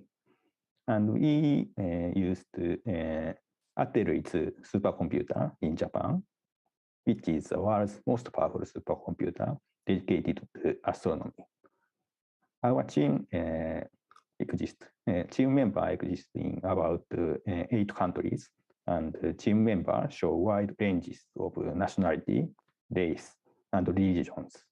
Beyond those differences, team members are working together for the Uchu project. What sort of things have we been able to learn from Uchu? And could it lead to some breakthroughs, do you think? Yeah, mainly there are 2 breakthroughs. First, to produce Uchu, we have to perform very large supercomputer simulations using big supercomputers. We use all, let's say, about 40,000 processors on the Atelier supercomputer in Japan. It is very difficult to efficiently use such big supercomputers. It was really challenging. So we need breakthroughs to efficiently use such big supercomputers. Second, the scale of structures that Uchu can resolve ranges from the largest galaxy clusters down to the smallest galaxies. One way that Uchu wins in comparison to other virtual universe is the time domain. Uchu can simulate the evolution of matter over almost the entire about 14 billion year history of the universe from the Big Bang to the present. Uchu is like a time machine. We can go forward, backward, and stop in time. We can zoom in on a single galaxy or zoom out to visualize all galaxy clusters. We can see what is really happening at every instant and in every place of the universe from its earliest days to present. It is being an essential tool to study the cosmos. Thanks for that, Professor. And is Uchu aimed specifically at the scientific community, or could someone like me use it as well? Yeah, mainly Uchu aims at the scientific community, but we make the data publicly available, therefore anyone use the data. We used high-performance computational techniques to compress information on the simulation about the formation and evolution of dark matter in the universe. Then we compress all data. Raw data consists of about 3 petabytes, but we compress it into about 100 terabyte catalog. And this catalog is now available to everyone on the cloud in an easy way. And just lastly, Professor Ishiyama, how do you feel about receiving this award? Very honored to receive this award. Thank you very much. I also greatly appreciate the support of all of team members. Okay, and that was Professor Tomoaki Ishiyama at Chiba University speaking to me a little earlier on. Could I ask for your thoughts? Steve, why don't we start with you? Well, I think it's a fantastic piece of science. The digital world now is a modern industry, and like older industries, which consumed a lot of energy and a lot of resources, computing, particularly this scale of computing, is consuming the same as a decent-sized industry. And all the electricity and CO2 footprint, the good job is they've done all that work once, no one needs to do it again, and they can use their simulations repeatedly over and over in many scientific communities to look for new discoveries within cosmology and physics. So this is really quite a, 100 terabytes is quite a lot to download, but you don't have to do all that computation again. 40,000 processors. It takes about the same sort of amount of power that you might have in, say, the industry of aluminium smelter or something like that. So it's good to do it once and let other people then use these wonderfully detailed, there's trillions and billions of particles that are being simulated here. We can really see into aspects of the evolution of the universe through the models, even if the model isn't quite right. It gives a space for astrophysicists to try out their theories and really find out whether these models really represent what happened in the past and what might happen going forward. So, Professor, what you're saying is that this could lead to yet more discoveries because people will use it and find stuff out thanks to this simulation. And that's correct. And they will be independent from the team that did the simulation. There will be separate teams that have their own theories, and they will test them first on these models. So we've now reached a stage then where simulations, digital twins of physical objects and phenomena are detailed and accurate enough for us to learn new things about the physical world that they represent, would you say? Yes, but we must always be careful that they are only models. Yes. And actually our understanding of the world, science is only a model that we can build a better understanding from. But actually a good model is a great place to start, not just for science, but in industry. Plenty of industries do lots of expensive simulations, and they're looking for shortcuts to find better designs without doing the simulations each time. Okay, fantastic. Really striking, wasn't it, looking at those images? I mean, hard to know where to begin when we're talking about the universe and a simulation of something that is completely infinite. I mean, it's almost impossible for the brain to conceive. Well, infinity is a stretch for the mind. It is. We were talking about that yesterday, but you were saying, Tom, how it's difficult to comprehend numbers beyond a certain number of zeros. But I think in a simulation like this, you're almost inside the entire structure that they represent, and you can see how things fit together and what came out of what. And so you don't necessarily need to know the numbers, but we get maybe a better idea of our place in the universe and the structure of the universe, which is very difficult for us to understand because you always reason as if we're at the centre of it. Well, then we can also get outside the universe simulation and look from beyond, which is something that we haven't really worked out how to travel to do just yet. Not yet.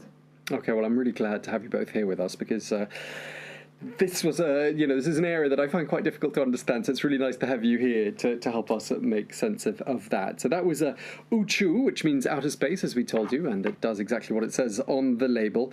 Big thank you to you both, Steve and Marcus.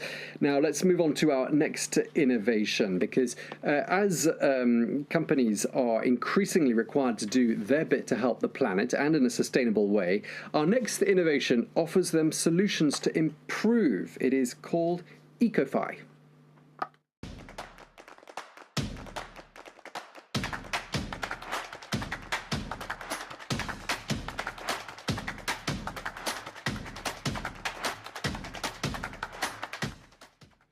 Okay, so EcoFi is a fully automated platform that assesses the ESG performance of a company. It then offers that company solutions as to how they might improve and become more sustainable. It has been a particular focus for SMEs, which are a bit behind the curve in a lot of countries when it comes to implementing some effective changes. Now, Marcus, EcoFi is based in the United Kingdom. In that market, surprisingly, 98% apparently of small and medium-sized enterprises have a lot to do with regards to their ESG track record. So they seem to be behind the bigger blue chips, the big companies. When you add up all of these SMEs, you've got a huge market and huge scope for positive change. Well, absolutely. I mean, it's also a question of resources as well as incentives. And whereas many of the big corporations have in-house data scientists, sustainability officers. They have the computing power and even the financial and legal obligations to declare their carbon footprint. Even a small business that wants to do the right thing, that wants to reduce its impact, it's hard to know where to start, and they don't have the same resources. So what we liked about EcoFire is this focus on smaller businesses, which, however, in a country like the UK, account for 50%, I believe, of all industries' carbon footprint. So that would be a good place to start. Yeah, it looks like it's got a pretty big reach, this innovation, doesn't it, Professor Moyle? It's very hard to codify best practice and make it easy for people to adopt. And so what I like about this is they don't have to employ a chief sustainability officer. They're probably lucky to have anyone other than the founder running the business who can't do all this extra compliance carbon footprint work. So it's really nice the way they've packaged it up and make it very accessible to that smaller end of the market. Yeah, absolutely. It's a real buzzword. I mean, as a journalist, the ESG track record of a company is sort of one of the first things we tend to ask about nowadays. Well, let's speak to Daniela Arroyo Olsen, who is the co-founder of EcoFire, and also Tiago Fachada, who's the other co-founder of EcoFire. Both of them join us there in that screen. We can see them there in London. Really nice to have you with us. Thank you for joining us. Could you start by just telling us in your own words what EcoFire is, just in case I haven't done you justice?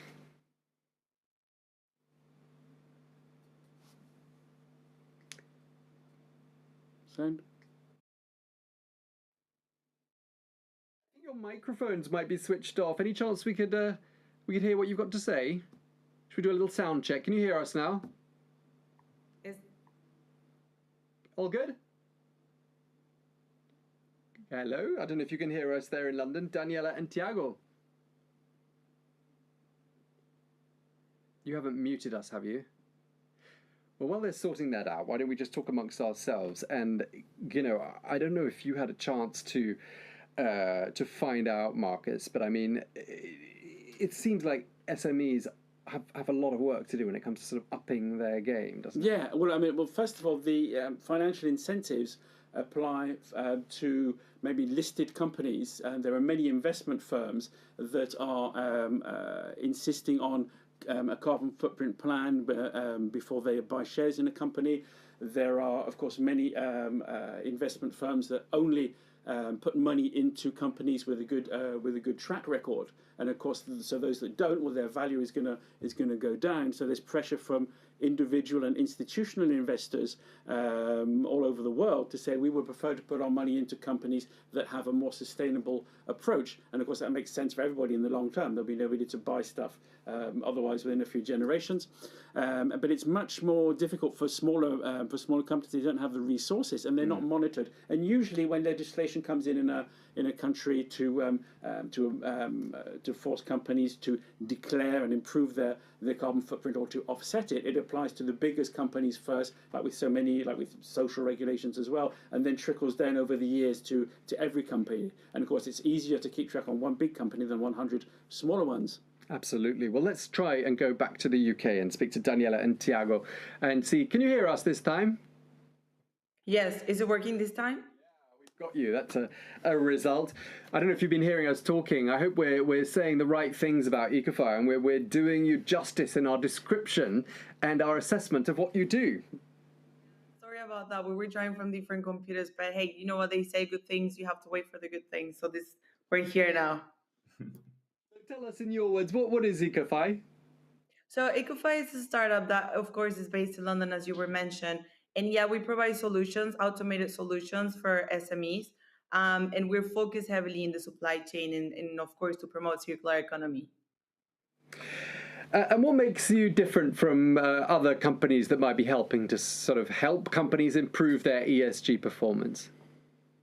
I think the biggest differentiator really is that a lot of companies out there right now are focusing on what is really needed right now. There's a big push right now about aligning with international targets, also making sure that the reporting is in line with methodologies. And that's all really good and great. But one of our big differentiators is that we try to focus on what's the next step, what's coming next. And 90% of emissions from supply chains, from consumer good companies, really come from the supply chain. And so that's where we really want to focus. That's where we're developing most of our solutions. And we heavily focus on bringing circular economy solutions to the supply chain, because we know that that's really the big future.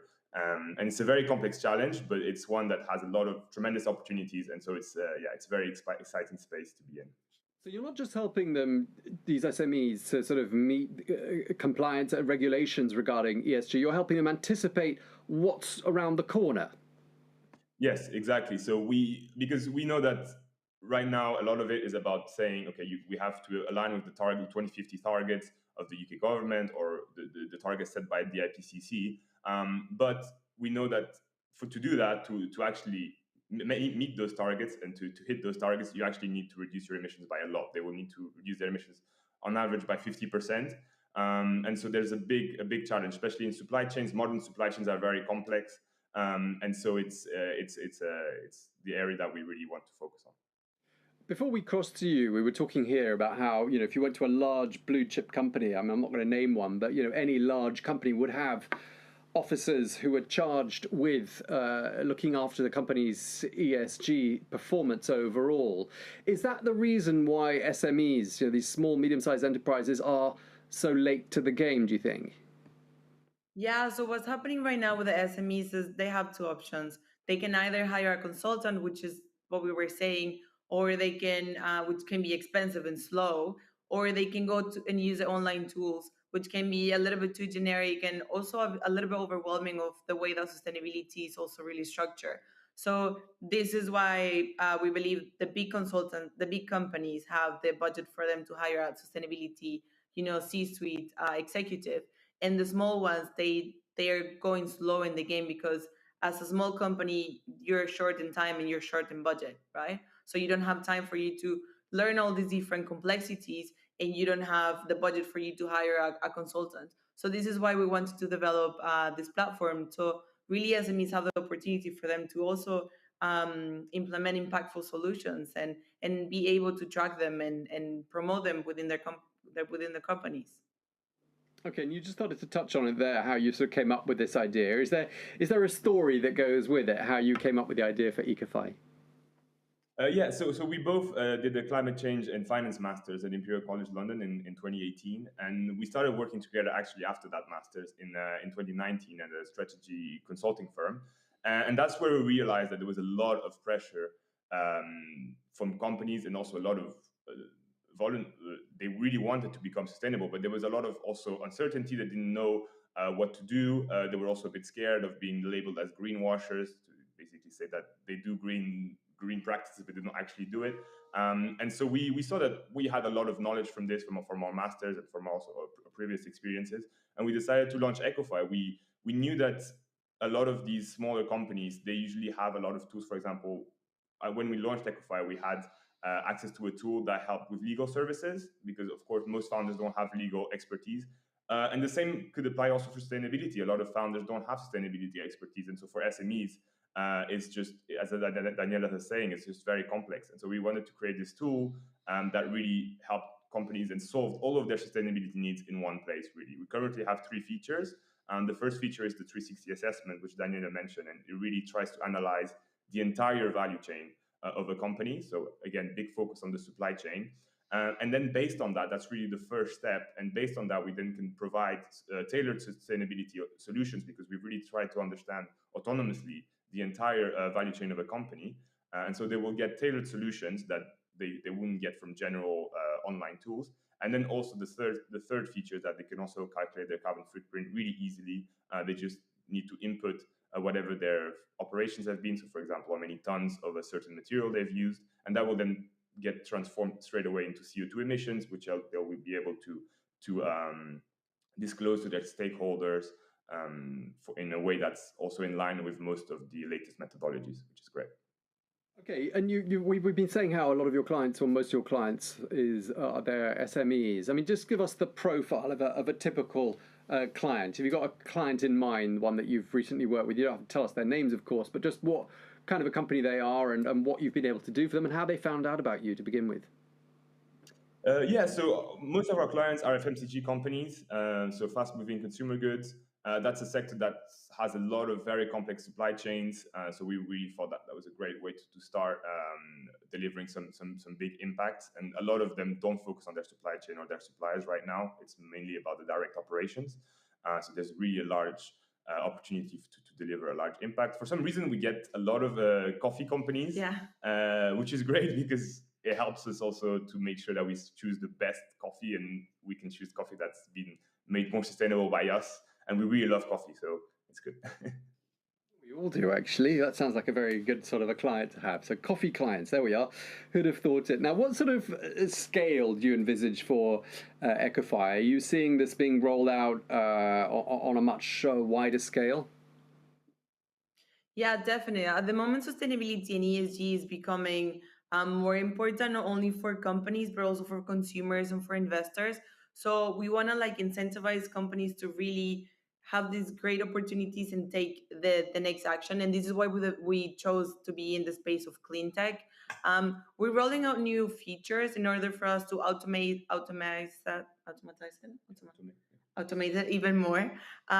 So this is really exciting for us because we will be able to not only allow companies to also focus on these impactful solutions, but also save time for themselves. So we have great things coming up. So everybody that is watching this, stay tuned with Ecofy, which is going to be really, really exciting space. That's great. We look forward to seeing how you grow and move into other spaces. I just wondered, is there one easy thing that most companies could do that they don't think of? Is there one quick win without giving away your trade secrets that you would advise every company to do, or is every case different?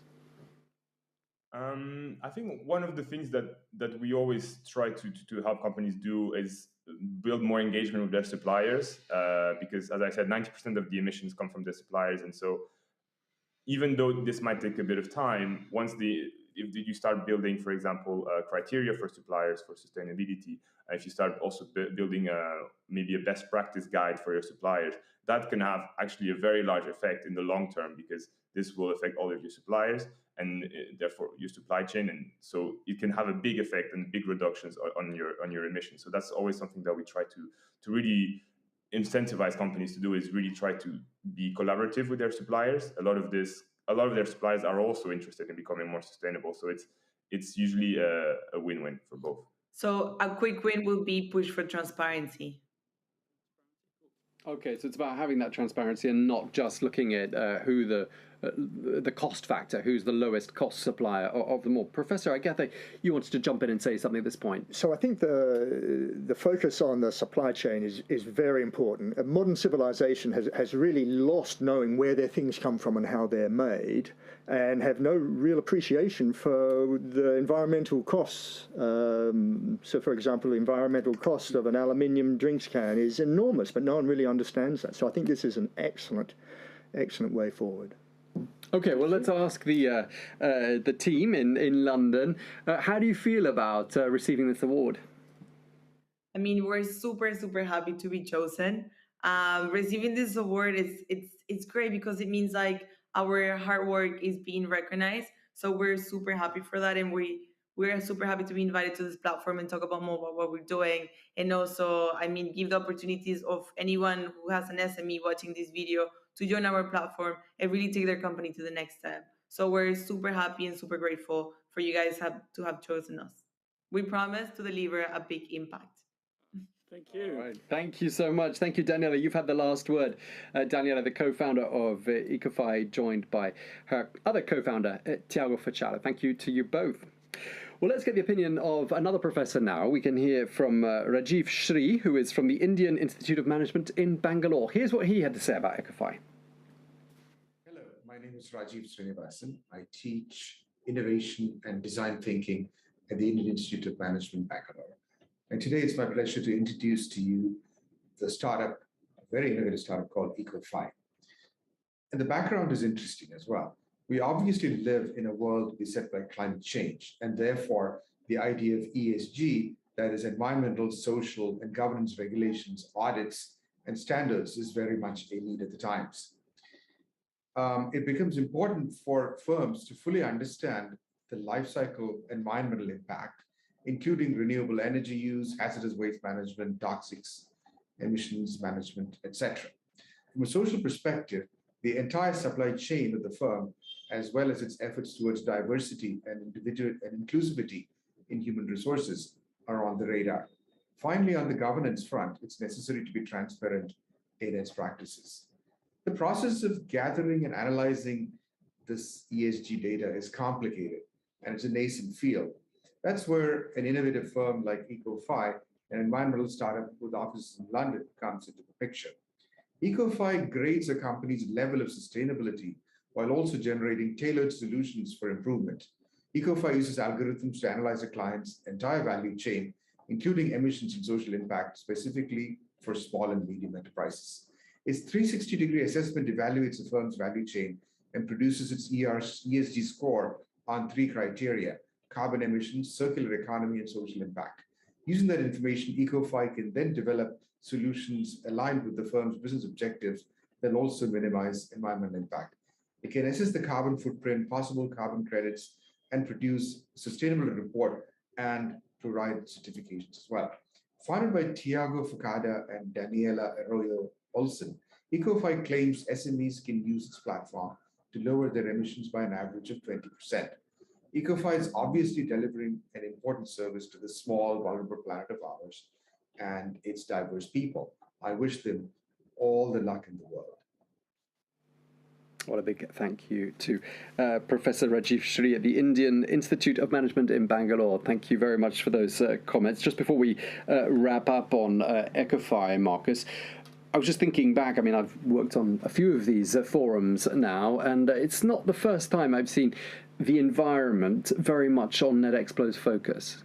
No, not at all. If you look at award winners in recent years, in fact, you may remember the Netexplo Trends from 20 years ago that Sandrine presented, a concept called terramorphing, where we looked at 3 different strategies for repurposing technology for the sake of a more livable, sustainable future. And then we gave awards to companies that used a scientific approach, like Climeworks from Switzerland, which pulls carbon out of the air and fixes it in rocks, but also Duconomy from Sweden, which took a very much consumer-focused approach, where you had a spending card, a bank card, that could even be could have a ceiling of your monthly carbon footprint to encourage people not to spend more and have a higher impact, or maybe to offset their spending. So there are many ways of tackling the problem with tech, so it's nice to see this data-driven approach that is applicable to smaller companies, that takes the entire supply chain into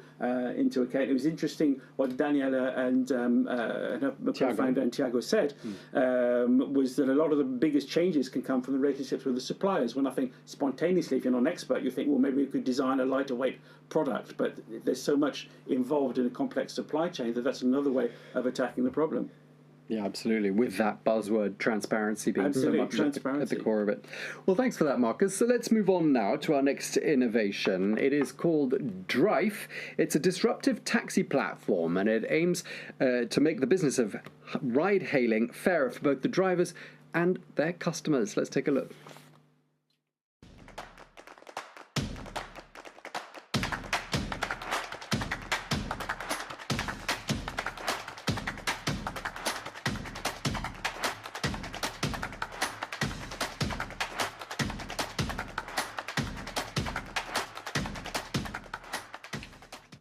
Okay, so Drive is the world's first decentralized ride-hailing platform. It uses blockchain technology to empower taxi drivers and the people who use their services, and in the process make it all a bit fairer and a bit more transparent. Well, it launched now in parts of India, but it's got its sights on launching much further afield. Marcus, there are quite a lot of ride-hailing services out there. I've got about 6 on my phone at any one time. What makes this one stand out? I mean, we're all big users, a lot of us, of ride-hailing firms, not to name any of the big tech giants that we all use, but we are aware that the balance of power within those platforms is very much with the platform, and we know that in the gig economy, very much the gig workers don't have much of a voice, they don't have much influence, and a very large share of the value they create goes to the platform, and particularly when those platforms become dominant in a country, whether it's for delivering food or for ride-hailing. And also this year, we tried very hard to find examples of blockchain uses that really empowered people economically, and they're not that easy to find. You can find millions of uses for people trying to get rich quick off the back of other people that buy their cryptos afterwards, but this is a very different proposition. So that's what we thought was interesting about Drive, was this alternative business model that really changed the balance of power within a big sector like the gig economy. Okay, really interesting. And we're going to be finding out a bit more about Drive now, because I spoke to the CEO and the co-founder, who's called Firdosh Sheikh, and I started by asking her to tell us in her own words what it is that makes Drive unique. Here's what she told us. Drive is a ride-sharing platform. For the sake of simplicity, we say Drive is Uber on blockchain. Why we say that is because the whole idea of ride-sharing platform coming up with the technological disruption was to uplift the driver community. But when we look now, ride-sharing platform, most of them have become a multi-billion-dollar company. But if you look back and look at driver community, they're still struggling to make their livelihood. That's where Drive comes in place, where we connect drivers and riders directly with each other without the existence of a middleman, making sure driver get to 100% of the fare that a rider pays, as compared to other platforms where driver end up losing 30 to 40% of their earning. So at the same time, when we make sure driver get to 100% of the fare, we also make sure that we are fair for riders, and we take away all the unnecessary components from the fare that a rider pays. So there is no surge price or any other multiplier that can impact you when you're taking a ride. So that's what Drive is. Firdosh, tell us, where is Drive currently operational, and where do you see it being rolled out to in the future? Yeah, so we actually started our operations 3 months back here in Bangalore in India. So it's been 3 months. The Drive app is live and running in Bangalore in India. As of now, we have 3,000 active drivers and more than 15,000 riders who have booked their rides through Drive in last 3 months. The idea is to launch Drive across India this year. But apart from that, we have interest for launching Drive in different parts of the world. Because we don't run operations on our own, we run on a franchisee model also. We have interest for more than 10 countries, which we are planning to start working after Q3 this year. And what exactly is your mission for Drive, Firdosh? So when we started Drive, the idea was not just to solve this issue for ride-sharing platform, because we feel transportation industry as a whole faces a lot of issue because of the existence of middlemen. So the idea is to decentralize transportation industry as a whole, where the two people who share value among themselves should also be able to share reward among themselves without the existence of a middleman. And tell us, what are some of the main benefits for the driver, the passenger, but also the broader community as well? So as I said, because we don't charge commission, we make sure the 100% of the fare goes to the driver. When you don't have a profit motive, you will never try to exploit the ecosystem or manipulate the ecosystem for your own profit motive. And that's how we are able to achieve a fair play for riders as well. So because we are a blockchain-based company, all our fare calculations are done using smart contract, making sure we can never manipulate the fares. So if you look at the existing ride-sharing platform, we see fluctuation in the prices that we pay in different point in the day. With Drive, we don't see that. So we are more economical. We are more static when it comes to fare. We'll never have the multiplier as surge price or a prime time price for riders. So that way they make sure that their rides are economical and it will not change for them based on different factors. And how does it make money? So we work on a subscription-based model. So our driver partner pays a subscription fee to get access to the platform, because at the end of the day, it's a platform that we are providing to them. We should charge for the platform, not from the earning that they make. So that's how we make money. Thanks for that. And tell us, how is Drive been performing? What's the feedback been like? So for us, the feedback and the performance is really overwhelming, because initially we thought people will not be able to understand who we are and how we work. But in 3 months now, and specifically, I always use Drive when I go back home, and I talk to drivers, and they do understand how Drive is built for drive. It's a community-driven platform which is been used to give the power back to the community. They're really happy about the fact. I was actually speaking with one driver, and he said, I feel bad if I am not able to accept a ride that comes from Drive, and I'm in with another platform doing a ride, because I know with Drive I'm going to make 100% of the fare that a rider pays. So that's a really good feedback that we are getting from drivers, and a lot of drivers are coming on board. We are 3K driver, we are onboarding 10,000 drivers in next week also. So the experience is really good. Getting the supply side, we thought it will be very difficult, but it is not. The response is really good. People are appreciating the fact that what value Drive stands for, and they do understand how it's going to change their livelihood. Are you noticing any trends with regards to the typical customer profile of Drive? Are they younger, older, male, female? What are you noticing?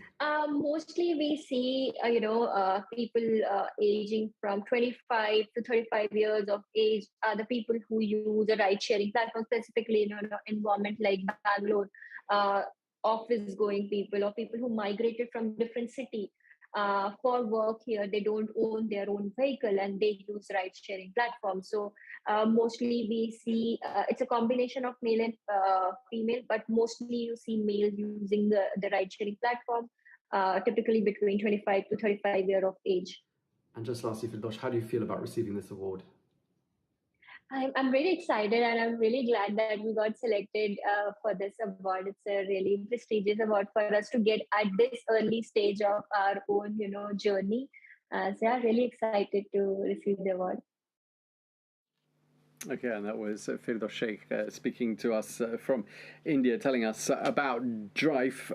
Listening with me, Professor Steve Moyle, what are your thoughts about Drive? It's really wonderful here to be seeing these innovations, which are really using fairness and transparency as part of their innovation. So here we've got the blockchain, which gives a layer of fundamental trustworthiness to transactions, and this distributed, no one really can own it all at once. But that's being deployed in a really positive way. So the people who are often exploited, the drivers, they have a one-off fee, that's fair. They know transparently how all that's going to be used. So this blockchain layer of trust is being built on to give us a fair, transparent system. Now, we can still use the blockchain technology for other things, like Marcus said before. Some people making a quick buck out of crypto, and that's the case with almost all technology. Technology can be used for better uses and others. So I quite like this one. So I mean, you're right. The blockchain is often touted as a solution that gives people autonomy, that cuts out the middleman, and often there's no real middleman to cut out. It's not that useful. But here there's obviously a middleman which is in a dominant platform, which is not receiving the same cut of fares. So there is, it's interesting to see this just as it takes off. We'll be fascinated to keep track of Drive, see if there are other startups in similar areas, and obviously very ambitious. The idea is to disrupt the entire transportation industry, and this could be like a proof of concept for many sectors. But it is interesting to see how, for once, blockchain sort of fulfills the promises of many of its promoters, and is actually used for fairness and for transparency and for sharing revenue, making a maybe more just business model. Yeah, because everything's at the end traceable and accountable. Absolutely. All right, well, thank you very much indeed for that, Marcus, and thanks to you as well. Professor Steve Moyle from Oxford University, it's been really great having you with us here in the studio to look at those 3 innovations, so thank you very much indeed. Do remember to vote. You can look at the application and you can vote for all of the innovations we've seen so far today. We've seen 7 already. The time's gone pretty quickly. We've got 3 more, though, to come during the course of the afternoon. Now, throughout the day, you'll be discovering testimonials of some 100 women who've been selected to be part of the We Are the Future in Tech network. And we're going to get you now the chance to get to know 1 or 2 of them. Let's take a look.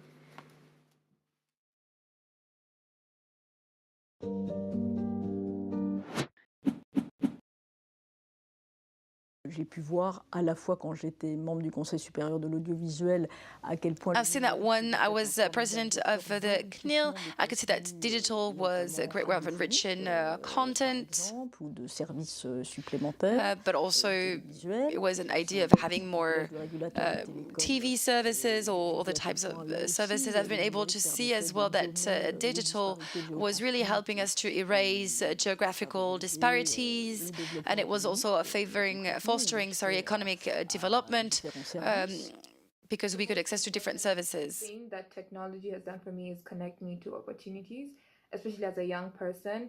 I got my first job off the internet. I have worked remotely throughout, and it has also connected me to other young people who are like-minded, people I share the same views with. I've formed communities online and found friendships that I wouldn't have been able to in just the physical spaces. Et moi, c'est ce qui m'est arrivé. J'ai commencé par la... That's what happened to me. I started with customer relationship, then digital arrived. And when it comes to digital, you have to train yourself. I mean, we have a new generation now who's lived with the internet their entire life. They are trained for it. We have masters for digital skills now, but for people my age working in the digital industry, we were not trained. We had to learn. We had to learn that ourselves, and so we can have different type of backgrounds, different type of journeys as well. And if we like digital tools and we just want to be in there, we just have to go for it. When I begin to give training about congruency analysis, so I train people from police, negotiator, medical, human resources. And after the training, they told me, yeah, Caroline, your training is very cool, but when we are doing interpersonal communication, it's very difficult to do everything. So perhaps you can use new technology to help us to recognize the signals emitted by humans. Alors moi, je suis quelqu'un qui est depuis toujours très à l'écoute. I've always been... I've always wanted to overcome great new challenges. I've always put myself back into question. I've always tried to accept, to take a step back on what I was doing. But this is our challenges I've always wanted to overcome. I always wanted to contribute and always wanted to help people find their space. I could not consider doing something else because it's really also at the heart of the transformation of my clients. Today, no transformation can be considered without tech, digital, or any other science. But also tech is really important in my daily life because it makes my life easier and reduce my mental workload. It helps me saving a lot of time and focusing on what is really essential in my professional and personal life. Et j'ai vécu plusieurs moments de transformation technologique. I've been through a lot of different digital transformations since the 90s. I'm talking about real revolutions. I'm talking about the internet, about the arrival of digital tools in our sectors, and it really disrupted the visual sector and communication sector. Ces dernières années, ça a été de donner de la valeur au digital. My mission, my mandate in the past few years was to give value to the digital world and to help companies transition towards that. And so I've had to develop a subscription model that was quite offensive. We used to have one newspaper. Now we have two. We have a website. We've got podcasts. We've got videos as well.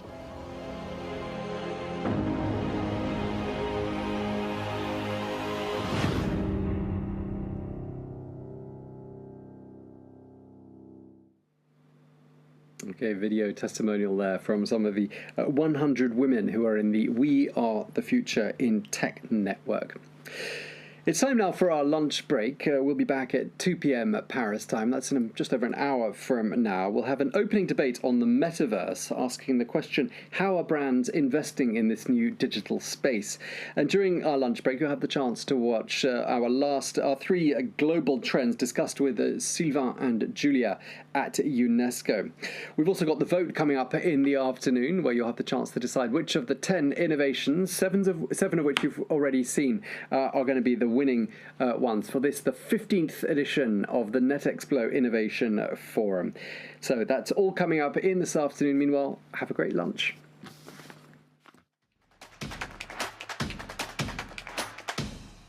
Bonjour Sylvain. Bonjour Julia.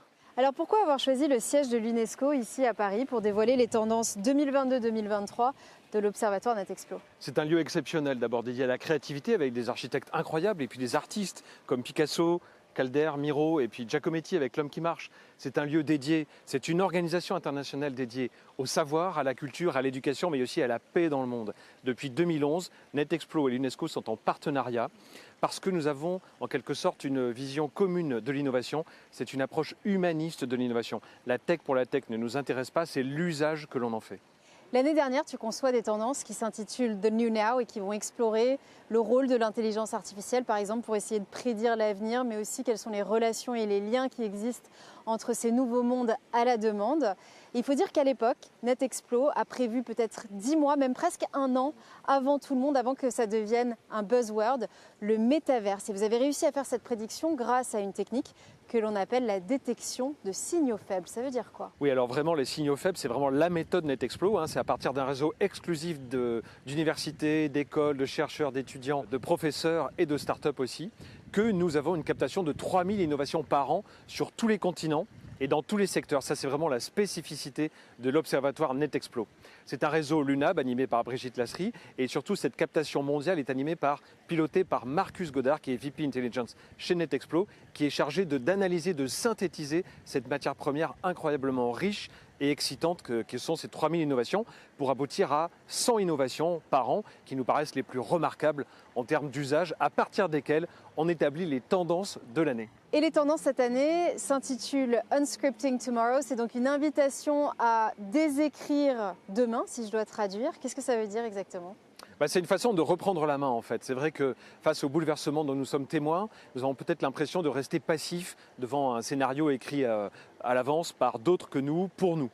Donc autant dans le monde réel avec le contexte géopolitique, le contexte climatique, et puis aussi dans les mondes immatériels, dans les mondes immersifs avec le metaverse ou le Web 3 qui finalement font de nous des personnages. Donc là c'est une invitation à laisser parler sa créativité et surtout son intention pour écrire notre avenir. Et c'est précisément ce que l'on va faire tout de suite. Voici donc les Global Trends de Netexplo 2022-2023 qui se déclinent en 3 différentes parties. The Clear Out, Rogue Worlds, Repurpose.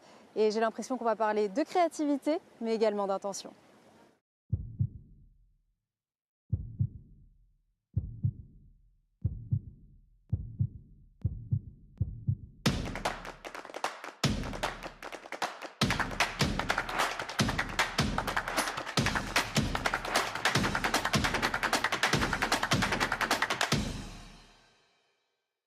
Alors Sylvain, depuis qu'on s'est vu la dernière fois, il y a quelques mois, le monde a beaucoup changé. Est-ce que tu dirais qu'on est rentré dans une nouvelle ère, une nouvelle époque? Alors on parle souvent du monde d'après, mais non, le monde est encore en mutation, encore en gestation. Il n'est pas encore sorti de lui-même. Les problèmes antérieurs existent toujours, mais avec une urgence supplémentaire parce que les échéances sont proches. Dans le champ climatique, par exemple. Alors justement, dans ce domaine, quelles solutions apparaissent dans votre captation mondiale? Ce que nous avons repéré tout autour du monde, c'est le ras-le-bol du bullshit. Alors le bullshit, c'est une notion qui a été étudiée très sérieusement par des philosophes contemporains, notamment Harry Frankfurt en 2005, qui déclare « Le bullshit est un ennemi de la vérité bien plus grand que le mensonge ». Alors je te propose justement de faire un zoom sur le réchauffement climatique particulièrement. Quelles innovations est-ce que vous avez captées? Des initiatives, on va dire, comme tu le dis, anti-bullshit. Alors on peut commencer par Plan A en Allemagne, qui est le premier logiciel dédié à la décarbonation des entreprises. Alors le problème de nombreuses entreprises, notamment dans le combat pour la planète, c'est justement les problèmes de financement, et particulièrement pour les petites et moyennes entreprises. Oui, au Royaume-Uni, par exemple, 50% des moyennes et petites entreprises sont responsables des émissions. Or, 98% n'ont pas les moyens de lutter contre ces émissions.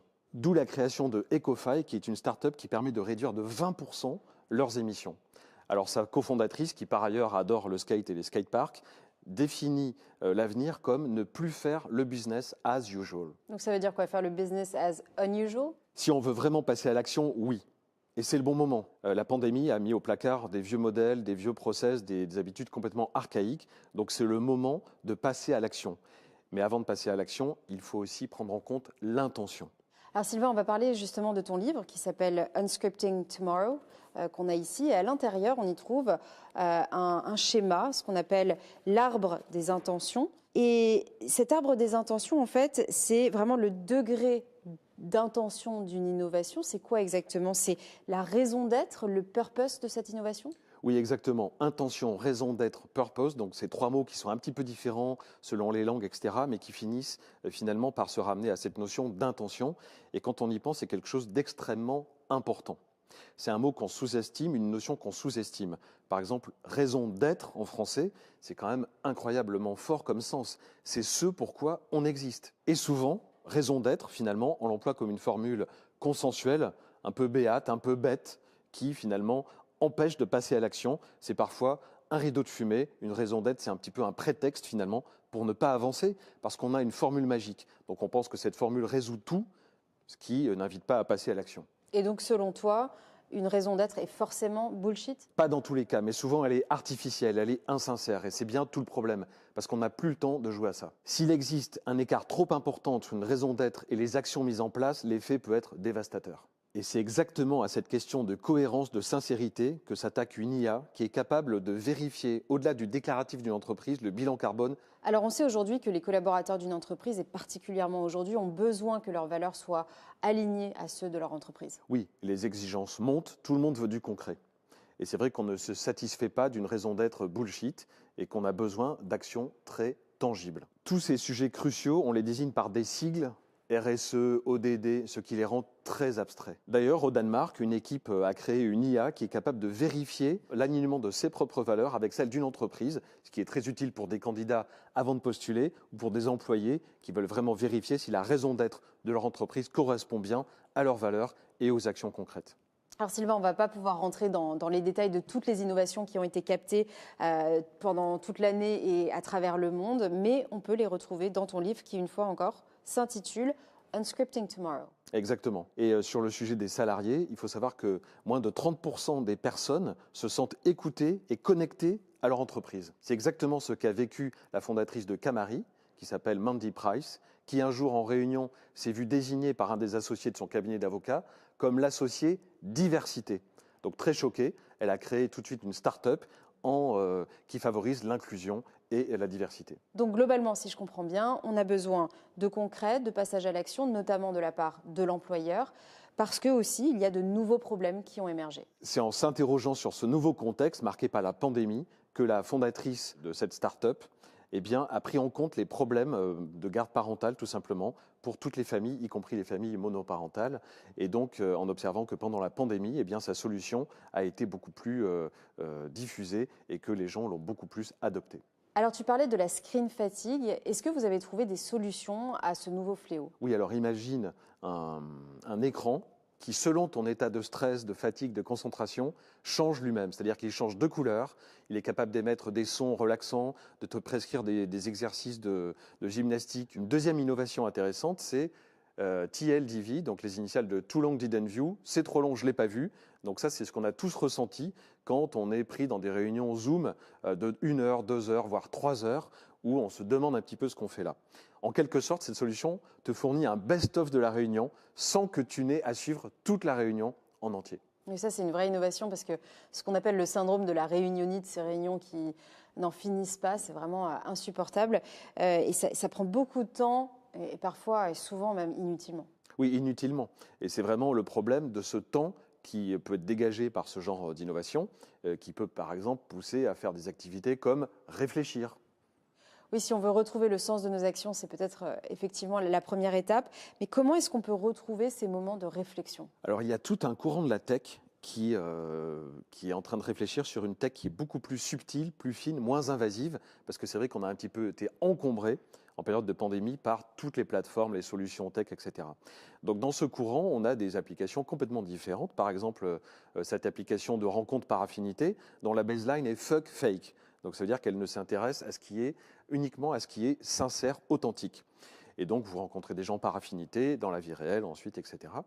Une deuxième implication de cette tech un petit peu plus discrète, qui se veut moins invasive et moins impressionnante, c'est des jeux, Infinity Game, qui est d'une start-up de Lisbonne, et qui, elle, sort des jeux, imagine des jeux, conçoit des jeux dits relaxants. Alors tu parlais de la multiplication des plateformes, c'est vrai qu'aujourd'hui on se sent complètement enseveli par ces technologies. On a presque l'impression de subir maintenant. Lundi matin, tu ouvres ton agenda électronique et tu vois ta semaine remplie de blocs de toutes les couleurs, 1 heure, 2 heures, 3 heures, etc. En fait, c'est comme si ta semaine était scriptée à l'avance, conçue par Alexandra Knight, à partir justement de ce constat des outils complètement non humains finalement, des plages horaires strictes. Eh bien, elle a créé cette application qui s'appelle Catch et qui permet en quelque sorte de remettre la spontanéité, la créativité et la sérendipité au-dessus d'un agenda complètement formé de blocs. Et donc, vous pouvez ainsi trouver des idées, non pas en 30 minutes pile parce que c'est imposé, mais pourquoi pas en 2 minutes 18 secondes. Alors, que faire justement de cette autonomie qui est rendue soudainement très concrète? Le point de départ, c'est l'intention. Sans intention, l'autonomie ne va nulle part. Sans intention, pas d'innovation, pas d'amélioration, pas de réflexion. Alors Sylvain, d'où vient l'intention? J'imagine qu'un peu comme tout, on doit trouver une origine dans le cerveau. Bon, le cerveau, c'est quand même une entité incroyable. C'est le modèle pour les chercheurs pour créer des intelligences artificielles, à part quand on parle des cerveaux à 19 neurones que nous avions vus l'an dernier, etc. Mais le cerveau fait toujours l'objet d'expérimentations incroyables, autant du côté de l'IA que du côté biologique. Par exemple, des neurones humains ont été cultivés dans un petit récipient en laboratoire et ils sont capables de jouer à Pong. Donc, je ne sais pas si tu vois ce jeu, c'est le premier jeu vidéo de l'histoire du jeu vidéo. Pong, c'est 2 raquettes qui coulissent et qui se renvoient une balle. C'est du ping-pong. Voilà, c'est du ping-pong de base. C'est un peu comme Matrix, c'est-à-dire quelqu'un qui est né dans Matrix ne sait pas qu'il est dans Matrix. Eh bien, le neurone qui est dans son petit récipient, évidemment, on n'a aucune idée qu'il est un neurone dans un petit récipient. Et lui, dans le jeu, il se prend pour la raquette. Alors, les chercheurs qui sont à l'origine de cette réalisation déclarent, je cite, « Nous ne savons pas ce que nous faisons, car rien de tel n'a jamais existé avant. » Est-ce qu'il faut qu'on s'inquiète, par exemple, d'un tel aveu ou considérer que c'est l'essence même de toute innovation, de ne pas savoir forcément où elle va nous mener, ne pas savoir où on va? Après tout, c'est peut-être justement le propre de la recherche. Et c'est passionnant avec l'intention, c'est que l'intention de départ d'un chercheur, d'un innovateur peut être très floue, c'est-à-dire que c'est de la recherche fondamentale, ou bien c'est une recherche déjà dans un but précis. Ensuite, deuxième phase, c'est que l'usager, l'utilisateur peut prendre cette innovation-là et lui-même la détourner. En revanche, on a des innovations qui, elles, sont hyper précises. Quand une innovation s'attaque au problème du harcèlement sur Twitter, le but, l'intention est extrêmement précis. Aussi, quand on parle de cette ferme qui cultive des coraux, qui, on le sait, sont décisifs pour le climat, c'est une ferme qui, automatiquement, avec un robot, nettoie, cultive des coraux. Donc, dans ces 2 cas, harcèlement sur Twitter ou la ferme robotique qui cultive des coraux qui n'ont aucun rapport, mais les intentions sont extrêmement claires. Et on remarque que dans les 2 cas, elles s'attaquent à des problèmes sociétaux. Dans un cas, c'est l'inclusion, le harcèlement et l'équité. Et puis dans l'autre cas, c'est évidemment le développement durable. Alors Sylvain, je crois que tu vas nous parler du ver noir de Californie. De quoi s'agit-il? Oui, alors c'est un petit animal très étonnant. Donc individuellement, il a une vie assez banale, il sert de nourriture aux poissons d'aquarium, il n'a pas grand intérêt. Tout change quand il est pris en mode collectif, c'est-à-dire que ces petits vers noirs de Californie sont capables de s'agglomérer, de s'agréger en une entité qui développe une propre intelligence, qui développe une intelligence collective. Donc là où le ver noir de Californie n'a aucune intention au niveau individuel, au niveau collectif, il développe une intelligence. Et c'est une intelligence, comme le blob, sans cerveau. Et alors, qu'est-ce qu'on peut déduire de ce comportement d'intelligence collective qui existe sans cerveau? C'est quand même fabuleux. Bien souvent, comme dans le biomimétisme, en fait, des chercheurs se sont inspirés du comportement de ce petit ver noir de Californie pour fabriquer des petits robots qui, individuellement, n'ont aucune volonté, aucune intention, ne font rien en propre, mais qui s'agrègent eux-mêmes en un mouvement spontané et qui, agrégés, une fois agrégés, au niveau collectif, développe une intelligence, développe une intention. On peut s'interroger peut-être sur la notion même d'innovation. Est-ce qu'il faut encore innover? Le problème du mot innovation, c'est que c'est un piège. En fait, il s'est spécialisé dans le domaine du business, de la tech, etc., en laissant de côté tout ce qui finalement fait le fondement de l'innovation. La spontanéité, la créativité. Et nous avons tendance à considérer l'innovation comme une sorte de production d'objets qui s'ajoutent au monde, donc d'objets superflus, voire inutiles, polluants, etc. Or, finalement, l'innovation, c'est rien d'autre qu'un état d'esprit. Quand on parle de recyclage, d'upcycling contre l'innovation, c'est une erreur. L'upcycling, le recyclage, c'est de l'innovation.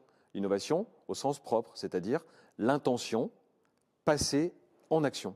Et donc on en revient justement à l'intention. L'innovation, c'est justement une affaire d'intention.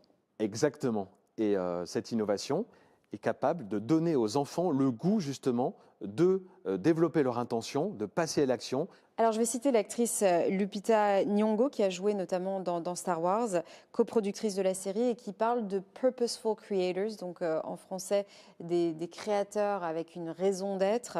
Et elle dit purposeful creators pour justement ces créatrices. C'est exactement aussi le but de cette innovation qui combat le harcèlement en ligne. Donc c'est une innovation qui est une sorte de jeu de rôle en ligne et donc vous êtes dans la peau d'une des personnes proposées par le jeu et donc vous pouvez ainsi subir ce qu'elles subissent et puis y répondre avec des vrais moyens concrets. Oui, donc là on parle d'innovations qui sont très utiles, très ciblées, à intention ajoutée si je puis dire. Oui, c'est exactement ça. Et l'innovation à intention ajoutée peut prendre plusieurs formes. Ça peut être là un jeu, ça peut être une app, une IA, etc. Ça peut être aussi un design d'objets. D'objets intelligents. Par exemple, une jeune chercheuse a mis au point une coque de smartphone adaptée aux personnes atteintes d'autisme. Cette coque est designée comme un relief topographique, donc avec des petites irrégularités.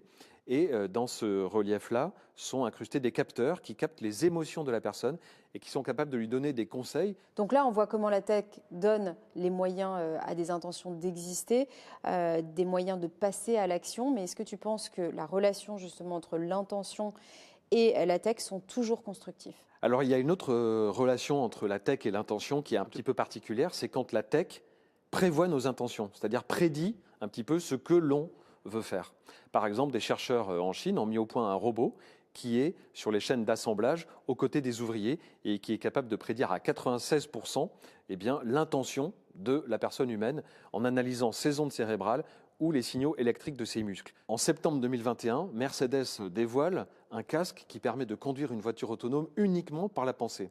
Donc on est encore là dans un exemple de reconnaissance de l'intention par ondes cérébrales. On a donc libéré l'autonomie des individus, mais aussi l'intention. Jusqu'où on peut aller maintenant? Alors si l'intention n'est plus freinée ni par les organisations du monde réel, ni par l'expertise technologique, on peut se demander jusqu'où elle va aller. Jusqu'où va-t-elle se projeter? Que va-t-elle donner dans les univers hybrides ou immatériels du Web3, du metaverse? Que va-t-elle faire des NFT, de la blockchain, des cryptos? Si notre intention échappe aux lois et aux contraintes, elle peut devenir ivre d'elle-même, totalement ivre d'elle-même, et elle peut devenir un principe de pur plaisir.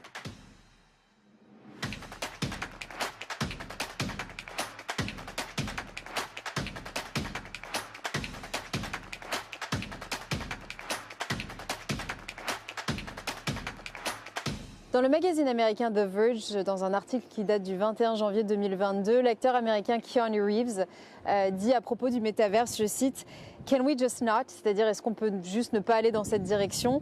À ton avis, pourquoi l'icône cyberpunk de Matrix est dubitative par rapport au métaverse? En fait, le métaverse, c'est l'endroit où l'intention n'a plus aucune limite. Un peu comme un Mustang sans lasso, ou alors avec le lasso des data. Parce que finalement, on s'aperçoit qu'un métaverse, c'est un petit peu un dataverse, puisque c'est un aspirateur colossal à data. Alors je rappelle que chez Netexplo, vous aviez prévu finalement l'arrivée du métaverse bien avant que ça devienne un buzzword, 10 mois peut-être avant que ça devienne une réalité, et vous l'avez fait grâce à ce qu'on appelle l'analyse des signaux faibles. Oui, tout à fait. Alors le métaverse, on peut dire que c'est auto-réalisateur. C'est-à-dire on lance l'idée, on met des milliards sur la table et il existe.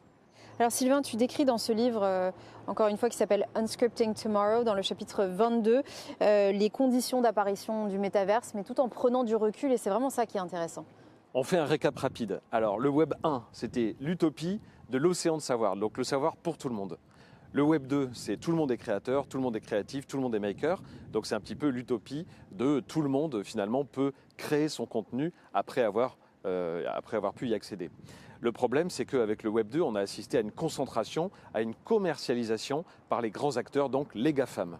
Oui, avec l'obligation finalement de passer par ces grandes plateformes. Alors aujourd'hui, GAFAM, on peut plutôt dire MAMA, puisque Facebook est devenu Meta. Donc je les rappelle, Meta, Apple, Microsoft, Amazon et aussi Alphabet. Exactement. Et donc après ce Web 2, on passe au Web 3. Et le Web 3, c'est peut-être l'utopie libertarienne. Donc on pense souvent que le Web 3, c'est un peu le retour aux origines du Web, c'est-à-dire le Web pour chacun. eh bien c'est un petit peu tronqué peut-être, c'est ce que nous allons voir ensemble. Et là encore, c'est une utopie? Alors, pour voir si c'est une utopie, prenons 3 outils du Web3, NFT, blockchain et DAO. Donc les NFT, c'est une sorte de titre de propriété non échangeable, non interchangeable, ce qui garantit la propriété unique, une sorte de panoplie, une sorte de boîte à outils, d'outils en faveur de notre autonomie. Mais le bug dans cette histoire bien huilée du Web 2 et du Web 3, c'est que souvent, derrière le Web 2 et le Web 3, eh bien, ce sont les mêmes investisseurs, donc les mêmes personnes qui, en fait, eh bien, sont aux manettes. Oui, et d'où le tweet justement de Jack Dorsey qui dit le 21 décembre 2021 You don't own a Web3, the VCs and their LPs do. It will never escape their incentives. It's ultimately a centralized entity with a different label. Oui, en fait, le MetaWeb met à mal, met sous pression tous les modèles du monde traditionnel, c'est-à-dire du monde sensible, du monde matériel. Et le play to earn, qui est le modèle préféré des gamers, évidemment, puisqu'un gamer est là pour gagner quelque chose, gagner des points, mais aussi gagner de l'argent, eh bien ce modèle du play to earn est en train d'infuser tout un tas d'autres secteurs en dehors du jeu vidéo. Et il ne faut pas croire que ce modèle du play to earn ne concerne que quelques geeks ou quelques gamers. En fait, tout un pays, les Philippines, se sont, grâce à un jeu vidéo, eh bien, ont vu leur niveau de vie, les habitants ont vu leur niveau de vie maintenu pendant la pandémie alors qu'ils avaient perdu leurs emplois, perdu leurs revenus. Ils ont gagné autant, sinon plus, avec un jeu qui consiste à collectionner des petits monstres grassouillés, les échanger et les faire se combattre entre eux. C'est un peu comme les Pokémon finalement. Mais on voit aussi des tentatives d'injecter un petit peu d'éthique et de règles dans ce Far West. Donc par exemple, il y a l'application Sorare qui est une application de fantasy football française qui a connu un succès colossal et qui a demandé à Serena Williams d'intégrer leur board pour justement s'occuper du territoire de l'inclusion et de l'égalité. On connaît bien les NFT, on en a parlé. Eh bien, on a aussi les NFP, les Non-Fungible People.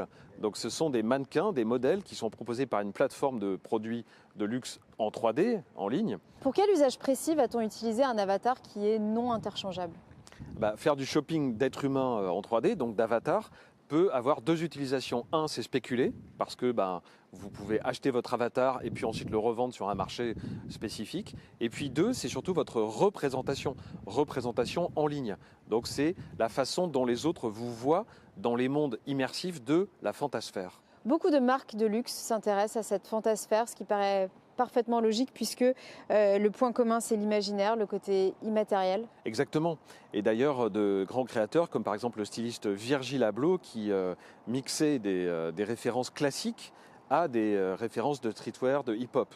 On peut citer aussi la créatrice Clara Daguin qui brode aussi bien du fil de soie que du fil digital qui permet d'illuminer ses œuvres, puisque les œuvres de Clara Daguin sont caractérisées par une captation de nos émotions ou de l'environnement et qui permet d'illuminer ces pièces. Oui, tu évoques Clara Daguin que Netexplo a d'ailleurs fait défiler ici même en 2019 dans ce superbe auditorium de l'UNESCO. Et Clara a aussi créé une pièce dans DressX, qui est un dressing virtuel de vêtements en 3D, créé par deux jeunes femmes ukrainiennes et qui part du principe que finalement pour échapper à la surconsommation et tous les effets négatifs de la fast fashion, eh bien nous avons tout intérêt à nous habiller en 3D, en numérique. C'est vrai que par exemple il n'y a plus de problème vous pouvez acheter un t-shirt en python par exemple, ce t-shirt en python ne tue aucun animal, il peut même changer de couleur, devenir pailleté, se dérouler, changer de forme, etc. Eh bien, il faut bien voir que dans les mondes de la fantasphère, la matière des vêtements, donc les pixels, sont la même que la matière de la peau. C'est-à-dire que vraiment, les deux matières sont fusionnées, vous n'êtes qu'une seule matière. C'est cette matière électronique qui fait de nous des avatars. Donc les avatars dans les fantasphères, c'est quelque chose qui peut mettre en cause notre identité, parce que non seulement vous pouvez apparaître sous la forme que vous voulez, vous pouvez changer de genre, vous pouvez changer de taille, vous pouvez aussi devenir un animal, devenir un objet, vous devenir ce que vous voulez. Non seulement vous pouvez changer ça, mais aussi vous pouvez vous démultiplier. Ça veut dire que votre identité peut être démultipliée dans plusieurs mondes, voire donc éparpillée. En tout cas, ça peut être une des conséquences. Ou alors il faut vraiment être un mastermind pour pouvoir marionnettiser, pour pouvoir diriger plusieurs identités à la fois. D'autant plus que le métaverse, une des caractéristiques du métaverse, c'est qu'il est persistant. Donc une fois que vous avez éteint votre casque, votre ordinateur, etc., votre avatar peut très bien continuer à vivre, il peut continuer sa vie. Et si vous avez plusieurs avatars, eh bien, ils peuvent tous continuer à vivre. qu'on peut se démultiplier. Et alors, qu'est-ce que feraient ces doubles, justement, de vous-même qui sont livrés à eux-mêmes? Alors dans ce cas, soit on peut simuler la déconnexion, c'est-à-dire que l'avatar serait en train de dormir ou serait en mode veille, ou alors il serait préprogrammé. On peut inventer une sorte de soulbot, comme on a un chatbot, donc quelque chose qui serait votre conscience en mode chatbot et qui pourrait animer votre avatar même une fois que vous êtes déconnecté. Lui continue vraiment à vivre sa propre vie, ce qui évidemment pose des petites questions en termes de responsabilité.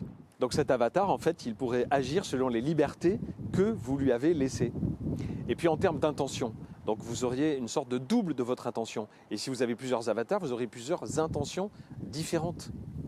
Qui serait responsable de ces actes? Mais si on a une valeur monétaire en tant que personne dans nos écrans et qu'en même temps toute activité peut être changée en un jeu lucratif, est-ce qu'il n'y a pas une tentation finalement de se monétiser soi-même? Oui. D'ailleurs, plutôt que de miser sur une action, une obligation, etc., eh bien vous pouvez miser sur un TikToker. Donc c'est ce système qui vous permet de miser votre argent sur le talent d'un TikToker. Donc plus il aura de succès et plus vous gagnerez de l'argent. C'est la première étape sur la monétisation des vies personnelles. Et ce qui a de la valeur là, c'est le talent justement de cette personne. On peut aussi monétiser sa vie personnelle. Par exemple, avec cette application qui vous permet de gagner de l'argent simplement en offrant votre vie et en offrant des choix par rapport à votre vie à votre communauté.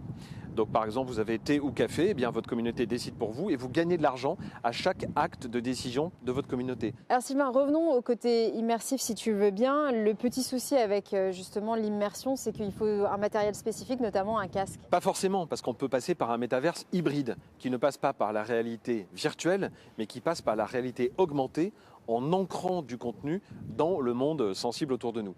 C'est ce que fait par exemple une start-up française qui s'appelle Wonderland et qui permet d'ancrer du contenu. Donc vous pouvez très bien créer une galerie d'art virtuel au-dessus de la scène que les personnes voient à travers leur téléphone. Alors un outil qui peut vraiment être un élément du métaverse hybride, c'est-à-dire ancré dans notre réalité, c'est l'hologramme. L'hologramme, effectivement, qui fait sourire de temps en temps parce qu'il porte une texture un peu nuageuse, un peu déstructurée et du coup l'illusion n'est pas toujours parfaite.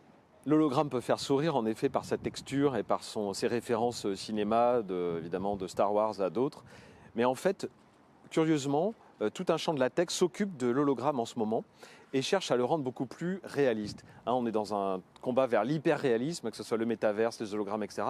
C'est très intéressant d'ailleurs de voir que d'un côté, on va vers l'hyper-réalisme, dans les métaverses et autres, et puis de l'autre côté, vers le symbolique. Donc il y a un petit peu deux voies esthétiques qui s'ouvrent. Mais je ferme la parenthèse pour revenir à l'hologramme. Donc on a une innovation qui permet d'enlever de l'hologramme tout ce qui ressemble à un hologramme. C'est-à-dire que face à une orange posée sur une table, eh bien, vous avez vraiment l'impression qu'elle est là, qu'elle est solide. L'imprimante à hologramme existe. Donc vous pouvez chez vous imprimer un hologramme, donc un hologramme de votre animal de compagnie ou de je ne sais quoi. Voilà. Et sur l'hologramme, on a aussi toute la recherche vers le côté haptique, c'est-à-dire qu'un hologramme, évidemment, tout le problème c'est qu'on le voit mais on ne peut pas le toucher, donc l'illusion n'est pas complètement aboutie. Eh bien, il y a un procédé qui est inspiré d'un tour de magie anglais du 19e siècle, qui était en fait le fait de pouvoir toucher des spectres et des fantômes dans des baraques de foire, et qui en fait était de l'air pulsé. Eh bien, en reprenant ce procédé, mais hyper sophistiqué, on pulse de façon hyper précise de l'air sur la pulpe des doigts, sur la peau, et on a vraiment l'impression de saisir l'objet. Donc, on connaissait l'haptique avec des gants qui imitent la résistance d'un objet. Mais là, on se passe complètement de gants, on se passe de prothèses. C'est vraiment l'objet lui-même qui, avec cet air pulsé de façon hyper sophistiquée, recrée la matière. Donc l'orange dont on parlait, en fait, le laboratoire qui a créé cette innovation s'est servi d'un ballon de basket. Eh bien, on peut saisir le ballon, on peut le faire rebondir sur le sol, on peut le lancer, le recevoir en réglant l'intensité de la force du tir. Et finalement, dans ces univers 3D, on peut réaliser tous ces fantasmes, skier sans être sur les pistes, ou encore voler comme un oiseau, nager comme un requin. Oui, exactement. Dans le métaverse, on l'a dit, toutes les lois, toutes les contraintes disparaissent, donc l'intention est complètement lâchée à elle-même, en fait, en roue libre. Et donc, toutes les lois aussi du monde physique sont abolies. Donc, oubliez la gravité, la puissance musculaire, etc. Vous ne gardez que les sensations. C'est la sensation pure qui est reproduite, et notamment par exemple avec ce t-shirt que vous enfilez et qui reproduit dans le cadre d'un univers immersif toutes les sensations que vous éprouvez sous forme d'avatar. Donc par exemple, vous faites une chute libre, vous sentez le vent sur votre corps. Tu décris là des sensations totalement inédites et inexplorées. Exactement, d'autant plus que les capacités du cerveau à s'adapter à une prothèse, disons, sont encore largement inconnues et toujours stupéfiantes. Par exemple, il y a ce 3e pouce. Donc c'est une prothèse qu'on peut fixer sur une main et qui nous donne un 3e pouce, donc un 6e doigt à une main. Donc quoi faire de ce 3e pouce? Alors on ne peut pas vraiment se préparer à l'innovation avant qu'elle existe, effectivement. On ne peut pas vraiment prédire si ce sera une bonne innovation, une mauvaise innovation, mais à un moment donné, il faut quand même se positionner et trancher et dire si c'est une bonne technologie ou non. Que penser par exemple de cet utérus artificiel qui prend soin des embryons en analysant toutes leurs données biométriques et en injectant les bons nutriments au bon moment? Alors, ce laboratoire a pris en compte un problème sociétal qui est la baisse de la natalité en Chine et a répondu par cette innovation-là. Évidemment, on résout un des problèmes, mais l'intention s'arrête là. Or, l'intention peut aussi se poursuivre, c'est-à-dire que l'intention de l'innovateur pourrait se demander quelles sont les conséquences pour des enfants nés non pas d'une personne humaine, mais nés d'un État. Oui, surtout que l'intelligence artificielle n'a plus son côté un peu étrange, mystérieux, presque inquiétant de ses débuts. On est habitué à ces prouesses peut-être même un peu blasées. Mais oui, c'est vrai. On n'est plus du tout étonné que par exemple une IA soit capable d'écrire la 10e symphonie de Beethoven à partir de quelques carnets retrouvés. Même si on ne peut pas savoir si ça aurait été vraiment celle-là. Exactement. Alors Mais... certains disent que c'est une sorte de best-of des 9 premières. Bon, en tout cas, on n'est plus vraiment étonné de cette prouesse, de ce qui était auparavant une prouesse. On peut même trouver du plaisir à avoir comme compagnie une IA surpuissante comme GPT-3, qui est l'IA la plus intelligente du monde, qui auparavant suscitait beaucoup de fantasmes et de méfiance. Et bien là, sous cette forme d'aide à l'écriture, elle donne des pistes d'écriture à des auteurs, par exemple, qui auraient l'angoisse de la page blanche. Donc elle applique des filtres narratif à votre écriture. Par exemple, vous écrivez un texte et vous choisissez, comme sur Instagram, un filtre sépia, etc. Et bien là, vous appliquez un filtre. Donc votre texte peut devenir plus dynamique, plus descriptif, plus érotique. Et à ce sujet, on peut évoquer la lame de fond du no-code qui existe déjà depuis de nombreuses années, mais qui connaît aujourd'hui des avancées majeures. Oui, le no-code, c'est vraiment très impressionnant parce qu'en termes de compétences, déjà, on s'affranchit de savoir coder, en termes d'expertise aussi. Et puis, pourquoi finalement, ça correspond à l'intention originelle du Web 3, mais pourquoi se contenter d'habiter un monde conçu par d'autres que vous? Pourquoi vous n'allez pas créer votre métaverse? Pourquoi toi, Julia, tu ne vas pas créer ton métaverse à partir, par exemple, de ta maison, ton appartement, de tel et tel endroit que tu aimes bien? Eh bien, bon, on a cette caméra qui est pour la première fois vendue au grand public, qui permet de modéliser en 3D des surfaces de plusieurs centaines de mètres carrés en quelques minutes. Donc, vous pouvez très bien modéliser n'importe quel endroit sans rien connaître au codage. Encore plus fort, si j'ose dire, c'est que vous pouvez inventer un monde fictif, après la reproduction du monde en 3D avec cette fameuse caméra, un monde complètement fictif, uniquement par la voix. Donc c'est en quelque sorte l'alliance de la créativité bien concrète, celle qu'on a en tant qu'être humain, et puis d'un outil qui nous permet de créer des mondes immersifs, tout en les ayant créés, ce qui change complètement le rapport à ces mondes immersifs, puisqu'on ne subit plus un monde créé par d'autres que nous. Notre intention est au cœur de notre création. Oui, et tout cela, on peut le faire d'ailleurs sans compétences techniques particulières, c'est ça qui est incroyable. On peut créer des mondes donc virtuels, des voice bots, de la 3D, des scénarios, on peut créer des applications, les héberger, les diffuser. De quoi vraiment concevoir des mondes qui sont riches en contenu et en interaction. Alors, contrairement au métaverse qui n'existera jamais, puisque c'est une notion de science-fiction unique qui est le jumeau numérique total de notre monde, on assiste à une poussée de tous les côtés de petits métaverses, de petits univers. Et évidemment, on a toutes les solutions pour faire ça. Donc par exemple, avec ce casque de réalité virtuelle, non seulement on peut se téléporter nous-mêmes dans un univers, mais on peut téléporter avec nous tout l'univers qui est autour de nous et inviter quelqu'un dans cet univers. Et par exemple, dans un univers immersif, eh bien, on peut avoir des avatars qui sont absolument certains de vous plaire parce que, eh bien, on aura détecté auparavant le physique qui vous plaît en analysant vos ondes cérébrales. Parallèlement à l'exploitation intensive des ressources de la planète, est-ce qu'on n'est pas en train de structurer l'exploitation intensive des ressources de notre cerveau cette fois-ci? Alors très intéressant parce qu'en effet nous sommes une sorte de ressource naturelle dont on exploite les datas. Et pour conclure, l'ultime paradoxe de ce métaverse, donc, qui est la nouvelle manne financière, notamment des mamas, qui a remplacé les GAFA, c'est que ça prend des allures de piège séduisant qui finalement provient d'une idée d'un roman de 1992. Oui, et un romancier, c'est quelqu'un qui guide son intention avec précision. Et c'est exactement ce que l'on va faire lors de la troisième partie d'essai Global Trends 2022-2023. Dans ton livre, Sylvain, qui s'appelle Unscripting Tomorrow, on retrouve justement un chapitre qui s'intitule Repurpose. Et c'est donc l'objet de cette partie que l'on aborde tout de suite, la troisième partie donc, de ces tendances. De quoi s'agit-il quand on dit repurpose? C'est un anglicisme, mais que recouvre ce mot? Repurpose, en fait, c'est s'accaparer, reprendre à son compte et réorienter, surtout c'est faire pivoter. Donc ce qu'on fait pivoter, c'est la tech. On fait pivoter la tech du futile vers l'utile. On sait que l'Observatoire Netexplo donc fait des captations de nouvelles technologies tout au long de l'année et partout dans le monde. Est-ce qu'il y a des initiatives concrètes que tu as détectées tout au long de cette année justement par rapport à ce sujet de repurpose? Le petit côté décentralisé du Web 3 donne des idées à des startups à impact, comme par exemple cette société de taxi qui permet aux chauffeurs d'avoir un revenu sans aucune commission, c'est-à-dire qu'on ne prélève rien, aucune plateforme ne prélève de commission sur leur rémunération. Alors quand on évoque les NFT, on a tendance à penser à par exemple des œuvres numériques qui vont valoir des millions, mais est-ce que finalement il n'y a pas un usage peut-être plus constructif que spéculatif?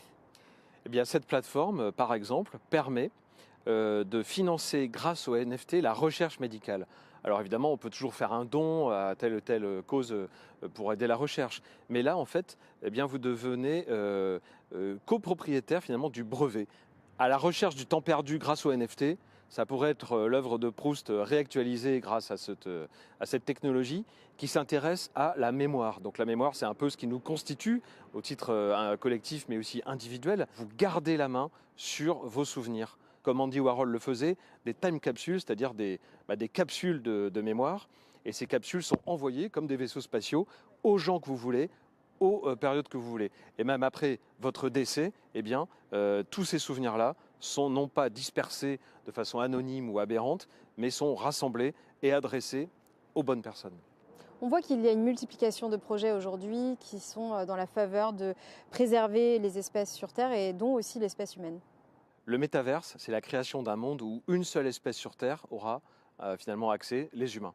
Toutes les autres espèces vivantes, animales, végétales, etc., n'y auront pas accès. Ça veut dire resteront dans ce qu'on appelle le vrai monde, la réalité, la vraie vie, etc. Donc dans deux mondes séparés. Exactement. Pourtant, certaines initiatives cherchent à créer des passerelles entre ces deux mondes sur ce terrain du vivant. En particulier sur les arbres. Donc les arbres, on les embrasse, on les loue, on vante leur intelligence, etc., etc.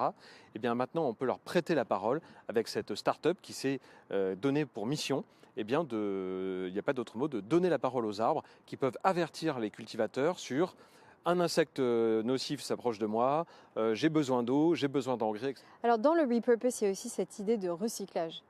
Oui, alors l'air, c'est un élément qu'on peut recycler. On le sait que c'est la combustion d'énergie fossile qui constitue la majeure partie de l'énergie encore sur Terre, ce qui produit du dioxyde de carbone en quantité. Eh bien, ce dioxyde de carbone, pourquoi, qui est un déchet, pourquoi ne pas en faire des produits, du béton, des savons, des matériaux, des carburants propres, etc. C'est tout le sujet de cette innovation-là. Et c'est vrai qu'on observe une nouvelle économie qui est l'économie du déchet. La cofondatrice met l'accent explicitement sur cette notion de purpose, qui est vraiment un mix entre son action personnelle et puis la prise de conscience d'un enjeu plus collectif. Et d'ailleurs, elle déclare, je cite, « A business without ethics and values is meaningless in its achievement. It might make you rich or powerful, but it won't make you feel happy about yourself. » Et donc, on a évoqué les arbres et l'air. Qu'en est-il d'un autre élément, l'eau? Eh bien, au Brésil, qui est le pays qui dispose le plus de ressources naturelles d'eau au monde, on a observé une baisse de 15% de ces ressources en 30 ans. Et c'est une IA, un projet lancé par WWF Brésil, qui a permis de mettre au jour cette pénurie, cette baisse dramatique et drastique de ce niveau de ressources naturelles en eau. C'est encore un exemple parfait d'une IA qui permet de nous faire prendre conscience d'un enjeu global et collectif, voire planétaire. On peut utiliser l'IA non seulement pour frapper les esprits, c'est-à-dire opérer une prise de conscience, mais aussi pour passer à l'action. Un exemple concret avec ce filet de pêche dit intelligent, Game of Trolls, donc Trolls en français, en anglais c'est le chalut. Donc c'est un filet de pêche équipé de capteurs, de caméras, etc., qui permet de reconnaître les espèces menacées lorsqu'elles sont prises et de leur permettre de s'échapper de ce filet. Et en quoi les entreprises du Web 3 peuvent mener ce combat également? Une start-up française utilise des outils du Web 3, NFT, blockchain et crypto, pour essayer de dépolluer les océans grâce à la culture d'éponge. Alors on a ça pour la mer, mais on a aussi pour les terrains sauvages. Donc par exemple actuellement, si vous possédez une forêt, eh bien la seule façon de gagner de l'argent avec votre forêt, c'est de raser tous les arbres. Oui, parce que laisser les végétaux, la forêt, les landes, les marais à l'état naturel, c'est permettre aux végétaux de capturer le CO2. Donc on voit que si on donne une sorte d'incentive aux propriétaires terriens avec des tokens, en passant par NFT et blockchain, eh bien, pour permettre la capture du CO2, on laisse les terrains intacts, ce qui évidemment est meilleur pour la planète, et les propriétaires y retrouvent leur compte puisqu'ils sont encore mieux rémunérés. Oui, et d'ailleurs pour la fondatrice, c'est vraiment une conviction forte. Elle déclare « Little did I know that the revolution of my lifetime is yet to come. This time it's not about countries or nations, but the entire humankind. And it's not about freedom, but survival. And we're not fighting against an internal intruder, we're fighting against ourselves. » Une autre forme d'expression où l'intention se matérialise, c'est l'art. Tout simplement, l'art où la tech peut jouer un rôle un peu d'avant-garde, avec cette exposition qui a lieu à Londres il n'y a pas très longtemps, où en fait vous pouvez visiter l'exposition physiquement dans un musée, mais aussi en réalité augmentée à travers une app, donc reconstituer l'exposition chez vous ou dans la rue. Et troisième façon de la visiter finalement, dans Fortnite, on peut aller un cran plus loin dans l'art encore avec cette pièce de théâtre écrite pour le théâtre de Young Vic à Londres, où on a demandé à cette IA de collaborer à l'écriture de la pièce. Donc c'est une pièce de théâtre qui est écrite par l'IA? Alors pas tout à fait. Jennifer Tong, qui met en scène la pièce, effectue une sorte de triangulation entre le public, les auteurs et l'IA. C'est un cas où l'humain repurpose la machine en faisant un membre de l'équipe, mais l'IA, par sa présence même, avec tout ce qu'elle incarne d'imaginaire, eh bien, change aussi, modifie la façon de créer. Alors, dans ce livre, qui, je le rappelle, que tu as écrit, qui s'appelle Unscripting Tomorrow, dans le chapitre 47, tu décris en détail les idées proposées par l'IA qui sont assez fascinantes et qui interrogent en effet avec beaucoup de finesse les rapports humains-machines. C'est vrai que l'art, pour l'intention, représente un terrain de jeu assez illimité. L'innovation prend un vrai sens quand elle est utilisée dans un but donné avec une vraie réflexion. Un projet artistique espère rendre l'espace NFT, qui est plutôt blanc et masculin, plus inclusif, plus féminin. Il s'agit d'une collection de 10 000 œuvres d'art NFT créées à partir de 453 éléments créés à la main. Autant de portraits de femmes. Des femmes qui sont astronautes, qui sont artistes, qui sont vraiment exprimées sur toutes leurs facettes. Oui, et d'ailleurs, la créatrice affiche clairement son objectif lorsqu'elle déclare, je cite, « Our mission is to build a community of like-minded people through this project, to give back to the community and to invite more women into the space, also to contribute to the representation of women in tech, in blockchain, but also in the NFT space, so the current and the future girls and women in the space can see themselves be represented here. » C'est avec la réalité augmentée que cette start-up s'adresse aux Américains ostracisés. Sa toute dernière initiative, Kingfold, s'adresse aux collégiens. Il propose des modèles interactifs de personnalités noires, augmentés de biographie et surtout de leur contribution à l'histoire américaine. Le but étant donc que des étudiants afro-américains puissent avoir une vision peut-être plus représentative de leur pays? Exactement, en prenant, selon le créateur de cette initiative, le biais des jeux vidéo, de l'image vidéo, de la réalité augmentée, qui est normalement un biais de procrastination pour des étudiants et qui là est au contraire utilisé dans un but constructif. Décidément, l'esthétique et les fonctionnalités des jeux vidéo sont une source d'inspiration inépuisable. Une start-up a conçu un jeu vidéo dont le but est de permettre aux victimes d'AVC de recouvrer leur capacité cérébrale. C'est vrai que le cerveau reste un champ d'expérimentation et d'innovation au niveau mondial. Oui, au point qu'une équipe de chercheurs a créé des mini-cerveaux uniquement destinés à étudier les fonctions de l'œil. C'est-à-dire que vous imaginez un mini-cerveau équipé de simplement 2 yeux. Donc on peut étudier comment fonctionne un œil de façon beaucoup plus précise, et donc les maladies de l'œil, mais aussi éventuellement ensuite prélever les rétines pour les transplanter dans le corps humain. Et notamment avec cette histoire de cerveau, on pense à la sécurité des données qui sont dans le cerveau. On pense aussi à l'épisode de Black Mirror où, pour remplacer un disparu, eh bien, on refait une personnalité à partir d'éléments du cerveau du disparu.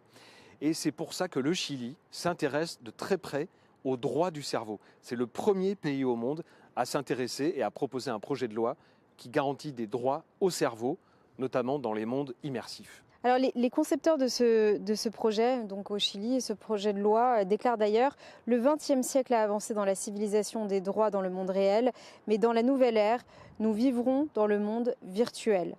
Et là, on ne peut pas éteindre les droits et faire régner la loi de la jungle. » Alors ma question, justement, quels sont ces droits ? Alors les 5 droits fondamentaux sont le droit à l'intimité mentale, le droit à une identité personnelle, le droit au libre arbitre, le droit égal à l'accès à l'augmentation mentale et le droit à la protection contre les biais. Il n'y a pas le droit à l'oubli numérique? Non, pas encore, mais c'est une Faudrait suggestion qu'on pourrait rajouter et écrire. Alors sans aller aussi loin, dans le cerveau, vous avez aussi capté des initiatives en lien cette fois-ci avec le visage qui a été mis à mal pendant toute cette période de pandémie, entre les tests mais aussi le port du masque. Oui, et puis le masque, c'est un accessoire qui est arrivé, beaucoup de créateurs, de designers s'en ont emparé, et vous pouvez maintenant porter un masque téléphone, c'est-à-dire c'est un masque perfectionné, qui intègre un système anti-buée, mais surtout qui intègre un téléphone. Vous pouvez donc recevoir des appels, parler, écouter de la musique. Il y a aussi autour du visage un engin qui est assez intéressant, qui reconstitue une bulle de tranquillité, finalement, une bulle individuelle, personnelle, peut-être égoïste. C'est une sorte d'écouteur qui diffuse de la musique, avec un bruit blanc évidemment pour vous isoler de l'extérieur, mais qui aussi purifie l'air autour de votre tête, donc qui détruit toutes les bactéries à 99% et qui donc vous garantit un air pur, en tout cas à vous seul. Donc en fait, le repurpose peut autant concerner un objet du quotidien que un sujet de civilisation. Oui, exactement. Le repurpose, c'est vraiment un état d'esprit et ça peut concerner un objet très trivial du quotidien ou bien des considérations beaucoup plus vastes et métaphysiques. Par exemple, pour observer l'espace, eh bien, vous pouvez créer le James Webb Télescope, qui est une prouesse technologique qui est incroyable, qui permet vraiment... Qui vient d'être lancé d'ailleurs. Qui vient d'être lancé et qui permet d'observer l'infinité, les infinis des galaxies, du cosmos. Mais vous pouvez aussi vous promener dans un cube de 65 millions d'années-lumière de côté qui reconstitue en 3D tout l'univers. Et alors là, c'est absolument vertigineux parce que non seulement vous pouvez balader entre les étoiles, les constellations, les galaxies, mais vous pouvez aussi zoomer et dézoomer dans ces galaxies pour vous projeter à des années-lumière, pour vous balader vraiment dans le cosmos. Et non seulement vous pouvez vous balader dans l'espace, mais aussi dans le temps, puisque vous pouvez remonter le temps et la constitution de ces corps célestes. Vous pouvez voyager dans l'espace et dans le temps jusqu'au Big Bang.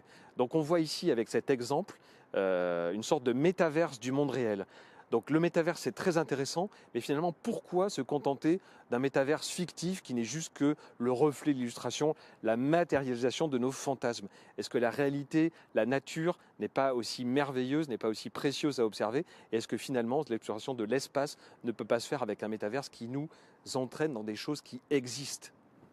On entend souvent qu'il faut donner du sens à l'innovation et c'est une expression qui est presque tellement usée qu'elle prête à sourire, sauf peut-être si on la prend littéralement, le plus concrètement possible. Oui, alors donner du sens de façon littérale, c'est vraiment réorienter les choses dans un sens donné. Et c'est ce que fait cette application, qui est une sorte de méta-app.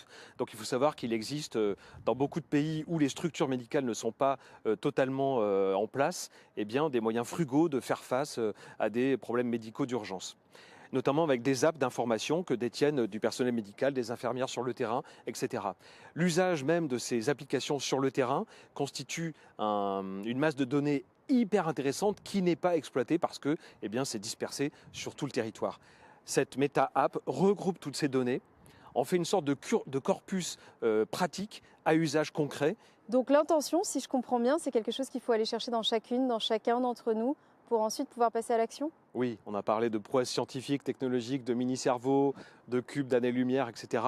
Mais revenons à des choses très très simples. En fait, l'intention peut se loger dans un tout petit objet du quotidien. Prenez une simple pâte, la pasta. Eh bien, des chercheurs ont créé une pâte plate qui se déplie en 3D une fois dans l'eau bouillante.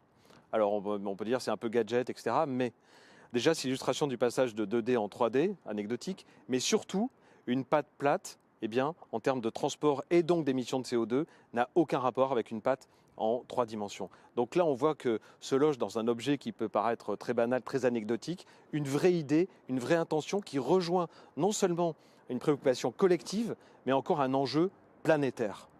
Oui, c'est un exemple tout simple d'une innovation vraiment efficace, sans NFT, sans blockchain, sans IA, sans metaverse. C'est une innovation qui nous met tout simplement sur la voie de croire en nos facultés. La philosophe Hannah Arendt explore la notion de vita activa qui repose sur l'affirmation du désir et de l'action.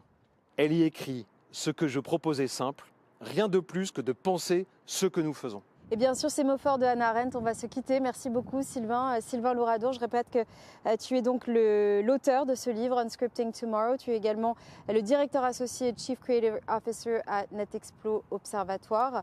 Merci infiniment de nous avoir présenté les nouvelles tendances, les Global Trends 2022-2023. Merci également à vous de nous avoir suivis et on se dit à l'année prochaine.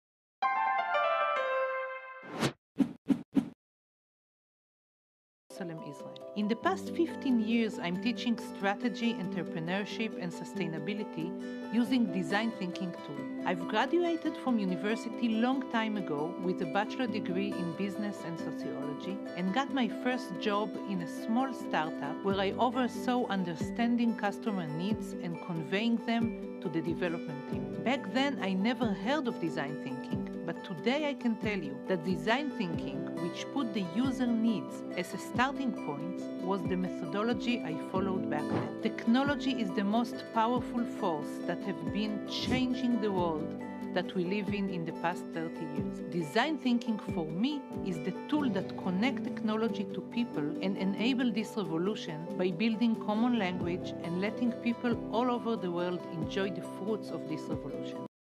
Accélération innovation, pourquoi? Parce qu'on voit bien qu'avec le numérique, tout est plus rapide, tout est plus fluide. Bon, évidemment, l'exemple de la pandémie en a été une illustration incroyable. Du jour au lendemain, on s'est retrouvés confinés, chacun chez soi, et tout a continué quand même. Les entreprises ont continué de tourner, les journaux ont continué de sortir, les collaborateurs ont continué d'interagir. Là, aujourd'hui, il y a la guerre en Ukraine, on a des images en temps réel, des récits, des images de cette malheureuse guerre. Et en matière d'innovation, je dirais que chaque jour, il y a une nouvelle écriture éditoriale, une nouvelle initiative. So yes, I'm a big fan of technology. In fact, it started when I was young. My dad used to love to build his own computers, and I think that's what probably played a big influence on me.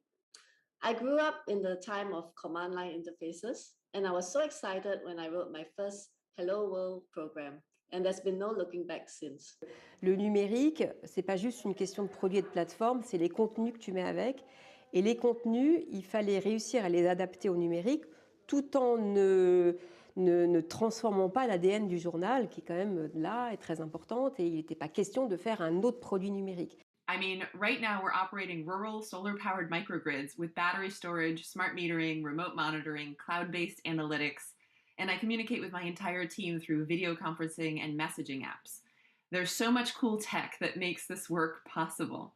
The other side of the work is important too, though, right? I always think of energy infrastructure as part technology. Alors nous savons tous que le numérique, c'est une opportunité énorme pour améliorer notre quotidien, réduire les distances, créer du lien, contrôler notre consommation énergétique. Et puis on sait aussi que mal maîtrisé, le numérique est porteur de risques importants pour nos économies, pour nos sociétés, pour nos systèmes démocratiques. Et donc chez Orange, nous mettons beaucoup de technologies comme la 5G, la fibre, le cloud, l'intelligence artificielle, la blockchain, la cyberdéfense, au service de nos clients. Et on se sent responsable de faire que le progrès technologique, finalement, il soit utile, il soit profitable à l'homme, à la société, à la planète. Et donc on défend une vision éthique, responsable, inclusive du numérique. Et d'ailleurs, c'est notre raison d'être, donner les clés à chacune et chacun d'un monde numérique responsable.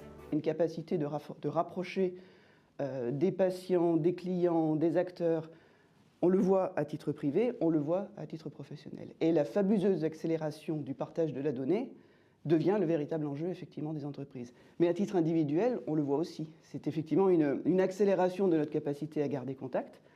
Ça vient évidemment avec d'autres éléments peut-être moins réjouissants, mais comme toute technologie, tout dépend de l'usage qu'on en fait et tout dépend de cette maîtrise humaine qu'on en garde. Et c'est ça qui m'intéresse et qui a fait qu'arrivant dans ce domaine-là, à la fois côté professionnel et privé, je trouve ça absolument incroyable. At Livery & Co, we want to build this collaborative business model where we provide Charaka's technology to big food manufacturers and retailers globally to be able to bring clean label, sustainable, functional, nutrition-dense, plant-only food to consumers at large scale and provide a great impact. La deuxième chose que je trouve formidable, c'est que c'est une ouverture au monde exceptionnelle. Ouverture parce qu'on a accès à un nombre d'informations colossal, on a accès à un nombre de personnes diverses, extraordinaires, on a donc accès à de la connaissance. Et donc cette espèce de libération et d'ouverture que donne le numérique, pour peu qu'on le maîtrise et qu'on ne le subisse pas, j'ai trouvé que aussi bien dans ma vie professionnelle que dans ma vie personnelle, c'était un enrichissement formidable.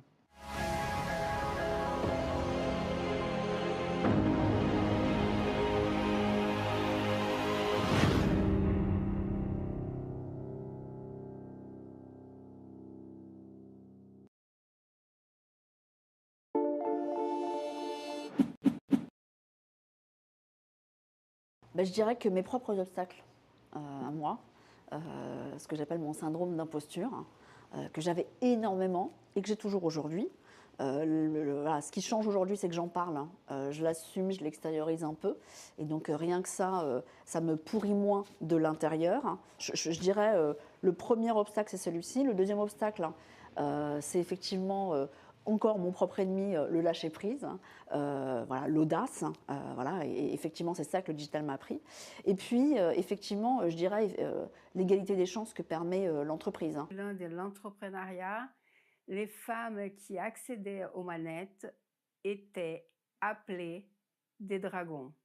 Alors dans tous les scénarios, ce n'est jamais facile pour les femmes. Pour ma part, j'ai essayé de m'en sortir dans cette écosystème parfois hostile. Donc moi, je ne l'ai jamais vécu. Alors j'ai eu, comme tout le monde, de temps en temps, des petites remarques sexistes qui sont arrivées de ci, de là, mais ça n'a jamais été, très prégnant. Moi, je ne l'ai jamais vécu comme un obstacle. It's a question that I have a little trouble answering because I think that girls, let's be clear, in the Western world, in the United States and Europe, are very much supported. That is certainly not true in many other parts of the world. And I don't think that my experience is particularly helpful, probably for young women who come from countries where there's a vast amount of discrimination. Maybe there will be. But I have to recognize that I've had considerable advantages given my nationality, skin color, and the privileges that come with all of that. Il faut également acquérir de la crédibilité par ses actions, et notamment quand on arrive dans une réunion et on est voilà, jusqu'à 35 ans, on peut encore avoir une bouille de jeunes femmes. Donc il faut aussi quelque part en imposer et donc acquérir cette assertivité, c'est important pour pouvoir capitaliser sur ses succès. Ça permet d'être en confiance, de se faire connaître. Il y a tout un mécanisme de crédibilité qui se met en œuvre, donc il faut le temps que ça se construise tout ça. So for me, the challenge is to understand the world of the other and to let them show who I am, really I am. So challenges I really have each day it's to talk about my vision, that we didn't know nothing from for the other, and you have to meet them. And that's a big challenge. And the other challenge is to understand people that if I put you in the psychological comfort, I have access to your prefrontal brain, meaning your potential. Moi, si je dois être honnête, je pense que dans ma courte carrière encore professionnelle, j'ai eu autant d'hommes que de femmes qui m'ont fait confiance et qui m'ont aidé à me développer. Et donc dans cette communauté entre guillemets de bienfaiteurs qui est encore restreinte, je suis à pratiquement une répartition à 50-50. Donc j'ai pas vraiment le sentiment d'avoir souffert de ça, mais c'est vrai que malgré tout quand même au cours de ma carrière, ça dépend des contextes, mais peut-être plus dans des contextes commerciaux auxquels j'ai eu affaire. Quand on nous voit arriver, qu'on est une femme et qu'on est jeune, je pense qu'il faut ajouter peut-être cette condition de jeunesse que j'étais encore plus à l'époque, on a a priori un déficit de légitimité. Donc je pense que ça implique il faut vraiment que les femmes fassent plus vite, plus rapidement la preuve de leurs compétences. I think there are many different types of barriers. It can indeed come from your sex and gender. It can also come from your family or from the workplace or the society you live in. So there are many external factors.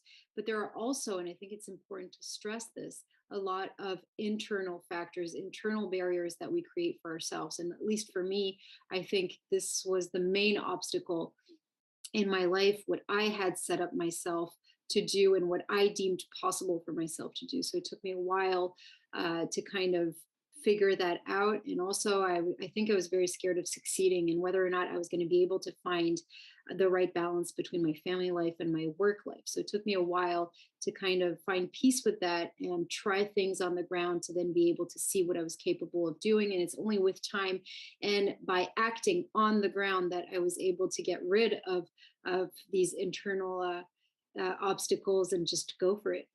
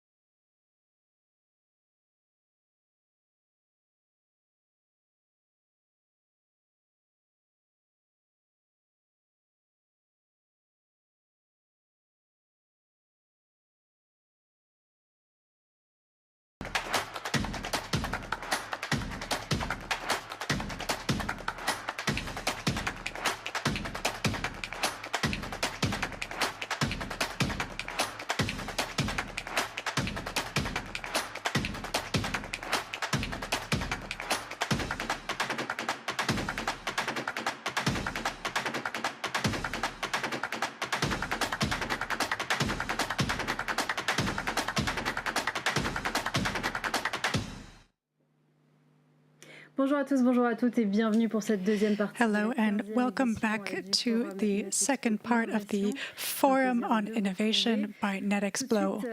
On en entend de plus en plus parler.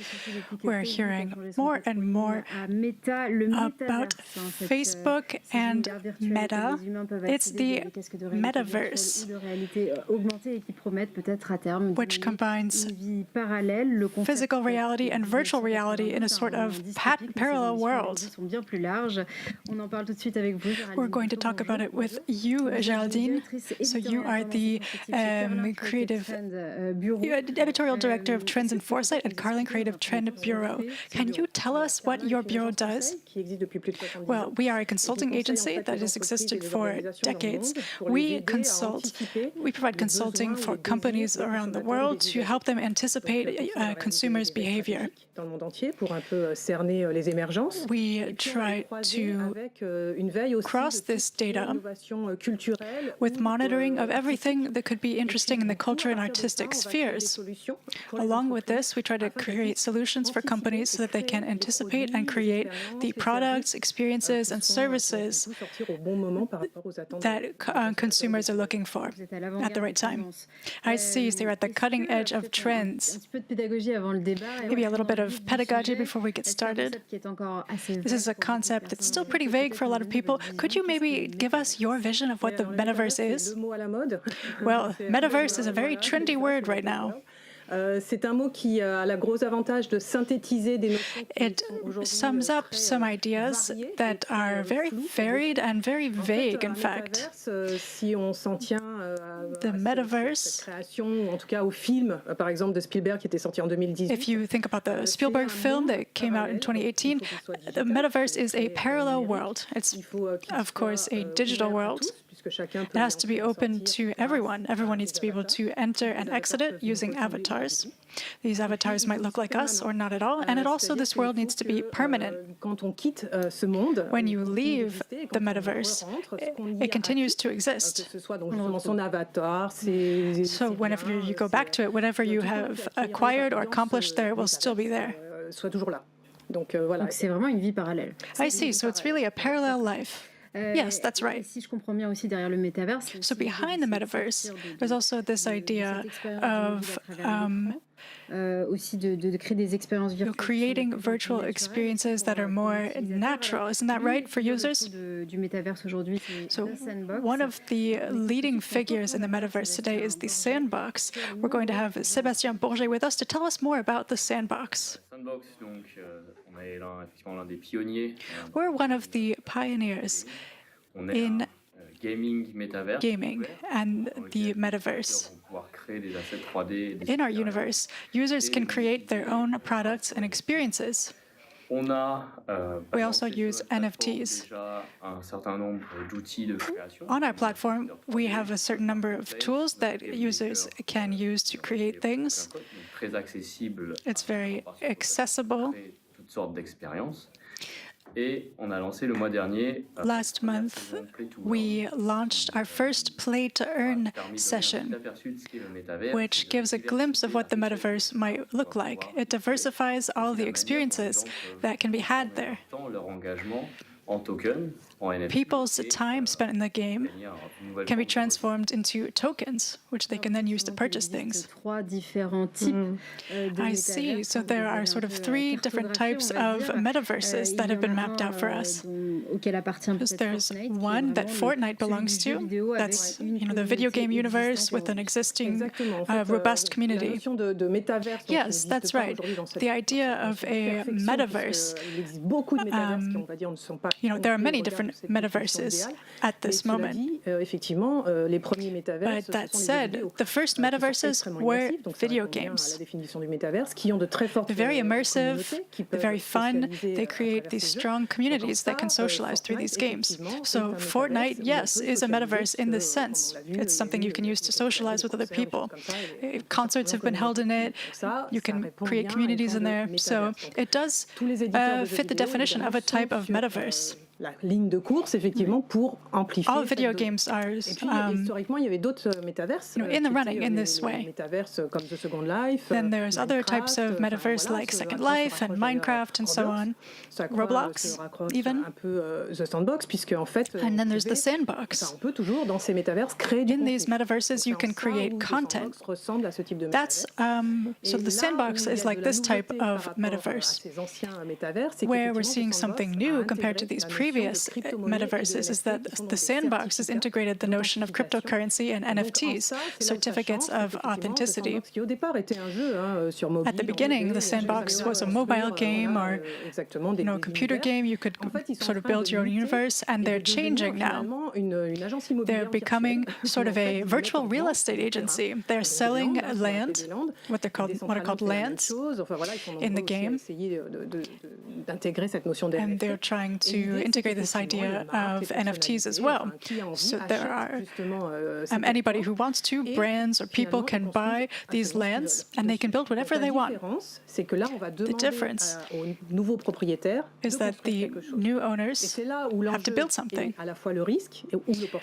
It's an opportunity and a risk, because if the owner is a strong enough brand to bring in their own community, like a luxury brand or a sports brand, then they can really create their own metaverse in these lands. They need to create an experience that's sufficiently immersive and interesting that their community will want to come into this metaverse and maybe buy virtual items, resell them. This is something that Adidas is going to do, for example. They're going to launch a collection that will come out at the end of 2022. It's a virtual collection in the metaverse? Yes, but they'll be sold in real life. So it's not quite the same thing. There's still a connection between the real world and the virtual world. What we're interested in is seeing what brands and what companies buy these lands to see, just to see what happens there, as they want to consolidate their presence in this virtual world. But if they purchase lands and they don't already have a strong community that wants to join them in the metaverse, they're going to have to change their approach.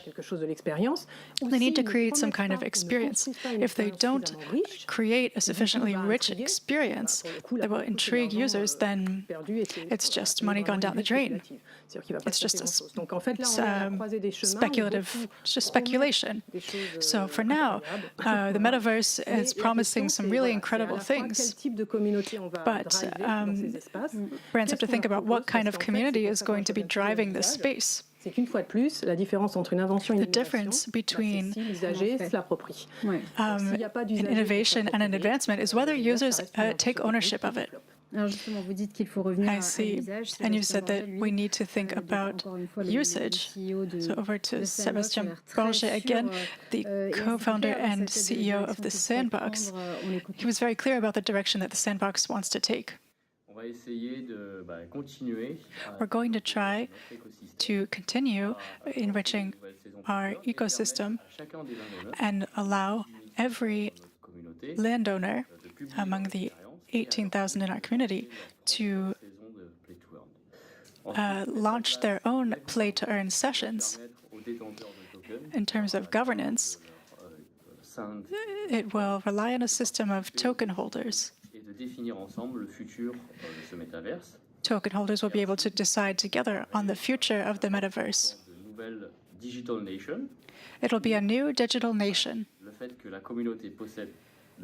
The fact that the community owns the content and their identity will help define the future of the world itself. A game like the Sandbox can really have an impact on the way some people earn revenue, develop new businesses. Think about architects, fashion designers, DAOs, virtual real estate agents. all kinds of things. I see. I see. I'm starting to get a better picture of it, but there's a lot of jargon. He talked about a digital nation. Do you think that there could be nations like that? We talk about Estonia as a digital nation, for example, but he's talking about a totally different use of the term. That's right.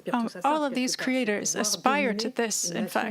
They want to dominate the digital nation of tomorrow and be at the center of everything that happens. So, of course, there are all the private sector actors who are getting states. China wants to create its own metaverse, for example. So the question is, do we want to really put all our eggs in one basket with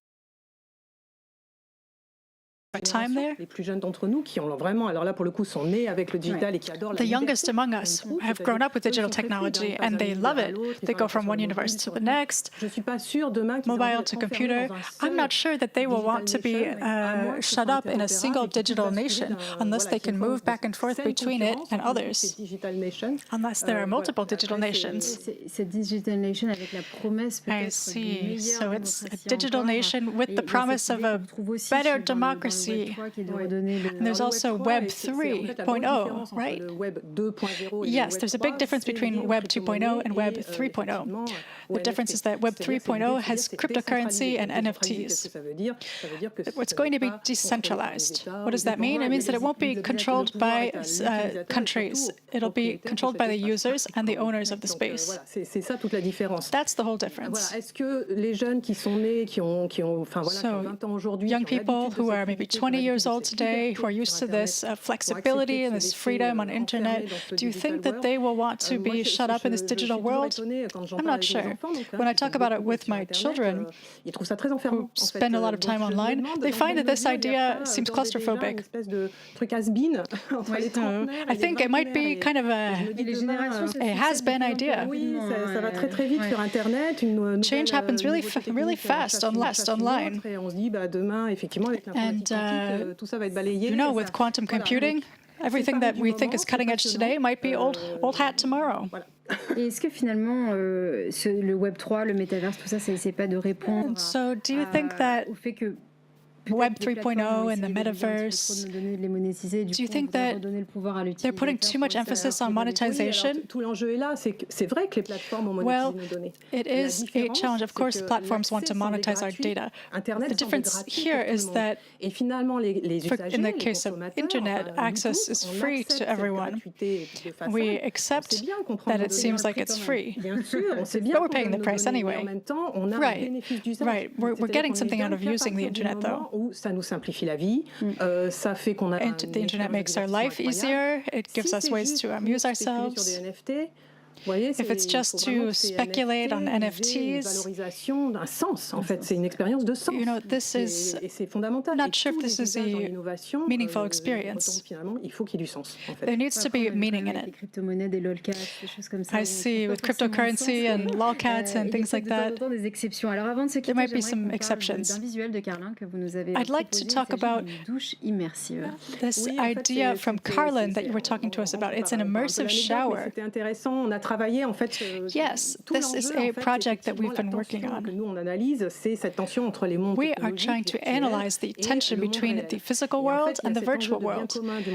There's this challenge of working for the common good in the physical world where we're trying to be sustainable, and there's also the immersive appeal of the virtual world. So how can we create the type of immersive experience that young people are used to in daily lives? We've come up with this concept of a shower, which is environmentally friendly because the water and the steam is recycled. It's in a closed circuit. That's very good. But at the same time, it's a multi-sensorial experience. There are holographic projections on the water. There are scents. There could even be sounds. So it's almost like virtual immersion, but it's real. It's in the physical world. So we thought that this was a very interesting concept that combined the best of both worlds. And we think that we'll see more and more innovations like this in the future. Thank you very much. You're the editorial director of Trends and Foresight at Carlin Creative Trend Bureau. Thank you so much, Geraldine Bouchot. Thank you for telling us about the metaverse and its uses. And now we're going to talk about another subject, also an important one, sustainable mobility.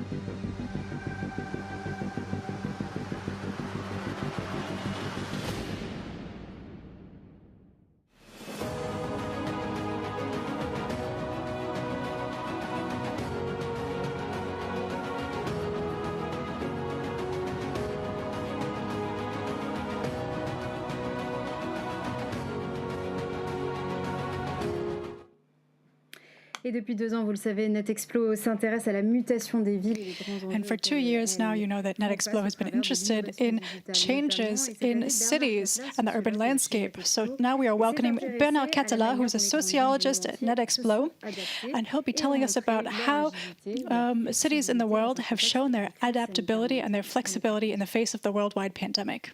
Over to Bernard.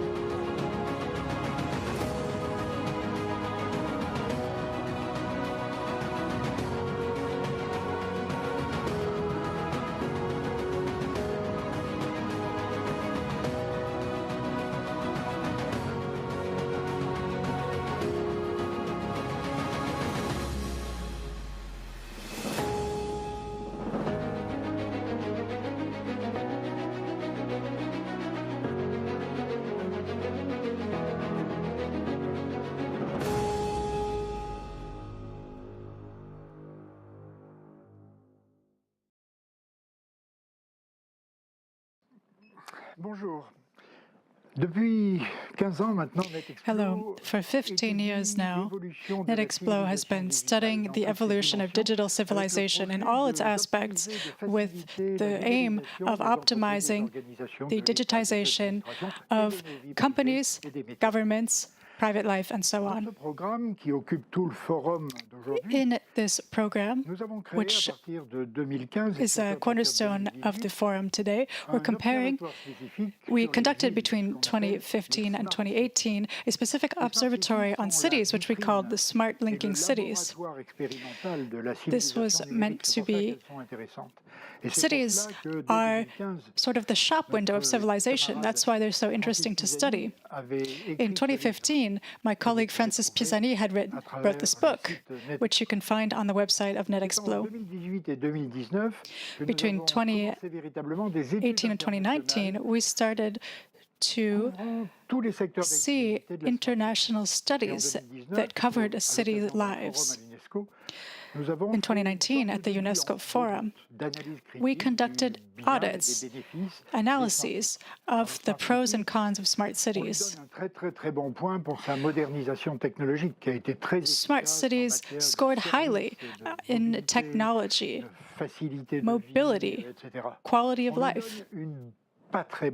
But they didn't get good scores for their environmental friendliness because sustainable development was not a priority in most of these big cities, even though today we're trying to catch up. There were also very good scores handed out for business because most of these smart cities managed to increase their macroeconomic activity. They've increased their connections to the globalized economy. And it's true that the average quality of life rose as well, but the average quality of life covered up rather important disparities. And all of these smart cities, we still find homeless people. We still find people who are exhausted, worn out, stressed because their quality of life was not a fundamental priority when creating the smart city. The benefits of technology and business were not spread in an equitable way among the population. So the development is not holistic. That means that it's not balanced. Development is irregular. It didn't work well in terms of environmental friendliness and sociology. If you're interested in learning more about this, we published a book in 2019, which you can find on the website netexplo.com. In 2020 and 2021, we lived through a crash test. The appearance of COVID and all of this amazing technology that we had in smart cities, the summum of effectiveness had not predicted this and was not able to respond. These smart cities performed no better in terms of public health than the rest of the countries. Except for a few very interesting exceptions, these cities did not take any extraordinary initiatives or especially effective initiatives. They just went along with the average country policy, which isn't a critique, a fundamental critique, but it is just a reflection. So all of this technology did not enable these cities to effectively face this type of crisis. If you're interested in this subject, there's another book by Francis Pisani that you may be interested in. And there's a big report of several hundred pages that we published on this subject, of how these smart cities functioned during the first year of the COVID-19 pandemic. Starting from there, we didn't reject the concept of smart cities. We said we need to go beyond this. We need to keep the technology of smart cities, but go a step farther to what we call linking cities. Linking, meaning connection, interaction, many influences. In our minds, a linking city would be an ecosystem. It would be a place where we love and encourage diversity because that brings us strength. And we call it an ecosystem because it's decentralized. This is an ecosystem because it is not afraid to decenter its economy, decentralize its economy. We compared also this linking city to a brain or a neural network. It's a network of neurons that are attentive to their environment, thinking about future risks. It's a network of neurons that's more interactive. All of the different elements that make up a city, a habitat, a population, a neighborhood, the suburbs, all of these elements are constantly communicating with each other. It's a city where there's a lot of exchange, discussion, and collaboration. There's a lot of creativity. This type of city, we hope, is much more adaptive. It can adapt more quickly to the unknown. Once again, if you're interested in this, you can read our book about it on the site of Netexplo. But now it's 2022. So 2022, I think we've all got about the same idea of what's been happening. Over the past few years, we've lived through a series of disruptions, many shockwaves. For a long time, we've known that we've had a climatological and an ecological problem, and it's become worse in a very dramatic way. And we're not done with it yet. We're just at the beginning of 2022, and we're seeing international chaos, conflictual politics and war, and this whole situation is creating a very negative atmosphere. And it's reminding us that we weren't sufficiently attentive to the warning signs. We weren't responsive enough. We weren't able to take sufficiently flexible and adaptive measures. We were too late to act. So, in the face of this chaos, we have to ask ourselves, what skills and qualities do we need today in cities, as well as in countries, families, businesses? What skills and qualities do we need to be able to live in an uncertain world? There will be challenges and opportunities, of course. So the world is becoming less and less predictable. It's changing faster and faster. What qualities do we need? Smart cities taught us to go fast, to move quickly, choose a goal, and head straight toward it. But is that a good idea? We thought, oh, it'll be good with robots and software. They'll decide for you. They'll tell you where you need to go, and they'll get you there as fast as possible. That's good, but is it enough? Does that help us adapt? If we just head straight for our goal with blinkers on, with headphones on, will we see the obstacles that are on our path? Probably not. Is this the best solution? Is this the most adaptive solution? Probably not. So what do we need? Today, we need to program our dreams, our utopias. We need to decide what we want to see in them. What do we want our digital worlds to look like? We also need to be able to adapt to obstacles that fall across our path. We need to know how to adapt to the unknown. We need to be able to adapt to unforeseen disruptions and threats, things that we didn't see coming. We must be able to adapt to uncertainty. So we need responsiveness, like fencers.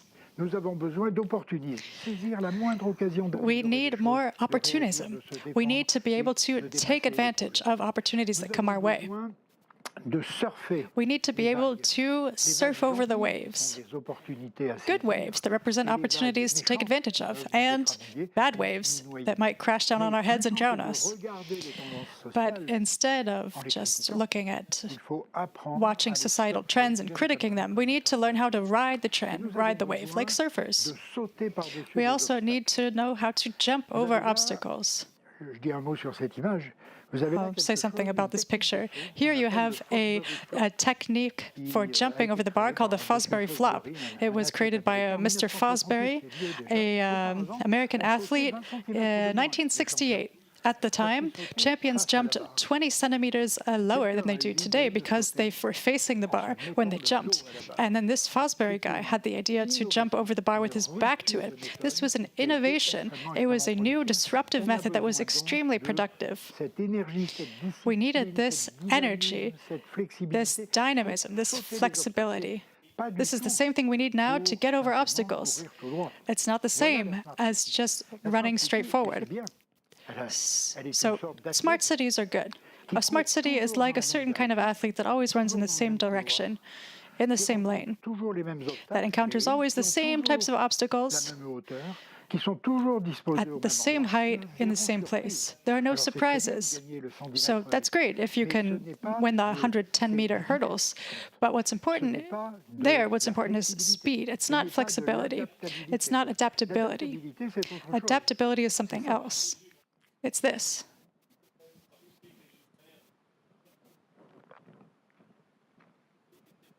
This skier here, this competitive skier, she did not know this route. She was not familiar with this route. She just saw the route a few minutes before she began the race. What we need is flex agility. The ability to improvise. Intuition plays a really important role here. You can't program a race like this on a computer before knowing what the route is going to be. Typically, in this type of a race, people learn what the course is going to be in real life, just a few minutes before starting the race. So it's not just for aesthetics that we need to be flexible. It's not just for prowess to prove that we're more flexible than anyone else. This is functional agility that we need. An agility that will allow us to adapt in all aspects of life by helping us with digital technology. So this adaptability can be described as a state of anticipation, being able to anticipate things. We need to be responsive. We need to be able to improvise. We need to have an ability to be creative, react to unpredictable things. We need to be flexible, and we need to be agile. Agility will give us speed. Flexibility will give us the ability to get around the slalom. Here's a picture of the slalom. So what does this have to do with linking cities? You can adapt this to your own field. What we need here is flexibility and agility in all sectors, and especially in digital applications. We have to change our paradigm. We're no longer creating a city for centuries, for 300 years later. We're not going to think about, oh, in 300 years, people will find these spaces so beautiful. We have to realize that a city is in constant evolution. It's constantly being rebuilt, redesigned, recreated. Adaptation is a fact of life, and a city will continue adapting to the problems and the fluctuations of real life. So we've seen a few examples of flexibility, of urban flexibility all over the world, so on all the sectors that you can see here on the screen. I'm not going to go over all of these because we won't have the time, but you can find them in my report. And every single time we wondered where the rigidity was at, and we're wondering how we could face this. So we can face that by creating something that is radically new, or we can face that by accepting to take the city as it is and to transform it, to try and remodel it, or we can just accept that the city is that way and to decide to modify our own lifestyle for that. So I'm just going to go over 3 chapters. So I'm going to tell you more about resilience when we're facing natural disasters. What can we do? Well, one of the thing that we can do is that you can create some sort of a wall all around of the city to try and protect from tsunamis. So you create a wall on the shore to protect the city. This is what we've done in San Francisco. This is also what we do in Japan. If you also have a risk for when it comes to floods or to wind, and I'm talking about a sponge city here. So if I take an example of a city in which you have a street made of concrete, or a very conventional street, when there is heavy rain, it usually becomes a river, and so you have a lot of collateral damage in the city. Imagine now that the ground cover that we use is something that can actually absorb that water, and so that water can be absorbed by the floor and then be drained to a basin somewhere. And so we're able to divert a part of that rain into a basin or a pond, or maybe in a facility that we can use then to water plants, for example.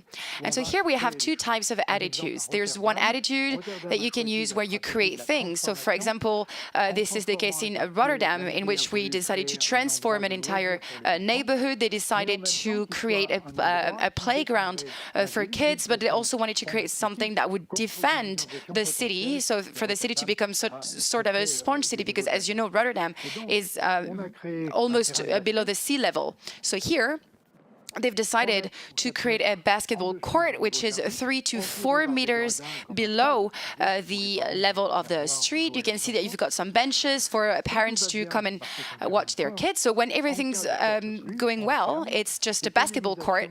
And when there are heavy rains, we just close the basketball court, and then you've got pipes that are going to be installed so that all of the excess water will be drained into that hole here. So this is basically equipment, sports equipment for people, but this is also a way of fighting against floods. Another chapter which is quite important I wanted to tell you about is mobility. How can you make transport and moving around more flexible in cities? So, for example, if you've got traffic jams all the time, you can always add a more driving lane. We can add more hubs, but we know this is sort of rigid here because we always have traffic jams. In the end, we can also get a new commuting train that go really far away from the city, but then you have people taking that train every morning at 8. So those that do that in Paris every morning, they know that this is also sort of a rigidity as well, because it is not fixing the problem that they have. And so what we can do to try and fix it, the first step would be to use what we call a digital twin of the city. So this is a way of using digital technologies to try and observe what are people's habit when it comes to moving around. We can see how people drive. We can see whether the traffic jam is being created by cars that are switching lane, or maybe this is a traffic jam created by red lights that are not placed at the right place. So we are able to analyze that. And once we analyze that, we can try and simulate, because this is what we're trying to do on this virtual game, on this digital twin. We can simulate improvements and see if it would work. But here the idea is to try and make that traffic jam a bit more fluid, so a bit less congested. But if we want to go further, we can try and use only connected cars. If cars are connected, we know exactly where they are. So we could imagine a sort of a software, a very smart software, or a centralized computer could try and observe how it works at a crossroad and decide to make cars go slower, maybe 3 blocks upstream, so that the cars do not arrive as fast in the traffic jam. Or maybe they can just change the pace of red lights. Or maybe say, okay, this yellow car here should not go straight, it should go on the right, and then, take another itinerary, basically.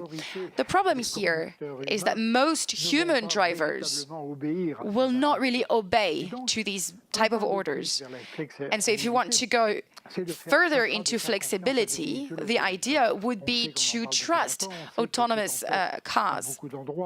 We know that we've been talking about that for a long time. We know that we do have autonomous cars that are already operational, that are already on the road, and it will happen. We'll have buses, we'll have big trucks that will be driverless cars. The interest here of those type of autonomous cars is that they will obey the orders they get from the AI. And so this is how we'll be able to reduce bad habits from drivers, and so that we'll be able to have a city that is less congested. So the idea here behind the solution, that would be to go towards a car-sharing system with autonomous cars or autonomous buses that will be driven by an artificial intelligence or a centralized computer. So obviously, if you love driving, you're not going to be so happy about that idea. But the fact is that cities would be less congested. The second way of seeing things when it comes to traffic jams is public transport.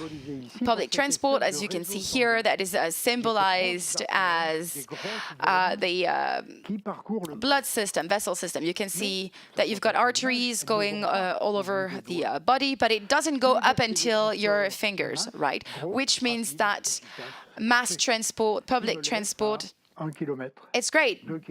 It's great if they take you up to where you need to be, but you might go up to a maximum of 2 kilometers away from your job or 2 kilometers away from your home or from the market you want to go. And so this is what we call the last mile issue. This last kilometer or this last mile, this is what we call capillary mobility. So basically what goes up to your fingers, what goes right in front of your door. The idea here is to make sure that you can go from A to B with public transport. And so with capillary mobility here, people are just telling us to hop on a scooter or to just rent a bike or, you know, to use your feet and just walk there. But there's so many people that can't do that. I mean, you've got elderly people, if you're hurt, for example, if you have your leg in a cast, if you have a newborn or if you're, I don't know, if you're sick, if you're pregnant, if you've got really heavy bags that you got from the supermarket, of course you can't do that, right? So we need to have more flexibility when it comes to going from A to B. And we don't have any project that really answers that need. All the projects that we have always revolve around having a public transport network. Usually those networks are quite small. They're thinking of having this autonomous network, but are very small, but that will help you to go from A to B without ever getting out of the transport mode that you've chosen. So what you have here on your picture, on your screen, sorry, imagine that you have about 4 to 6 people in there. You hop on it, you program your destination, the second person type in their destination, so on and so on. And then the pod is going to choose its itinerary and optimize it as best as possible to try and drop you off as close as possible to where you want to go. And so for that, of course, we'll need to have an urban network a very dense urban network. You need to make sure that we have thousands of possibilities. So you have to be able to reach the place, your destination, within 300 meters. So you've had an example on the previous slide where you have a sort of a rail track. And here in Dubai, that you can see on your screen here again, you've got pods that are operating on the road. And so those solutions are quite interesting. But we need a lot of infrastructure. We need to rebuild everything. But it's interesting, as I was saying, because it shows how new technologies can be a really custom way of moving around in a city. And of course, we can think that this is something that comes as a complement. And we could also think about not mobility, but immobility. I told you earlier on that the Lincoln City is something that we see as a mosaic of neighborhoods or villages. And so with this Lincoln City, what we're trying to do is to make sure that in each district, in each neighborhood, we've got everything, including work. I mean, during the lockdowns, we all were working remotely. It wasn't always comfortable for people that do not have a big house or for people that had kids at home, but it did work pretty well, economically speaking. So it is possible to get the economy running with a part of collaborators that are that are immobilized at home. So I'm describing the Lincoln City as a mosaic of neighborhood, as I was saying, so please keep that in mind, because this is how we will be able to develop remote work. And so the last example I wanted to tell you about is energy. And so we have national and international energy networks, right? And we can't really do without it. And so the first step to go towards a more flexible energy is to go towards a smart grid. A smart grid is a computerized system that distributes electricity depending on the demand, but also it is a system that will negotiate with the different users to know whether there are moments in which maybe they don't need electricity or they need less electricity, so that the smart grid can distribute that excess electricity to another infrastructure. For example, a smart grid within a city will enable a city to consume less electricity because it will be better distributed. if we want to go even further than that, we will need to keep this in mind. You've already seen that. But so here you've got the mosaics of neighborhoods, of villages in the city, right? And so let's imagine that you've got a smart grid, and a smart grid will be a microgrid. And so you would have a microgrid in every single district or in every single neighborhood. And so in every single of this neighborhood, you'll have a microgrid that will help you have a local production of electricity, a local production of energy. And so that you can have a small part of the energy that you use at the local level that will be produced locally. And if you want to go even further than that, we could think of having that smart grid being a hybrid grid, which means that according to its own decision, the grid can consume its own energy or use the national or the city's network. When it comes to electricity, they can also produce electricity and sell it to the city or sell it to the state. So here, this is the local level that will be managing the consumption of energy here. And we can think that maybe people living in the neighborhood will have their say in that. The interest here would be for those microgrids at the local level to be communicating all the time together, and they could exchange or sell or resell to each other a part of the energy that they produce. And this is something that we could handle, economically speaking, through the blockchain.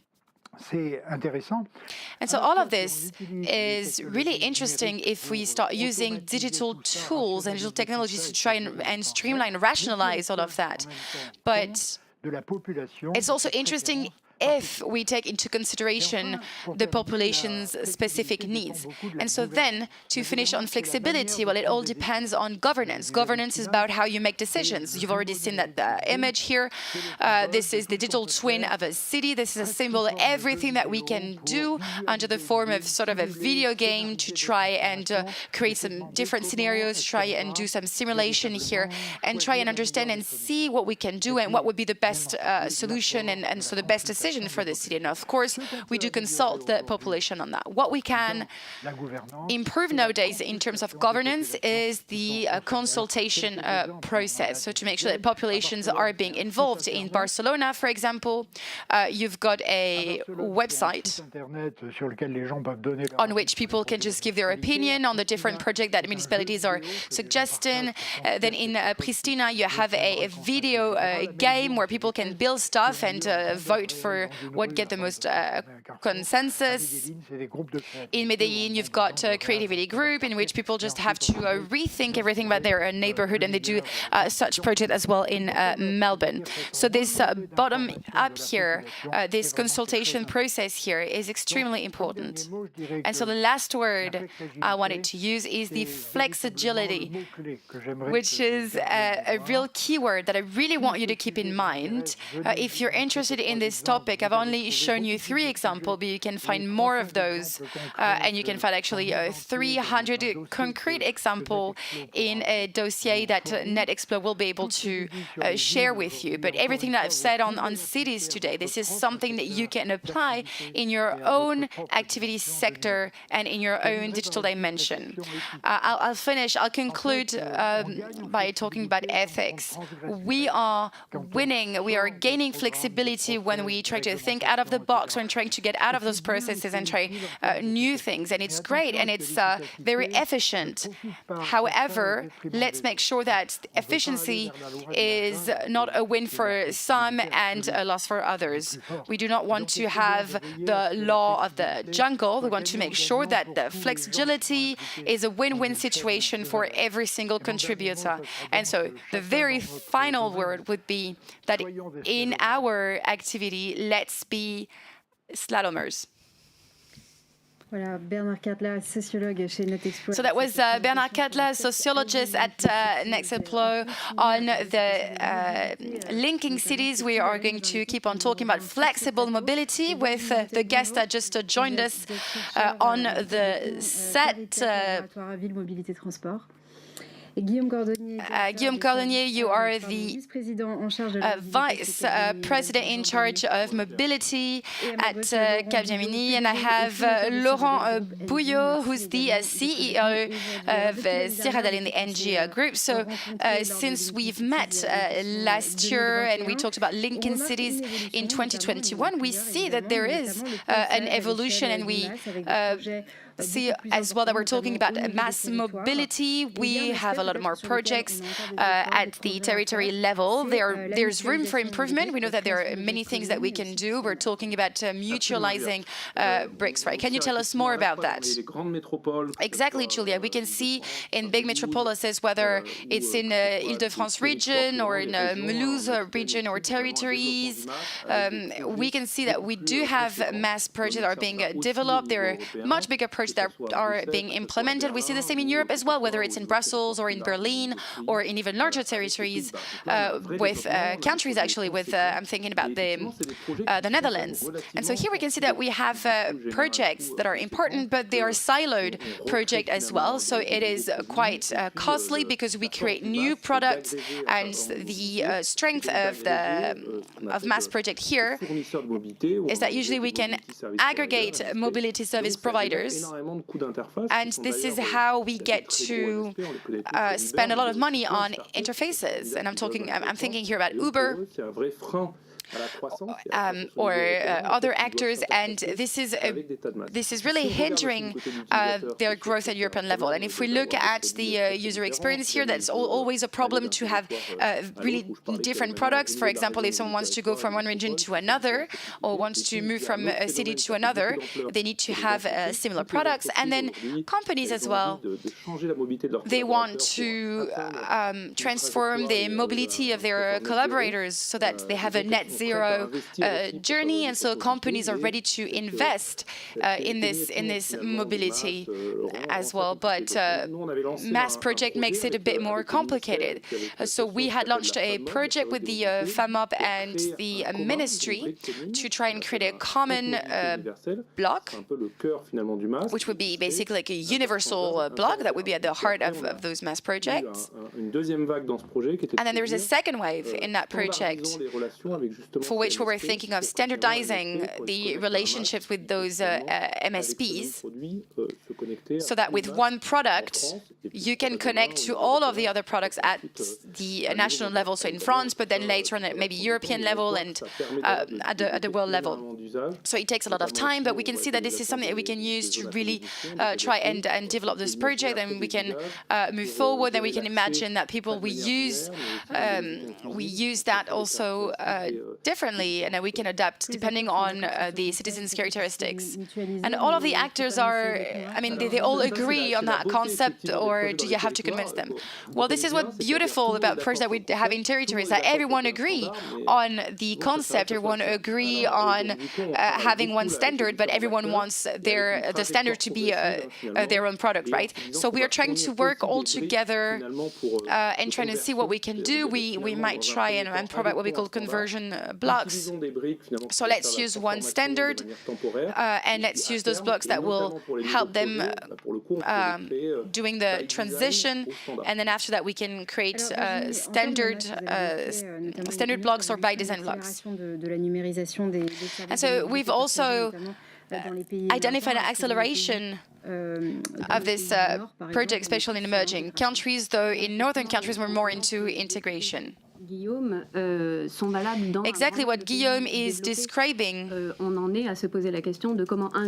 We obviously are wondering how we can integrate new mobility services, and we also want to make sure that we can integrate those, and we wanted to answer specific needs, because I mean we have cars and we have bikes as well, and we want people to change their behavior. We want mobility to be intermodal as well, and this is what we're doing in northern countries. And when we're talking about blocks for integration, we are only on one part of integration, because the idea here is to integrate them in the public space. We want to integrate those in infrastructures as well.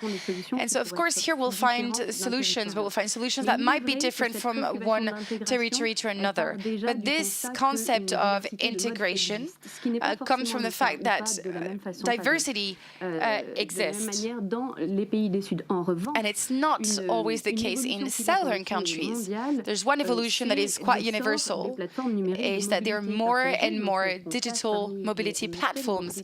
So for us, they are part of the MSPs. And so in the south, they develop specific services where mass public transport are not available yet, and where basically you only have individual mobility. And so this world phenomena of having shared mobility here, because we can talk about maybe sharing a journey or car sharing or minibus sharing, and we realize that this is something that really regards mostly southern countries. And we've got the observatory that show that the cities are covered by this type of platforms. Well, 2/3 of them are in southern countries. So this is an evolution that is accelerating in southern countries. And where it's important to try and see things a bit differently is that in those southern countries, there is a willpower to innovate and to try and fulfill very specific and local needs. For example, if we look at continental Africa, for example, we have about 10 platforms that provide a minibus taxi service, which is quite impressive. It started in Egypt, and we have about 20 platforms that do moto taxi as well, which is something that we might see emerge in northern countries, and it would be interesting to actually anticipate that.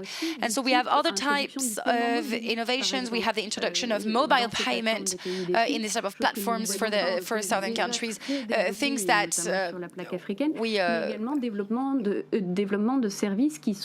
that is quite common in Africa, but we also have things now that are becoming more and more adapted for women and for more safety.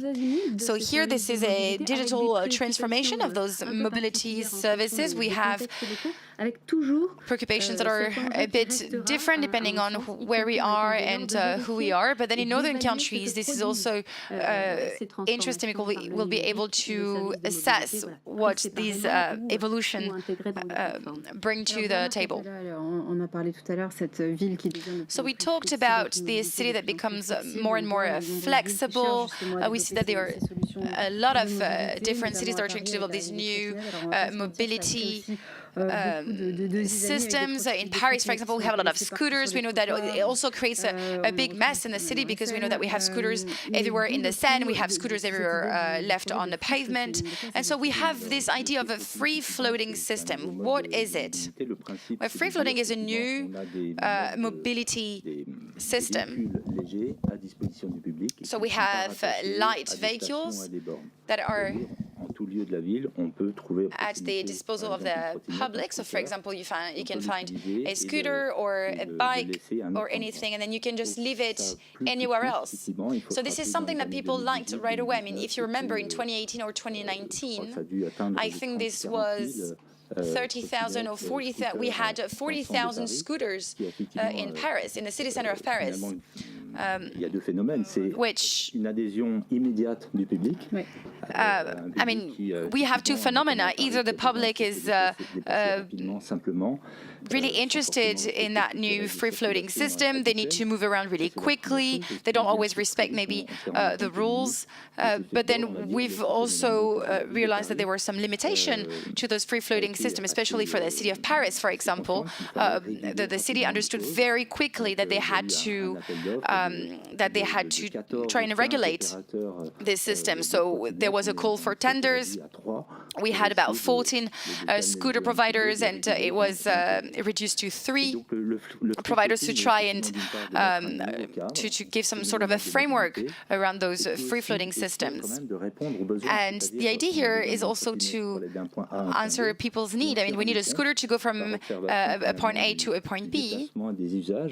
But we've come to understand that if you use a scooter during the summer, or if you use a scooter on the Monday morning to go to work, well, scooters are just not moving around the same way in the city. So by observing and analyzing the way people used those scooters, we've been able to assess where we could create areas where to store this type of scooters. So we do not have an infrastructure that is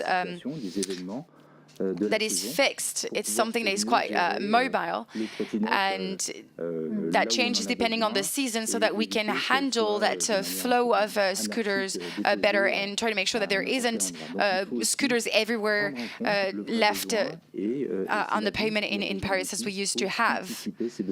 And this is also why you have to work with the city, because you need to make sure that you can create a legal framework and try to make sure that you integrate these in people's habit without creating a mess. So we'll get back to this type of mobility, but you wanted to say a few words. Yes, I wanted to bounce back on what he said when it comes to free floating. Of course, here we just open that market to every single actor, so we get new habits that are being created. But then we've realized that we need a public actor to be able to organize that mobility. So we need to be able to create common blocks, as Virginie was saying, especially when it comes to intermodality. If we just leave actors, and leave players do whatever they want, then of course we do have issues in the long term. I think a city should be smart enough to understand that this is a way of moving around which is really useful and really good, but they need to anticipate so that they can create a legal framework. Yes, Virginie, you wanted to say something? Yes, I wanted to add a few words. I think in France is quite a specific case. When we had a law on mobility for 2019, it really took into consideration those evolutions that were endured by a lot of people, and so they imposed a legal framework, especially when it comes to having those stationary scooters. And so they've done those calls for tender, and this is how they've been able to regulate that access to public space. And Paris was sort of a pioneer in what when it comes to free floating, because now when we're talking about scooters, we're talking about a lot of different big cities in France, right? And other cities in France are going through the same process as Paris. And what's interesting is that local collectivities are also experimenting. They're experimenting because we don't really know what are going to be the impact of those free-floating systems on people's mobility. We don't know whether it's going to compete against existing modes of transport. But basically, local authorities are also experimenting here, and I just wanted to add a few words. Is that calls for tenders now are handled by different districts, and we wanted mobility authorities to be in charge of those calls for tender here, which was not the case. So I know that this is something that we still have to work on to make sure that we all work together, that we all have the skills here. We didn't go that far. That's true. We've given different roles to collectivities or to cities and so on. But yes, when it comes to policies regarding where to park those scooters, well, it has been decided by cities. But you know, this is things that I think it's just a question of time. Well, another project that we'd like to talk about is Flexi, a project being developed by SNCF. It's a shuttle system that's being developed for last kilometer transit. Can you tell us more about that? Yes, there was a report that came out not long ago that recommended that we get rid of these smaller railway lines, keep just the big ones. And however, these small railway lines,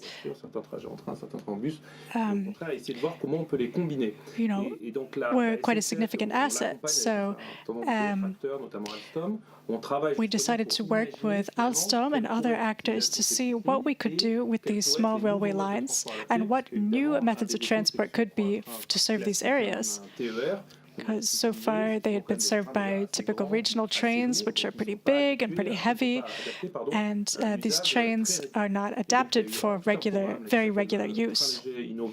So we worked on developing a smaller train, which are called Drési trains. It's just one train car. And we've also developed this project Flexi. We thought, couldn't we use the railway infrastructure, and then if the railway passes near a city or a village where people might want to connect to the railway, then the vehicle can go off the rails and go into the city. So this would allow people to make this last kilometer journey. The vehicle will be able to pick up people at the train tracks or in their homes in a little village somewhere. So this is the type of experiment that we would like to start conducting in 2025. We think that this could be a really promising way to make use of the railway infrastructure we already have. I see, and it would be really flexible, right? Yes, that's the idea. These railway lines are an incredible asset, and if we want to create zero-carbon transit, what better way than to use the existing rails? It's not enough just to change vehicles from vehicles with combustion engines to electric vehicles. We have to think about the volume of energy that went into creating something like these rails. Alors on le sait, quand une grande ville accueille un grand... So of course, when a big city hosts a big sporting event like the Olympics, for example, which will be in Paris soon, that changes everything about the city. It changes the flows of people. It changes mobility. It has a real impact there. That's why it's important to be able to be flexible, like during the Roland Garros tennis tournament. It's an issue of flexibility and also of security, right? Yes. Alternative mobility is becoming a growing phenomenon. On our sidewalks, our urban spaces, all these spaces are getting congested. There's an example in Santiago de Chile. You can have a traffic jam on the sidewalk in the city. I think the city has 1 million people, 3 million during the day due to commuters. And it's kind of an issue, the management of all these flows of people in the city. And it becomes even more difficult when there are big sporting events. Think about fan zones. These are huge groups of people, so the authorities and security services are already occupied managing those sites. So using artificial intelligence, we can simulate crowd behavior. We can try to play out different scenarios for evacuation, emergency services intervention. Unfortunately, in France, we have already seen some events like this play out in real life, and we try to learn from them to learn how to better manage risk, especially at large events like big sporting events, the Olympic Games, and so on. très intéressant de voir avec tous les outils. So with all the tools that we have available, how can we envision mobility and security? These two are intrinsically linked. How can we make sure that people can circulate more easily and safely? Flexible et durable, c'est aussi une mobilité. Flexible and sustainable mobility can also be electric mobility, like you've mentioned. C'est de pouvoir avoir ce sans borne aussi, c'est de pas devoir. We're also trying to get un endroit où se recharger et pour ce faire trying to make sure that people can cover 100 kilometers in their electric vehicles. Fait son entrée vraiment. Rechargeable batteries are starting to be a bigger phenomenon, right? Yes. The number of charging stations for electric cars is increasing, but the number of electric cars on the roads is growing even more quickly. So, do we need more and more charging stations? Is that really the way to solve this problem? Some startups are saying, well, are individual cars really the solution? What if we had shared cars? Let me remind you that personal cars are typically used less than 10% of the time. The rest of the time, they're just sitting in a parking spot or in a garage somewhere. So that's a lot of resources and energy that go into producing a car that's only used for less than 10% of its life. So there will be an explosion of shared cars, maybe free-floating shared cars like we talked about earlier. There will be a type of mobility pod, a new type of vehicle that's really designed for this. Right now, car-sharing services typically use cars that were designed for an individual family's use. But cars might look different if they were designed for vehicle sharing. So what if cars had a battery that you could simply take out yourself and replace with a charged one? So you get into the car, you can drive about 70 kilometers, and then you can simply swap out the dead battery for a new one that's fully charged. You can let the battery recharge at a drop-off point, and then you don't have to waste any time. It would be just like free-floating mobility. The battery, you can just drop it off pretty much anywhere, and then someone else can pick it up later. You can charge the battery and it will be available for use later.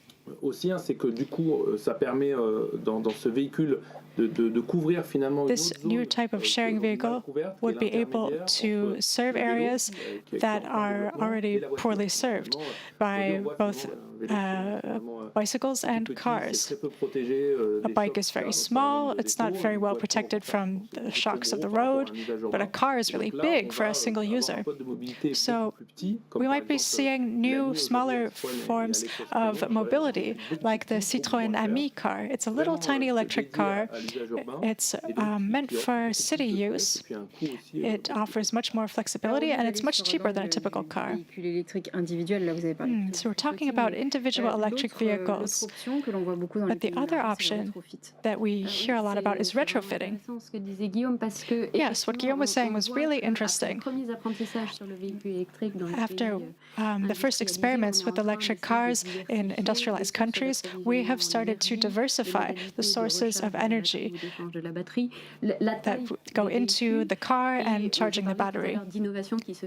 We're thinking about the size of the vehicle. Is it appropriate? We did 135 experiments with electric vehicles on the African continent, and we realized that the project had covered all different types of vehicles, from very light cars to large buses. It included three-wheel vehicles that are used very often for transporting passengers and goods. And so, we realized that retrofitting, which transforms combustion engine vehicles into electric vehicles, can be a good option as well. The parts can be from the circular economy. They can be reused for mobility. In this sphere, we're starting to see more projects that are giving energy to local ecosystems while addressing the issue of energy independence and more long-term goals related to climate adaptation. There are a lot of 4x4s used for safaris in the national parks, the natural parks in Africa. And there are also moto taxis.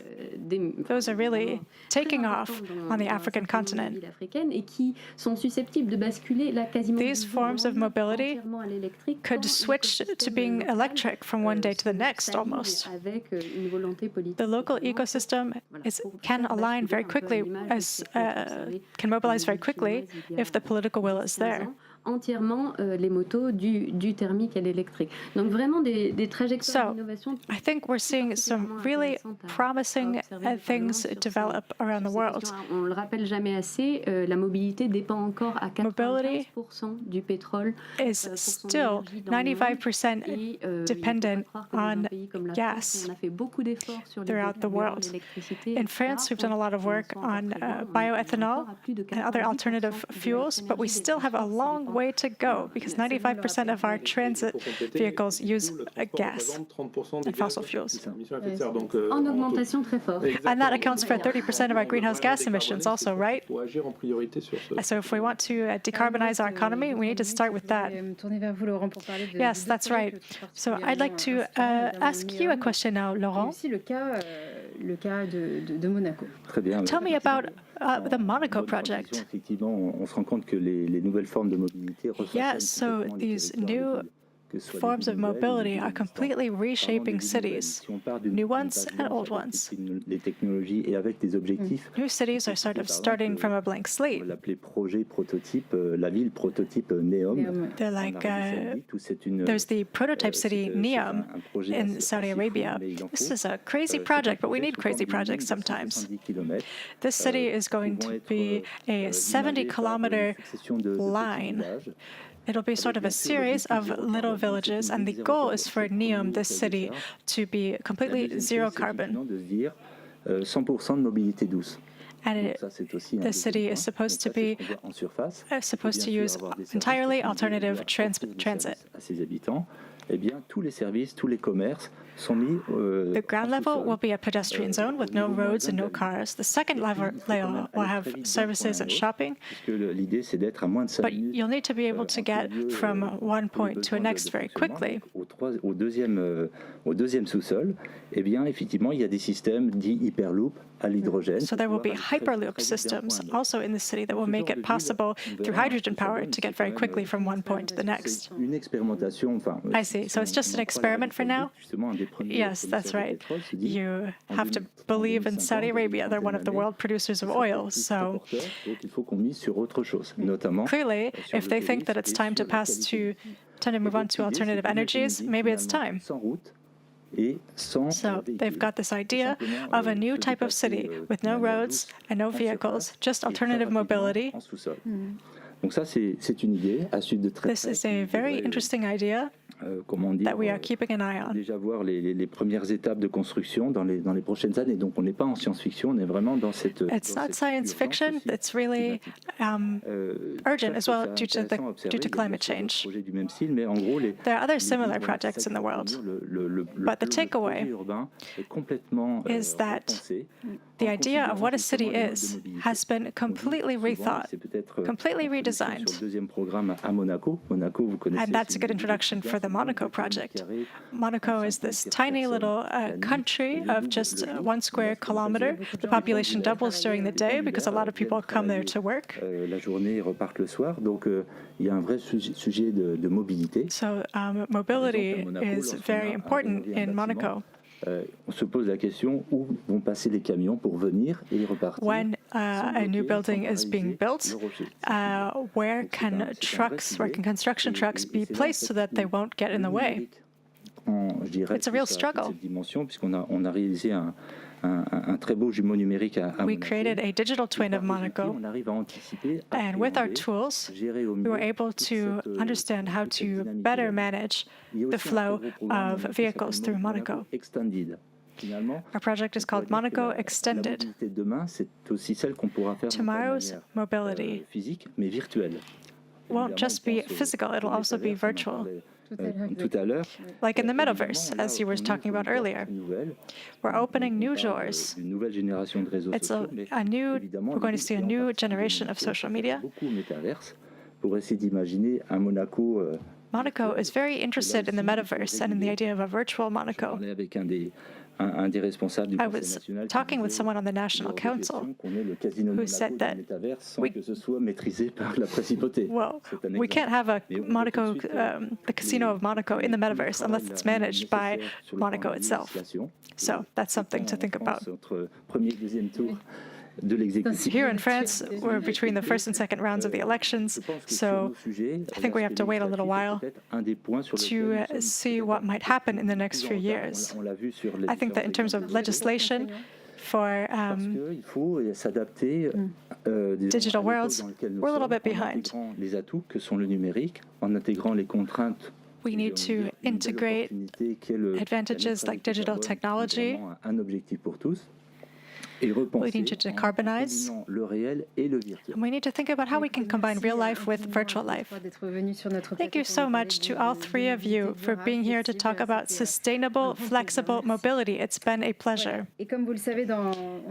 As you know, this is the 15th edition of the Innovation Forum by Netexplo.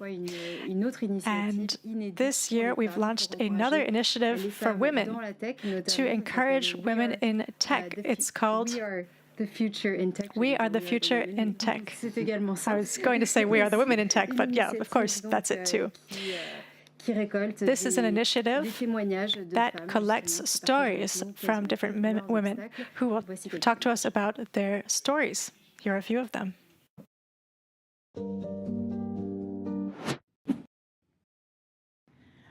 With the integration of technology into curriculum delivery, the main purpose is to enhance and support teachers and students' access, use, and communication of information. Different people learn differently, so technology helps with differentiated instruction.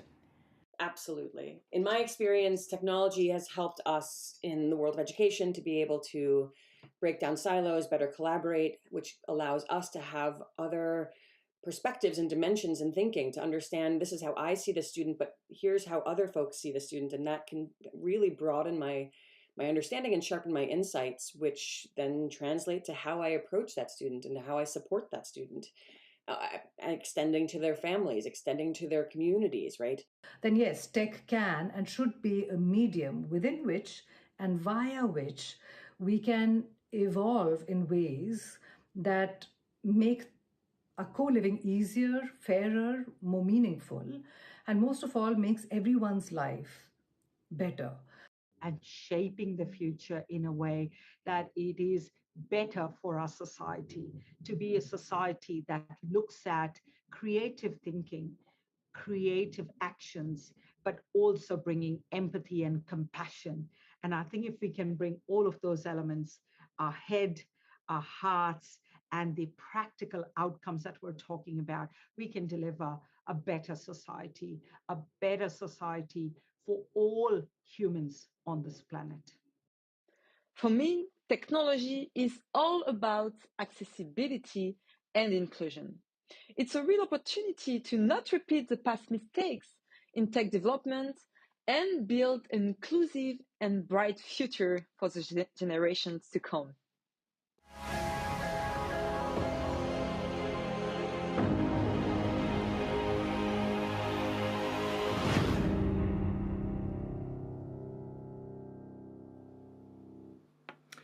Okay, some of our testimonials there from the We Are the Future in Tech.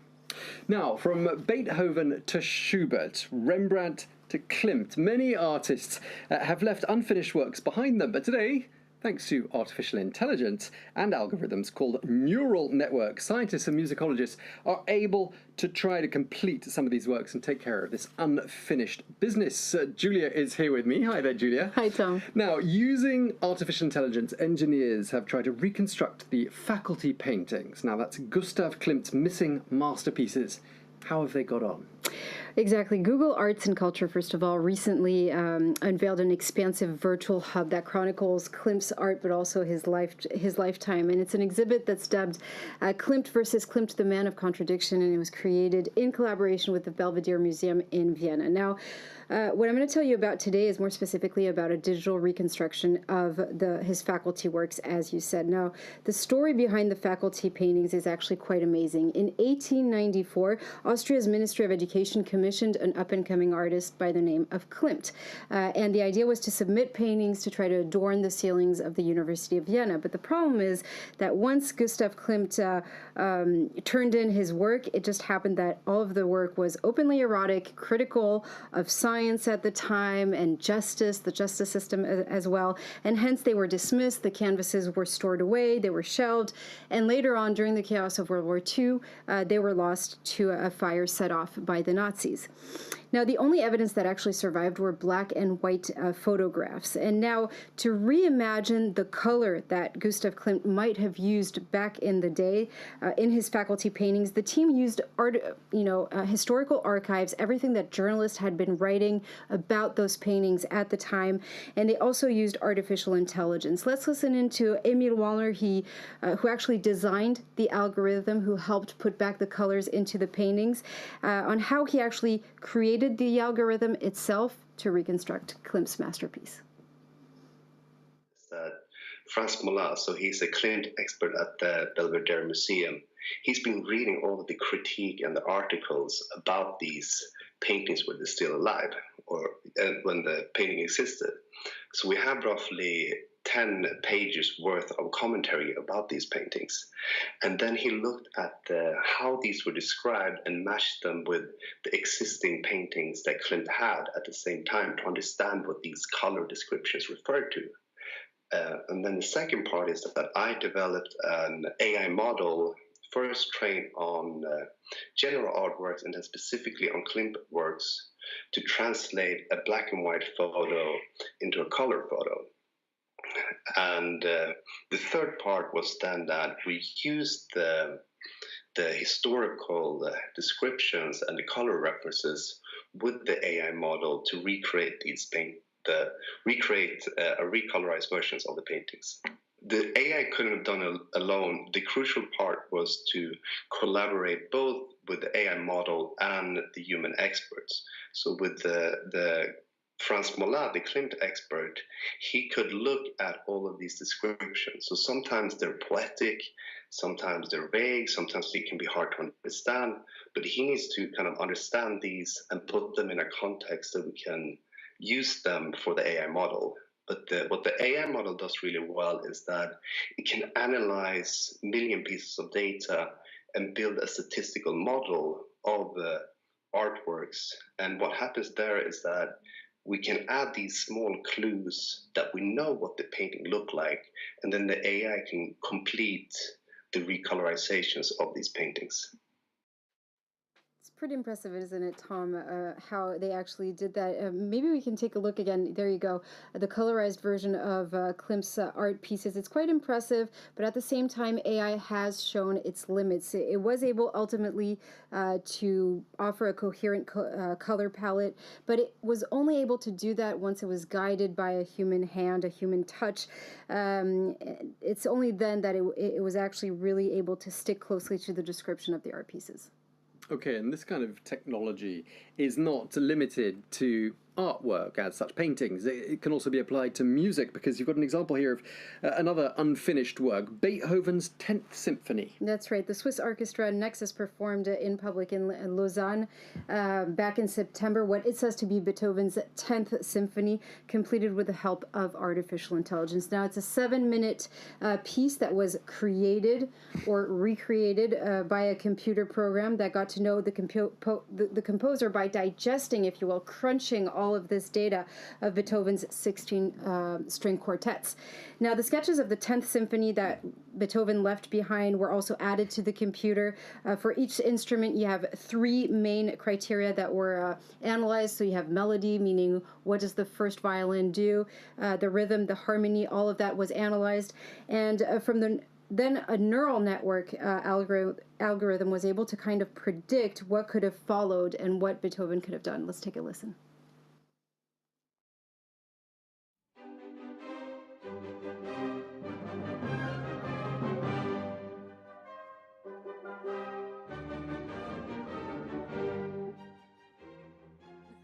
Definitely not.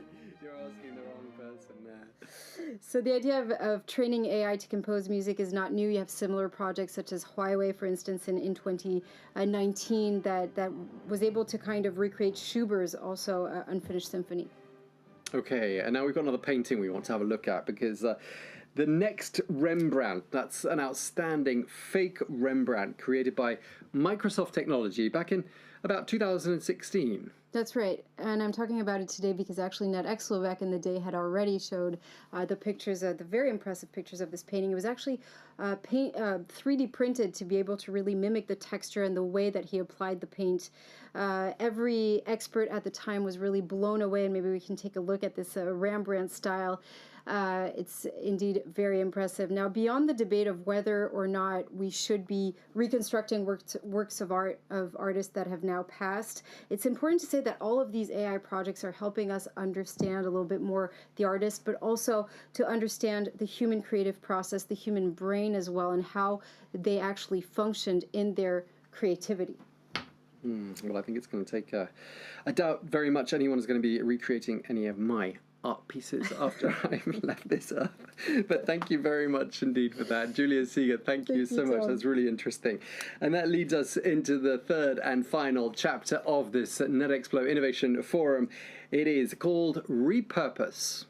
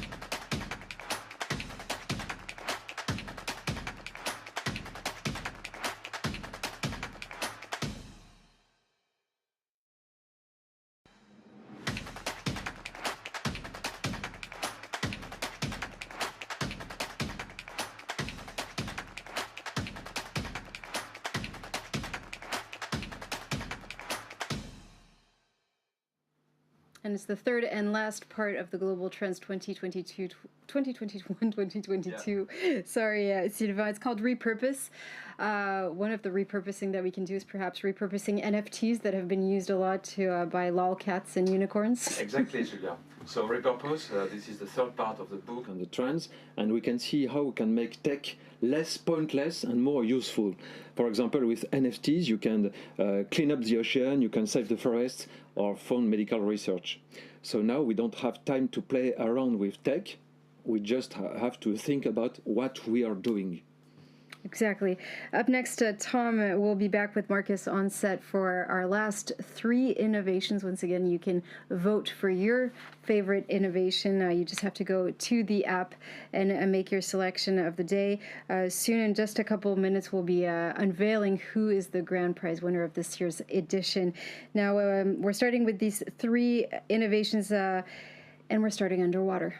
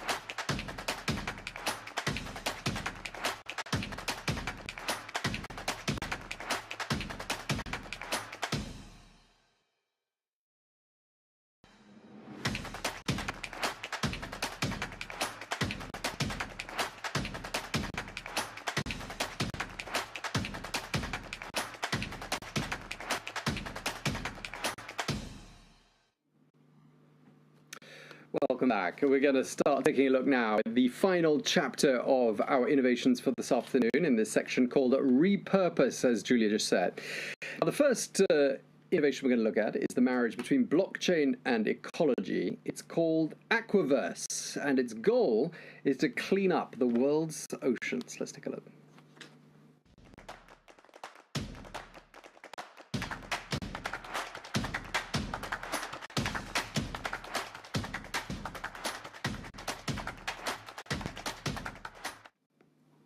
Okay, Aquaverse, as I said, has this impressive goal of cleaning up the world's oceans. How is it going to do that? Well, it's going to use sea sponges.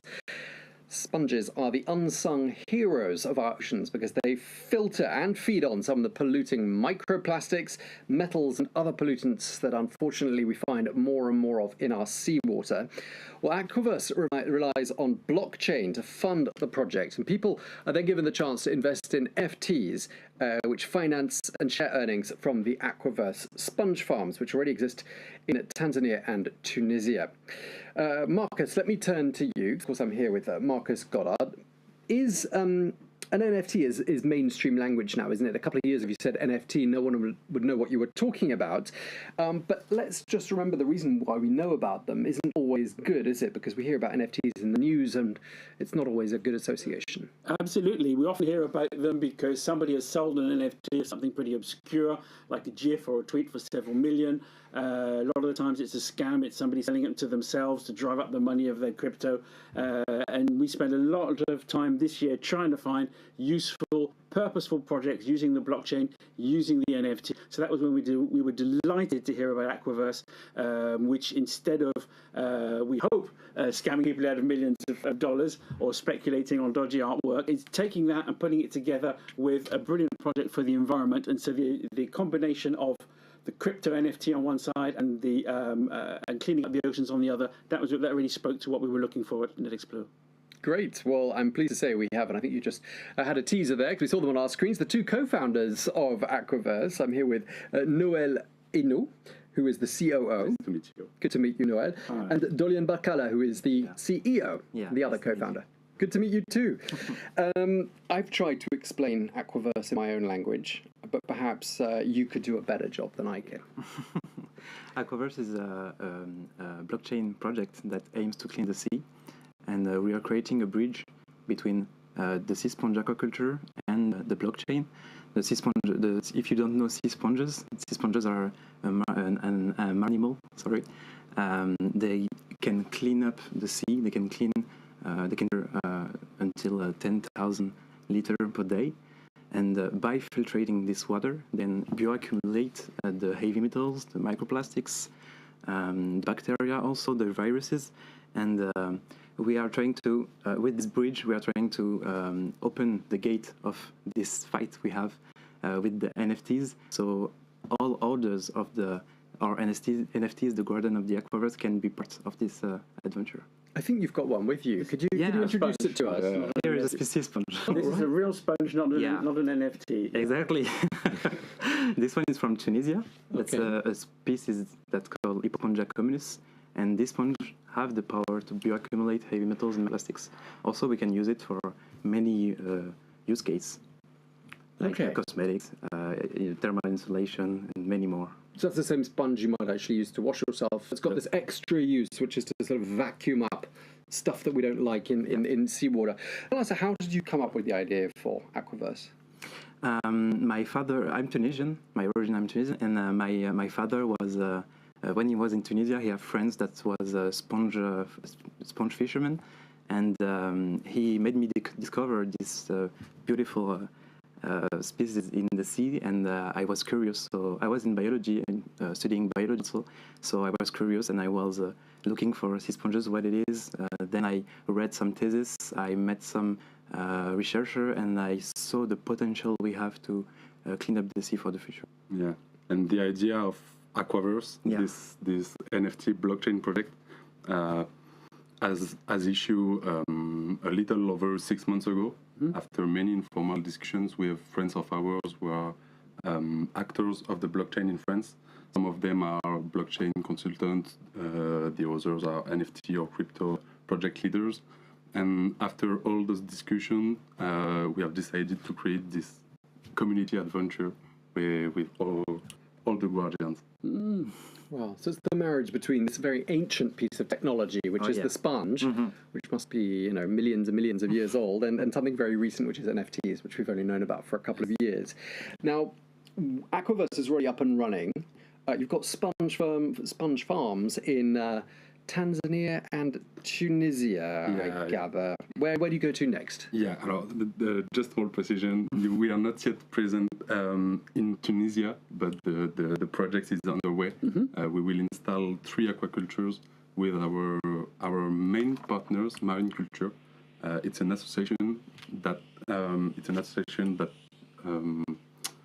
how to say that? It's an association that are promoving sea sponges aquaculture for the local people, especially women that have no more husband or something like that. They don't have revenues, so they can farm the sponges and get revenues from it and have a positive impact also.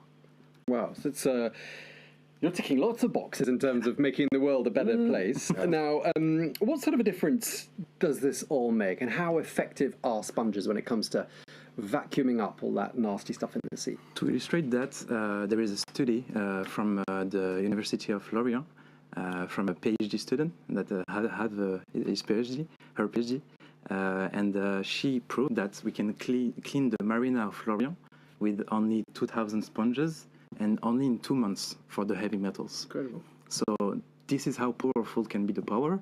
And also, as I told you just before, the sponges, we can use it for everything. It's first matter, I don't know how to say it, but this is something we can do so many projects. Raw material. Yes, Yeah, raw it's material. raw material, yeah.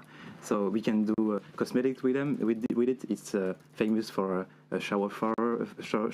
Sorry, it's also very famous for the skincare. But we can use it for thermal insulation in textile, in cosmetics. We can also use some bioactive compound from the sea sponges that are used in medicine, for example, for anti-cancerogen tumors, molecular. And also there is some sea sponges that are growing glass spines. Yes. And with this glass is more pure than the glass we do from the sand. So we can use it for optical fiber. And this is the conductivity of the light is faster. That's fantastic. Yeah. So you just mentioned it only took it would only take 2,000 sponges to clean up the marina in Lorient, which is, for those who don't know, it's in Brittany, and it's a decent sized marina with about 200 boats in it. Yeah. So that you could clean all that up in 2 months with just a few kilos of sponges is incredible. So that's the proof that it works. Bit of context there. Yeah, I'm not going to look at a sponge in the same way ever again. Now, what's been the reaction in the communities where you've rolled out Aquaverse, and did people were a bit skeptical at first? Was it difficult to convince them to come on board? Yeah, yes, a little bit. At the beginning, the community were a little bit skeptic about it because there is a lot of scam in NFTs, and there is a lot of people aiming that they will do big things, but this is just a scam. So we had to convince them, to prove that, to show some thesis, to talk with them.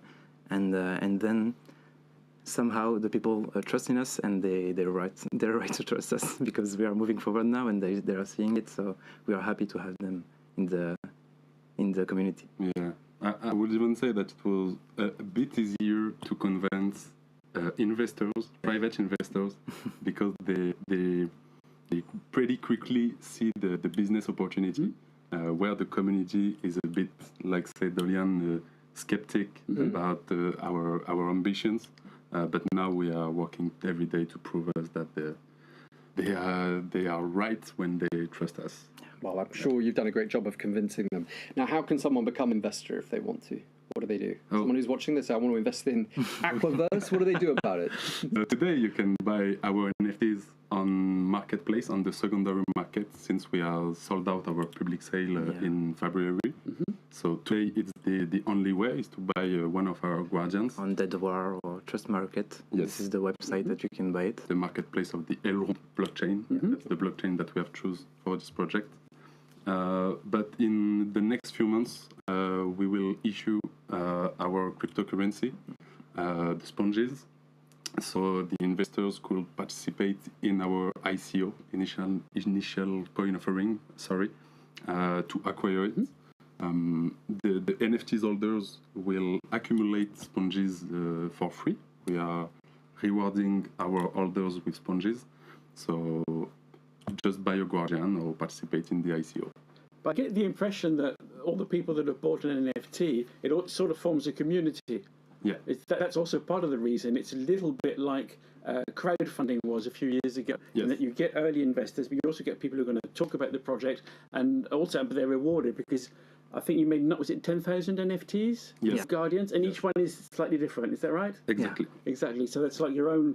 Well, we saw within your avatar. So everybody's a unique member of this community, and so they have a sort of emotional stake going forward as well as a financial one. Yeah. This is, I think, really one of the great use cases for NFTs. It's bringing people in early on and giving them all a badge of ownership and showing that I've put some money and energy and goodwill into this right at the beginning. Exactly. Right. Okay. So they got in early and they've been rewarded for it. Yes. Do they get a free sponge? Oh, they will maybe. Just lastly, how do you feel about receiving this award from Netexplo? Well, it's an honor for us because we had a lot of work and we have a lot of hope to change the world for the better. So now it's a consecration for us for the work we've done so many times. It's a consecration to be seen like one of the most innovative company and not just as an NFT project like other. Yeah.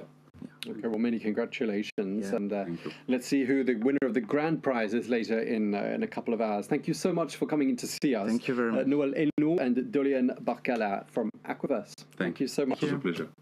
Well, let's get the professor's perspective now. Well, was there anything you wanted to add, Marcus? Before I just have one last question. I'm sorry for before you go. Yeah. Can you make a sea sponge farm anywhere, or does it have to be particularly? Is it better in warm water, or if you can do it in Brittany and Tanzania, you can probably do it anywhere? Is that right? Yeah, there is more than 10,000 different species of sponges, and they are everywhere in the world. Because there's one for each NFT. Yeah. Exactly.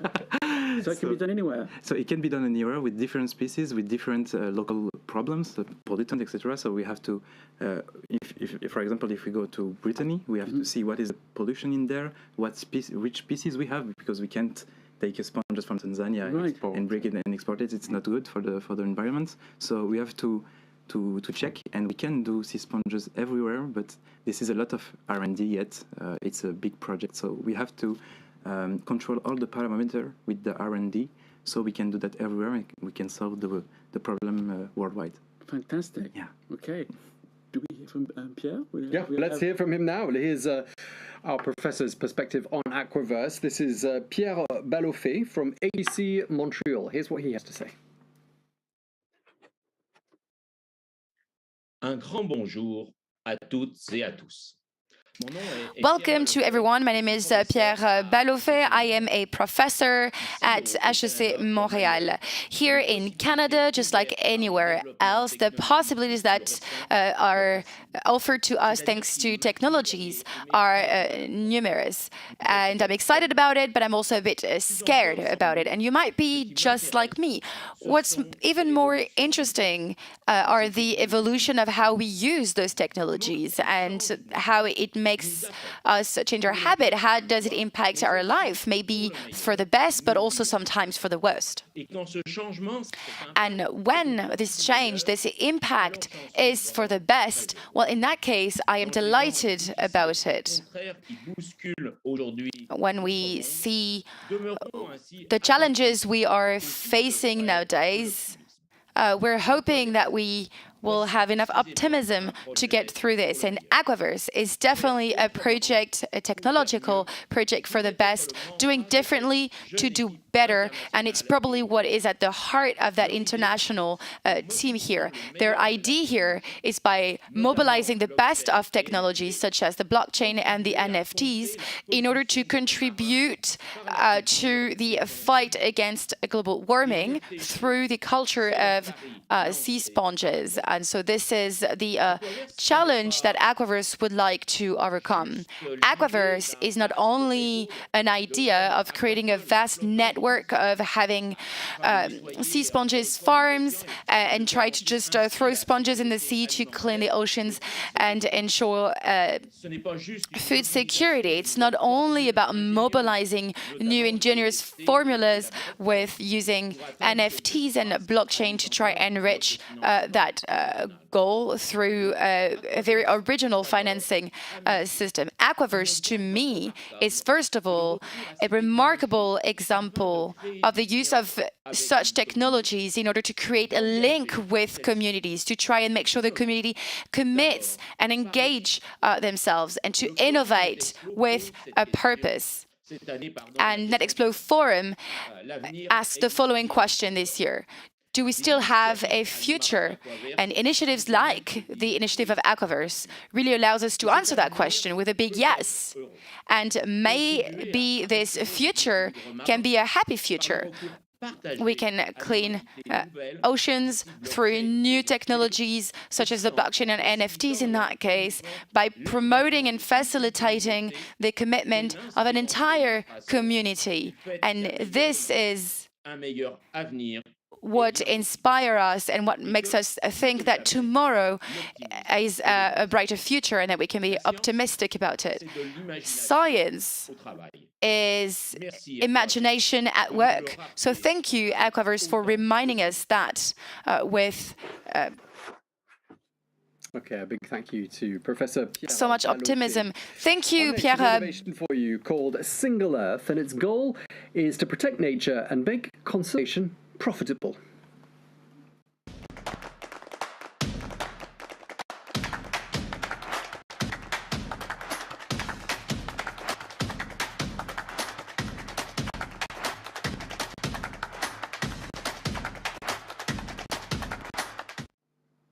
Okay, it goes without saying that nature is our most precious resource on the planet, and without it, wouldn't be able to survive. Single Earth aims to keep forests, wetlands, and other natural areas intact. This by generating an income from them, which stops the owner from having to sell their resources for profit. Well, how does it work?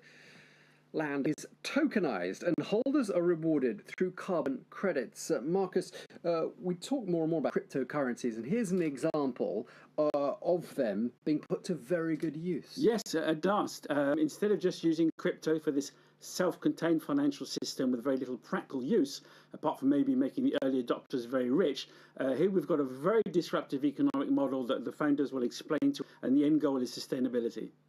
Okay, thanks for that, Marcus. Let's speak to the founders. Let's speak to Merit Valdsalu, who is the CEO of Single Earth, who joins us now from Tallinn. Very nice to have you with us.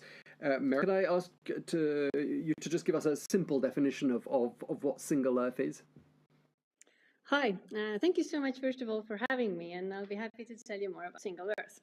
So basically what we do is we tokenize the work nature does. So it is carbon sequestration, but it's actually a lot more. It's also biodiversity. It's all kinds of ecosystem services that nature is providing us at all times.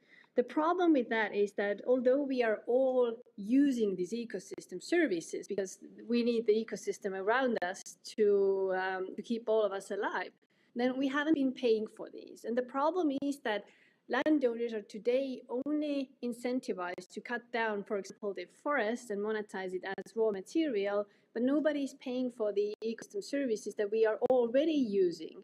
So this is how it all started. Then the big question that we had was like, well, if we want to assign financial value to the ecological value of nature, then how do we quantify it? How do we know how much of that there is on this planet? And although we understood that, well, we have thousands of satellites orbiting around the Earth, we discovered that, well, we don't have this unified place where you can see what nature is doing right now. What are the ecosystem services that it's currently providing? How is nature working? So we actually had to start from describing the world's nature. So we started basically building a digital twin of the world's nature, and we used that as a basis for minting this fungible currency that we're digital currency that we're minting from this. So basically, how it works is that we use satellite data and big data analysis and machine learning to describe how nature works. And we do that on very many different layers. The first layer that we are working on right now focuses on carbon sequestration. So we basically look at how nature is sequestering carbon. So we currently focus mostly on forests, but we will do the same with all ecosystems. So we look at how the ecosystem is working. And every time 100 kilograms of CO2 has been captured in a biodiverse forest, we emit 1 token to the landowner. And it's really critical that we do that directly to the landowner, because we understood that the only way we can incentivize nature protection is by financing this to the landowner. So the landowner is always the recipient of these tokens, and they're basically minting this new currency. And if somebody wants to get that, well, they need to buy it from the landowner. And this is how we start financing nature protection. And just to kind of like give this broader perspective, like we are talking about carbon, and we hear a lot about like these carbon credits, but we understood that, well, carbon is not the only thing that nature is doing. So instead of like being a carbon currency, we're actually calling ourselves more of like this nature-backed currency. And by currency, our goal is actually to create a new global currency, because if you think of like what nature is doing at all times, then if we start minting digital money based on that, then for the first time in human history, we can actually create a currency that is representing how much nature can sustain at this point of time. So by that, we can actually connect the economy and nature conservation and create the link that has been missing, and which is why we see nature being destroyed at all times while the economy is growing. Though we know that this can't last forever, like the economy is so dependent on nature that it has to be connected. So basically, we tokenize the work nature does and create a digital currency based on that. I mean, it makes perfect sense. I think a lot of people will be wondering, how did you come up with this idea? Great question. So the idea actually started from a very local problem that we have. So here in Estonia, we have a lot of intensive forestry. So we have a lot of forests, like half of Estonia is covered with forests, but we have a lot of forest clear cutting. And this has become a huge problem because we see a lot of these beautiful habitats, these old growth biodiverse forests being cut down. So we started from this local problem. So how can we do something about it? How can we make it stop? And of course, we realized, well, it's not just Estonia and it's not just forests. It's actually all kinds of land use that is always driven by the same thing. Landowners only receive money if they cut down or destroy natural resources. The same goes for example, wetlands. You can only monetize the wetland that you own by selling peat. And through peat extraction, you're actually destroying the ecosystem. And this was basically the starting point. So we never actually had the vision to want to create a cryptocurrency, or we want to do carbon crediting or whatever. Like the problem for us starting from trying to find alternative business models for landowners and trying to understand like why can't they afford to keep nature intact right now. Approach the landowners and convince them to buy into your model? The landowners have actually welcomed us really warmly, and mainly because we don't focus only, we don't require them to do anything about nature conservation. Like they don't necessarily have to do more, which is what differentiates us a lot from the different carbon offsetting standards and projects out there. Because we say that, well, nature is already doing enough. And this is like the nature conservation part that hasn't received enough attention. We hear a lot about planting trees and all of these kind of projects, which are also important. But before we have to start planting trees, there are also so many forests that can be protected today instead of having to restore them. So this is how we have actually gathered more than 5 million hectares of interested landowners in our pipeline, which are forests, but also other ecosystem services that feel that they don't have anything to do than just, sell their land as a raw material. So the interest from the landowner side has been huge. They have found us. And I think the coolest part is that there's a huge word of mouth that is spreading around us among the landowners, and they are more and more approaching us. So it has been great feedback from them that the conservation angle that we have is very much needed. It sounds like you've done a lot already. I mean, talk us through some of the achievements to date and where you see things heading to from here, Merit. So I think the biggest achievement we've achieved is that we have literally covered or described how the forests around the world are sequestering carbon, which is a huge thing because, well, it's quite a big planet. And I think this is like one of the main achievements. So basically how it works for a landowner today is that they can come to our platform, they find their land lot, and they basically can get the number of how much CO2 it's sequestering in real time automatically. And that's a huge innovative part of what we do because most of the carbon crediting and the other solutions are doing this manually, project by project. But as we wanted to make this very accessible to landowners, and kind of remove all the access barriers from our business models, we decided that we're going to pre-assess everything and provide this free of charge to the landowners. This is how we can create this super inclusive platform for landowners. And I am really, really excited that we will be launching this in a couple of days already so that all forest owners around the world can start joining the platform. And after we're finished with the forest, we'll be adding more different land types, so wetlands, grasslands, mangroves, everything to that as well. We haven't got much time, but just tell us quickly, how can someone who's watching, who wants to become an investor, become an investor? You can become an investor by joining our waiting list right now. So we have the waiting list open at single.earth, and we'll be start selling the first tokens in the coming months. We will be rolling this over gradually. Once we have the landowners on board, we have a lot of pre-sales happening before we actually launch on public crypto exchanges. So if you want to be involved in the pre-sales, now is the time to join the waitlist. Tell us how you feel about receiving this award from Netexplo. Oh, it's a huge recognition. It's really difficult to put it into words because we started this more than 2 years ago, almost 3 years ago. It was really difficult to explain people what we are doing. We had to start from explaining that, do you know that forests are sequestering carbon from the atmosphere? And everybody was like, wow, how did they do that? Is that really so? And we didn't want to actually include the crypto part or the blockchain ecosystem in the pitches at all, because at that time, cryptos were kind of a dodgy business.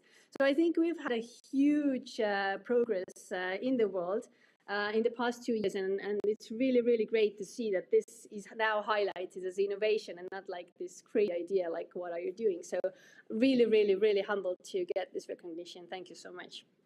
Well, many congratulations to you, and what a smart Single Earth t-shirt you've got on. I'm quite tempted to get one of those myself, so thank you so much. Thank you so much. Really appreciate that. Merit Valdaslu, the CEO of Single Earth, thank you very much indeed for speaking to us. Let's get the perspective now of a professor. Here is Enrique Danz, professor at IE Madrid.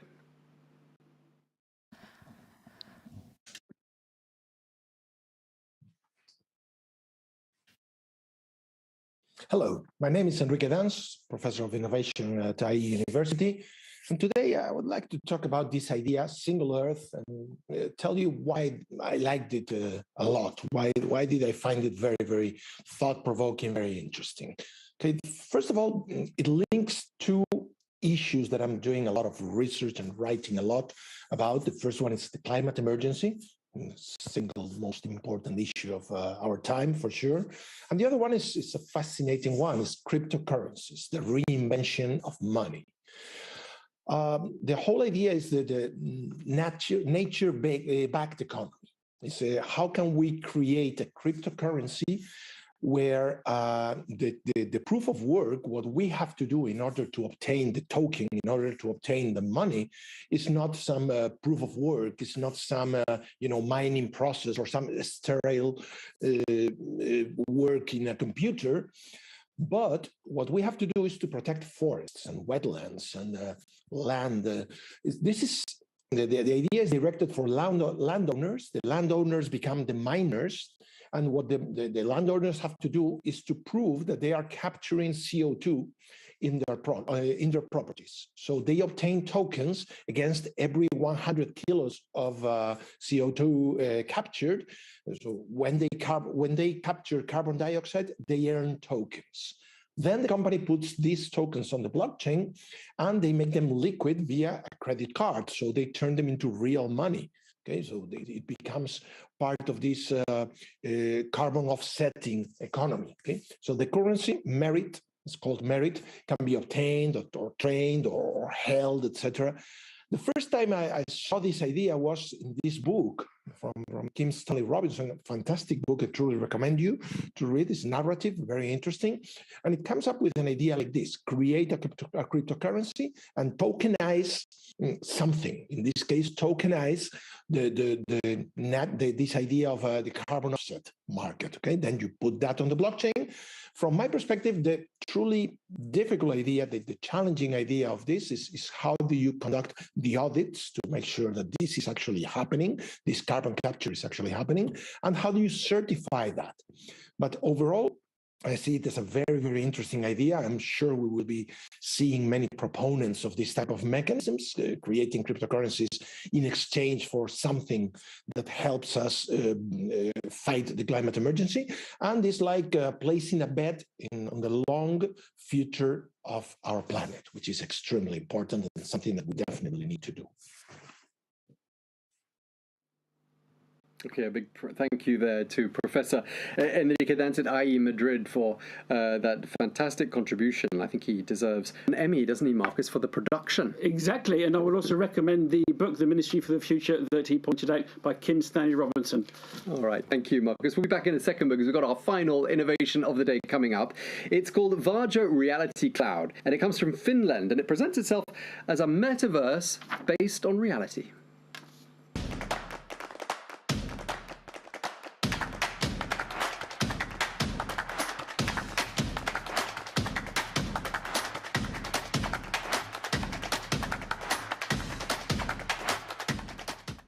Okay, a Varjo Reality Cloud offering real-time shared virtual reality, allowing people the opportunity to share the same physical space but remotely. Now, it's the brainchild of a former Nokia and a former Microsoft executive, and it's being used already by some large multinational companies. Marcus, what struck you most when looking at Varjo Reality Cloud? Well, I think what struck me most was how different it was from so many other demonstrations of supposed metaverse technology. Many of them want us to live in a very childish cartoon with no legs for some reason. But in this case, the idea of virtual teleportation, where me and somebody else in a different place could share the same virtual environment at the same time, that was what we found most compelling about it. Okay, thanks, Marcus. Let's speak to the founder of Varjo now. Urho Kontori joins us now from Finland. Thank you so much for speaking to us. Could I start by asking you, could you give us your definition, first of all, of Varjo Reality Cloud, just to make sure we've done it justice? Oh, thank you. So Virtual Reality Cloud is basically combining the human eye resolution, the perfect mixed reality that Varjo's existing products like the virtual reality headsets and mixed reality headsets that over 1,500 companies use today to change the way that they do training, visualization, design, and research. And fusing that one with the infinite compute of the cloud, enabling you to have lightweight products on your head in the future, something akin to maybe glasses someday, and doing all of the processing of that one in the cloud. And that, of course, also enables us to achieve well, first of all, photorealistic image quality in everything that we do, but combining that one with the technology that we call teleportation, essentially enabling you to utilize the same principal technologies we use on our headsets to digitize the world in real time, transport it to a different place on the planet, and then enabling other people to experience it in real time. And this is the fusion between the core key technologies. Sometimes you really need to follow that mantra, which has been said many times in the computing history. If you're serious about software, you have to build your own hardware. And we have had this very strong vision to be able to venture to this domain. And to achieve it, we started first by building human eye resolution virtual reality displays, productizing those, then building mixed reality that is based on digitizing the world in real time, mixing it with the virtual content, and again, showing in the perfect human eye resolution to the users. Now we are imminently taking to the market the Varjo Reality Cloud. I cannot say exactly which day, but we're talking about very soon. So within this quarter, for sure. And with that one, we bring the infinite compute capability to this equation. And I'm really eager that we're going to be able to announce the last part of that journey, which is one hardware component missing from being able to do the real-time teleportation, something that we have been working now for a couple of years. Okay, thanks for that. And listening to you, I learnt how to pronounce the name properly, Varjo, not Varjo, as I said at the beginning. So apologies for that. Could you give us some examples of some of the actual uses that it's already been put to? Because I gather you've already got quite an impressive list of clients. We don't need to know who they are, but it would be really nice to know how they're using this technology. Yeah, absolutely. So, for example, pretty much every single car company in the world is using our headsets and typically Autodesk Red design tool to design the future cars that all of us will be driving eventually, whether you will be upgrading your car in 3 years' time or maybe upgrade it in 10 years' time, who knows? But most likely those have been designed using our headsets. Then on the training side, well, like many consumer electronics companies also use our headsets, and up to very recently, actually our biggest customer was a consumer electronics giant. Additionally, almost everybody in the aviation industry is using our headset, whether it is for the civilian side, where, for example, European Aviation Agency safety agency has approved only single headset maker to be used by immersive headsets that can be used for training of real pilots, where you get the same credits you would get if you actually flew a plane. That's of course Varjo. But then similarly in the defense industry, Varjo's headsets are used to like plan and how to keep our civilization safe for the future things to come. And again, these are both of the areas when you consider they're the spearheading areas when it comes to design or in this case training, and we're seeing that trickling down to smaller companies, starting from these kind of like enterprise level companies and trickling now to small and medium-sized businesses. That's of course what allows us to grow to now almost 2,000 customer companies using our headsets. It's certainly not all of them are Fortune 500 companies. That would need to be at least the Fortune 2000. I'm just listening to you and thinking about what we've been through as a species in the last 2 years, and I'm just wondering whether perhaps the pandemic had a massive accelerator effect for the demand for precisely this type of technology. Yeah, I mean, yes and no. So what we saw is that the companies who were using our headsets previously, to whom we had kind of landed already, they were ready to expand during the pandemic. The critical was for the companies who were not yet our customers, reaching out to them became increasingly difficult when you cannot go to the exhibitions, because these kind of things, they're meant to be seen. You cannot just judge by reading blog posts that I'm going to shell out now $10,000. You need to somehow try it out first. And for some of the companies. We had done that before the pandemic hit, but for the rest, we in many ways went to hibernation for a year, and only I'd say third quarter last year did a new sales start to ramp up again when the world started opening up again. So yes and no. Okay. And I'm just thinking to myself as well of future uses. I mean, I think you've touched on a couple of them, but just to pick up on that, I mean, do you think it's a matter of time before we see Vario headsets in our homes, in schools, or are we still quite some way off that?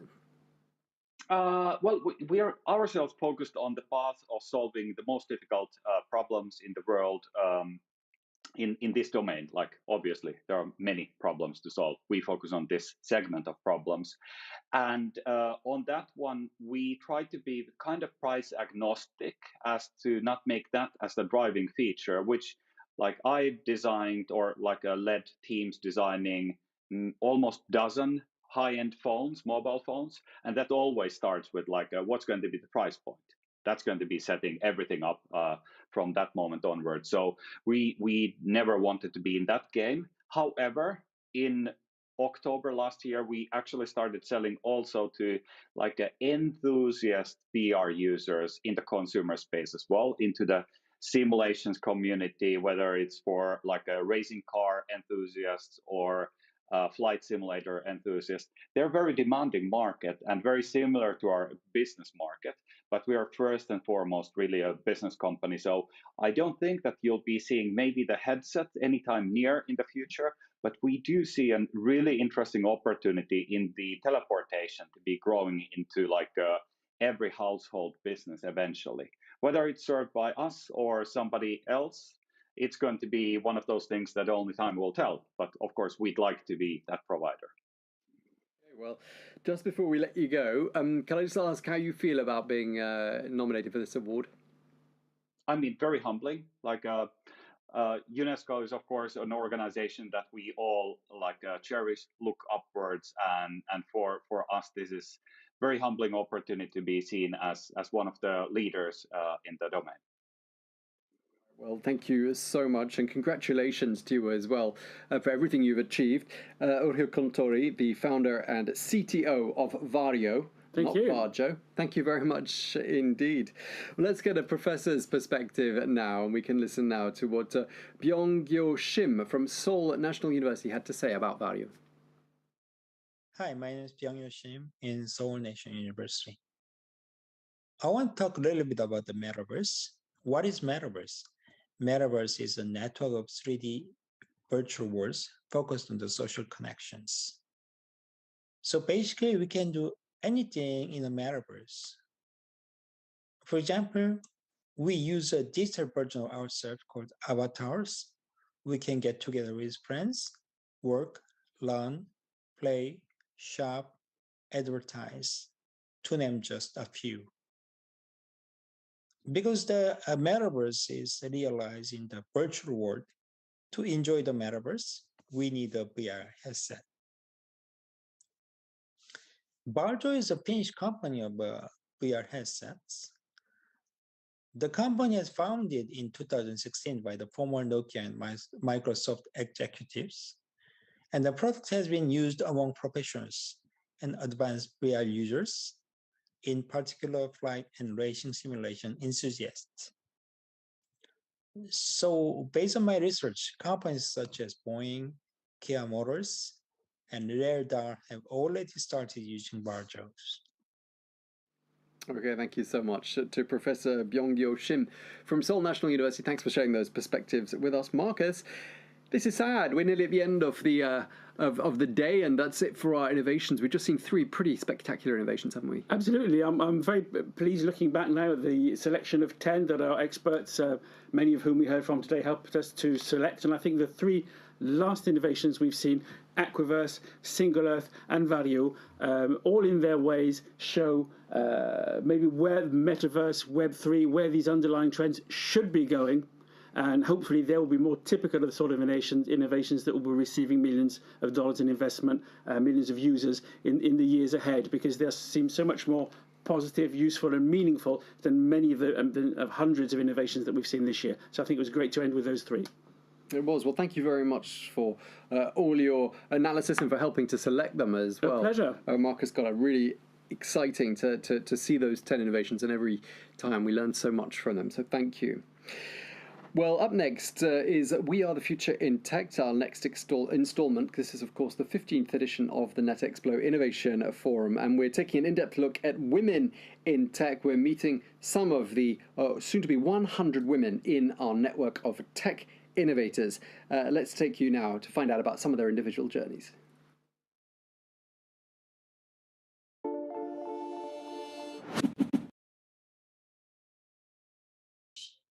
And technology can empower women or provide them or help them fulfill their potential. But for this, it's critical that the concerns, the needs of women be taken into consideration when discussing science and technology issues and when deciding on policies and priorities.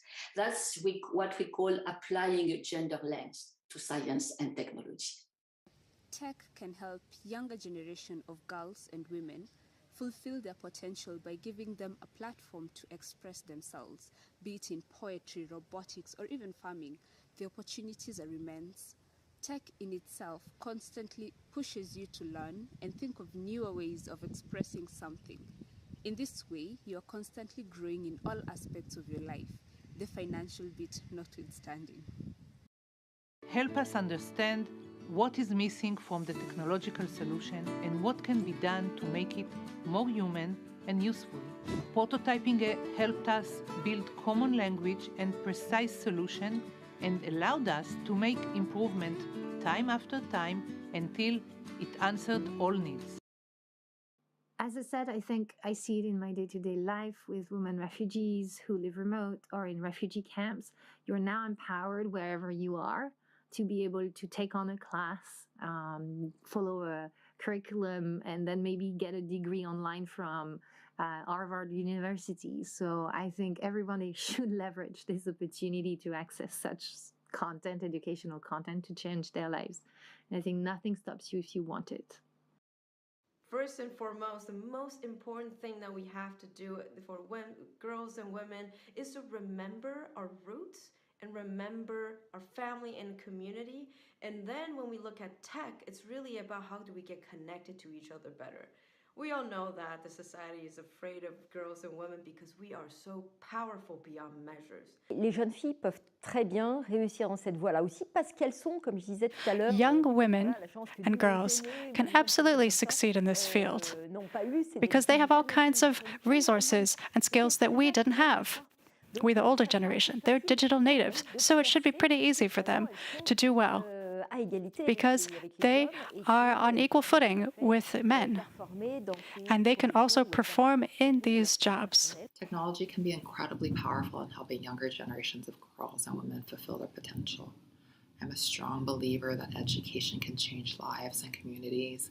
And right now, people have more access to education, learning, and mentorship opportunities than ever before through various online programs. Tech companies can and should also play a role in supporting girls and women's education. Et ces nouvelles technologies qui sont au service aussi de la collaboration, c'est-à-dire qu'on n'est pas dans un univers. We aren't in a super technological universe. We are in a universe that allows interaction, collaboration, co-construction with colleagues, with partners around the world, and that's wonderful because we're open to the world. We're open to novelty and innovation, which I think is very promising for the future.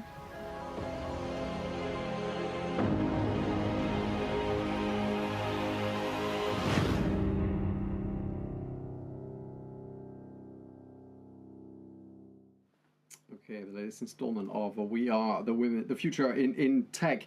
We're coming very close to the end of this innovation forum, but don't forget, you can still vote. This is your last chance, however. That's right. You still have a couple of minutes to vote for your favorite innovation. All you have to do, we're about to close the ballots, all you have to do is go on the application to the interactivity tab on the Netexplo app and choose your favorite project indeed. Yeah, I think there's so many to choose from. I'm glad I don't have to vote. It will be a difficult job. I wouldn't know how to decipher. Should we have a look at some of the ones we've been talking about, all those 10 innovations, get a bit of a recap? Sure. All right, let's do that. Okay, let's begin by using blockchain technology to clean up the world's oceans. Benchy AI, the innovation that seeks to democratize healthcare using machine learning. Digital safety and educational innovation, tackling the abuse of women online. Drive, the world's first decentralized ride-hailing platform, which uses blockchain to empower drivers and users. Ecofy, the platform that helps companies improve their ESG record. LL Vision, the augmented reality glasses, which convert speech into text. Single Earth, which keeps natural areas intact by generating an income from them. Pseudo-write, the cure for writer's block, which uses AI to make your writing more creative. And Uchu, the largest and most realistic simulation of the universe ever. And Varjo Reality Cloud, which allows people to share the same physical space, but remotely. Voilà, on poursuit cette fois-ci en français. Les partenaires historiques de l'Observatoire So, Netexplo, vous le savez, the historic partners of Netexplo, as you know, are UNESCO and the Les Echos Group. De cet événement, eh bien, c'est le Sénat français. There's also the French Senate, which is our historic partner of this event. So now we have here with us Catherine Morin-Desailly, who is a French senator and now has a few words for us.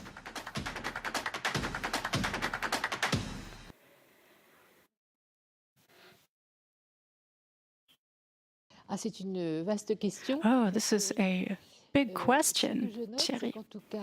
I would say that in the last 15 years, this is now the 15th year of the Netexplo Innovation Forum, Netexplo hasn't stopped analyzing and trying to decrypt the digital revolution, which is overwhelming the entire world. The Senate, since 2017, has been at Netexplo's side. We helped with the very first Netexplo forum when the first prizes were awarded. Why is this? Because we're very interested in what the Netexplo Observatory is doing. We're interested in observing the profound transformation of our society. There have been many of them over the last few years. It's important to ask ourselves the right questions at this stage.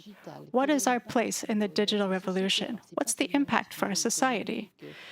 These aren't purely economic, financial, and industrial questions. These also bring up social questions, health issues, cultural issues. Netexplo's process promotes innovation, and at the same time, sets the stakes for this great revolution that hasn't finished transforming the world yet. Each year, at each innovation forum, we see new innovations. New questions come up.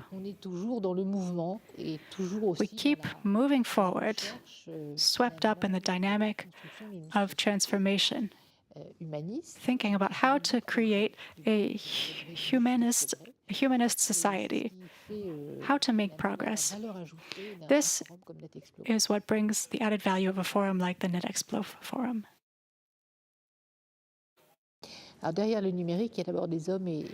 Behind digital technology, there are, of course, men and women. Behind technology, we find social goals, goals for society. These projects are always meant to improve our lives. Digital technology should improve our research, make it easier to anticipate, to respond in medical research, for example. When digital technology is used in this way, to respond to a crisis like the epidemic, the pandemic, for example, it can be very useful. Now, the conflict in Europe is making us weigh the risks of the internet, which could be becoming balkanized, with the risks of breaking away from a system which is closing in on itself. This is the situation in Russia at this time. So the issue arises of networks that may need to reinvent themselves with a new type of governance, a new and more strict type of governance. Digital technology also brings up issues of cybersecurity. We need to study these in more depth, which is what we are doing currently with our new draft regulations and our reflections on sovereignty. There's no real sovereignty without digital sovereignty, of course. Digital technology helps us stay open to the world as well. So we think we're at a turning point of different paths. I hope that we will continue to move toward a more human-centered model. Europe has a role to play in the affirmation of our values. Digital technology needs to respect people's rights. We're not going to create social credits or undertake surveillance programs like the Chinese. We also are not going to place business above all like the Americans.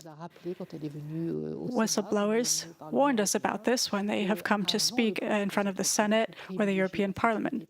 We need to prioritize security and safety, especially of children, online. So we're at a turning point now. We're asking ourselves all these questions. The stakes today are pushing us to do so. I'm also thinking about the twists of fate that have led us here. Climate change, the technological revolution. How interesting that all these things should be happening at the same time. Climate change requires new solutions, and the technological revolution may allow us to create them, so that we can respond appropriately to the environmental dangers. For example, in the field of energy, we need to invest in this new industry of alternative energies, and it's digital innovation that will make it possible to invest in energy, health, transit.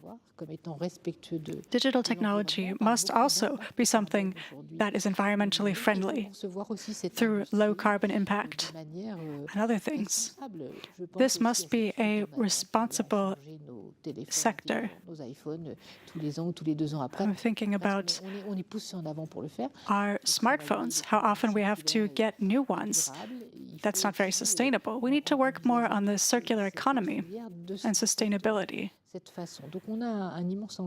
So we have a lot of challenges ahead of us. Alors, ce n'est ni un repli sur soi, ni un protectionnisme, ce n'est pas non plus un souverainisme. On confond souvent les deux. Digital sovereignty is not ultimate sovereignty. It's just the capacity to define the type of society you want to live in. It's the ability to make a certain number of decisions for yourself. These stakes have become strategic and geopolitical for our society. We're concerned with digital sovereignty following the Cambridge Analytica scandal. We are now concerned about foreign powers undermining our democracies. Digital sovereignty is essential. The internet is now a battleground for the whole world. This battle is for complete domination over knowledge and communication. If we're going to participate in the new world that is coming into being, we need to be able to define the type of society we want to see and create it. We can't depend either on foreign companies, which, maybe due to blind enthusiasm, might try to define for us what kind of society we should live in. Nation states and democracies still have their role to play in the democratic process, which also consists of asking the population their opinion. So the stakes are political and societal, as you can tell. That's what I have to say about digital sovereignty. It's a guarantee for the French and for Europeans. Alors je dis enfin parce que depuis tant d'années que For several years now, à travers mes travaux la réouverture de la directive I have been depuis les années 2000 qui working régit la société de l'information aujourd'hui. Depuis le on temps que these subjects cette réouverture, ça a été chose faite, of digital notamment à l'initiative technology et de Thierry Breton avec ces deux textes. and the initiative of Thierry Breton, Digital Services Act, deux textes complémentaires. the Digital Services Act and another act. These acts aim to codify the responsibilities of the owners of platforms. They are meant to regulate European markets and allow our French and European businesses, as well as consumers, to be able to develop, grow, benefit from the new digital economy, and on the consumer side, have choices and have control over their data. De l'information, le DSA, c'est ce The DSA Act apporter une réponse à tout is supposed to respond to all of these disastrous phenomena that we're seeing on social media over the last few years. Disinformation, misinformation, and so on. And also counterfeit. The DSA Act is much more delicate because in contrast to freedom of expression, the threshold is not as easy to define. So these two texts have arrived at a rather late moment. We have these monopolistic companies that almost have that are dominating the field. Their economic model, which we are now stuck in, means that these texts, even though they respond to our challenges, may not be sufficient. These platforms are not sufficiently regulated by these texts. The texts don't go far enough. These companies are public spaces. They're not private companies like others. We don't know very much about how they devise their algorithms to generate profit. At the Senate, we are trying to work with high standards to keep transparency in mind, and so on.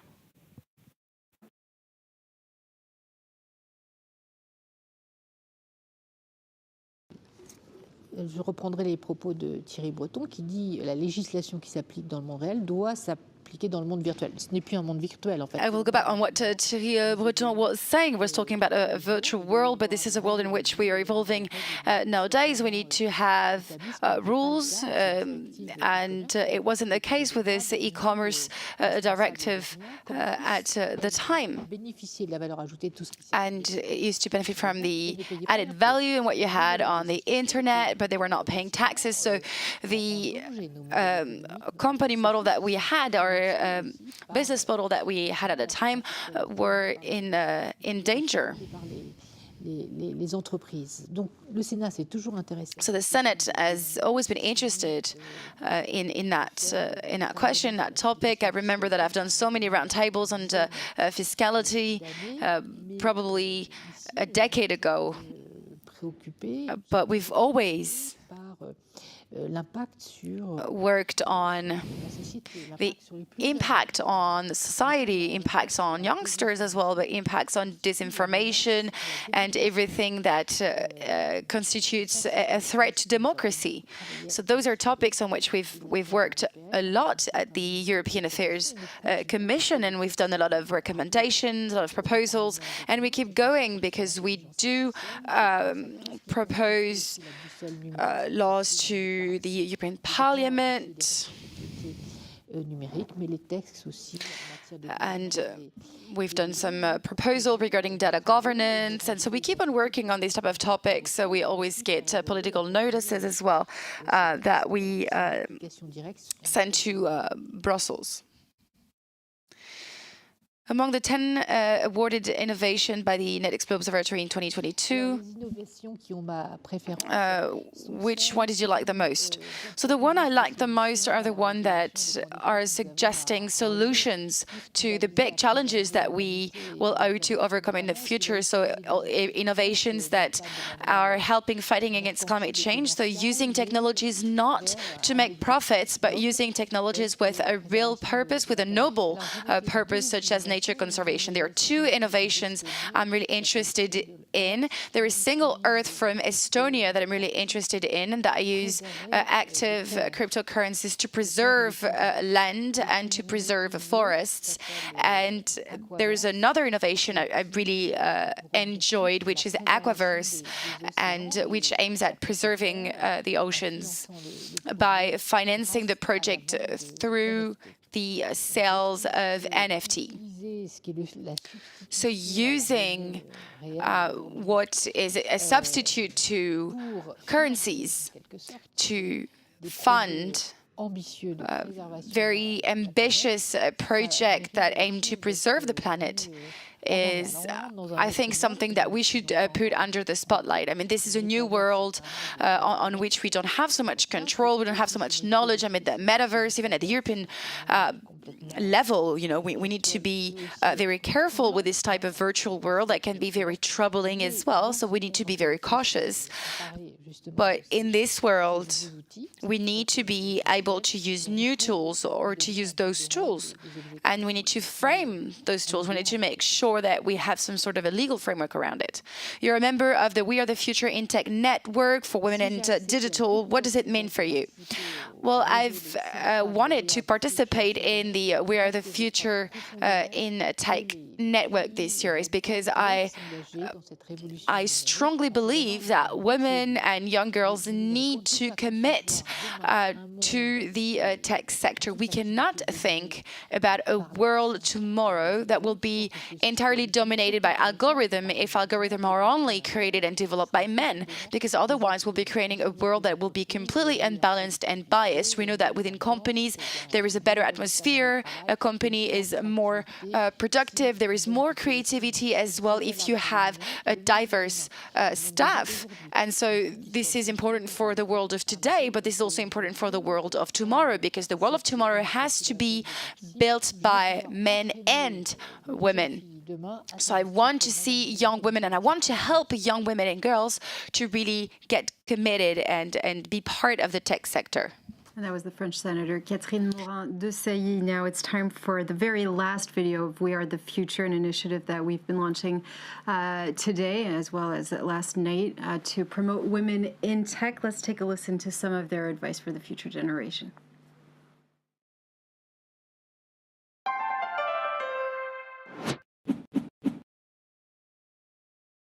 I would say not to fall into the trap of not realizing how much your ideas are worth just because you're young.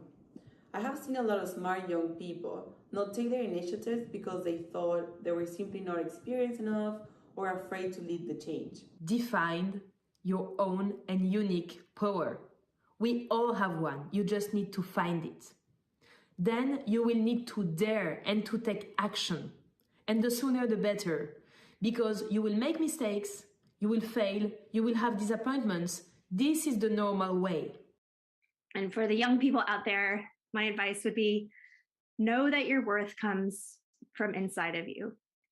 And throughout our lives, we receive all this programming from the outside. We receive messages of colonization, of gender inequality. Believe in yourself. Keep individuals in your corner who support you. There are several pieces of advice that I would give a young person who wants to follow my example. First, take risks and embrace uncertainty and discomfort, because that's where we learn the most. Second, reach for the stars. For almost all of the jobs that I have had, I did not have the required qualifications or experience when I started them. I applied for these positions anyway and grabbed every opportunity I was offered to learn, to grow, and to do something new. Je dirais quand même qu'il faut une qualité qui est indispensable. Mais I would say that essential quality in the world in which we live in is curiosity and the capacity to learn all the time. I mean, this is a sector in which things are changing all the time, so we need to keep going. Animal and wildlife and forests, all this cannot be avoided. It also has to come back to the digital media in a very pristine form. And that is what I would suggest, that don't break your connection with nature, with human beings, with living beings, with creatures. And you may create many new things on the digital media to create a more sensitive world towards each other. Alors moi, ce que je donnerais comme conseil, c'est déjà faire son métier avec passion. The piece of advice I would give is to just, do your job with passion. Those jobs are not easy jobs. You do have a lot of responsibilities. You have to solve issues, and I mean, you're doing problem solving every single day. So you need to be passionate. You need to love what you do, and this will compensate all of the issues that you'll be facing in your daily life.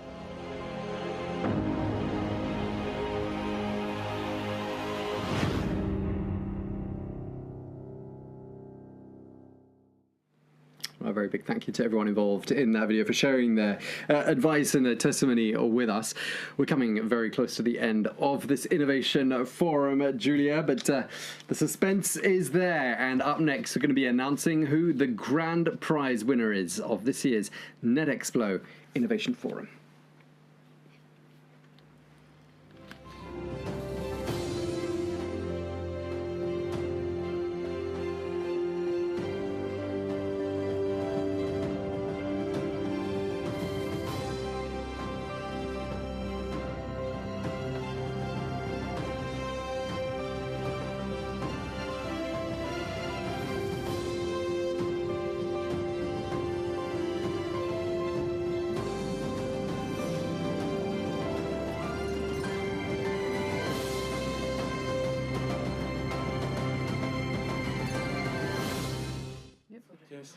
Goodness me, well, we're back, and we're just saying it's been a year since the last edition, and we were saying that, we'll explain why we're saying that in just a moment, but we are going to be announcing the 2022 Netexplo Grand Prize winner, and while the votes come in, I'm here in this year with Marcus Goddard, who's been looking at all of those innovations with me. Of course, Julia is here, and we have a special guest, who is Nupur Tiwari, the winner of last year's prize. So welcome back, and great to have you with us. As we were saying, it's been 12 months since we last saw you.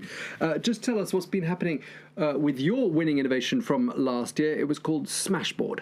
It is still called Smashboard, and a lot has been going on. And like you said, it's already been a year. It seems short. So we've been busy, doing all our hard work on the fundraising. We've found some success, but I think we can get even more money in, because, tech is a lot also about funding and about money.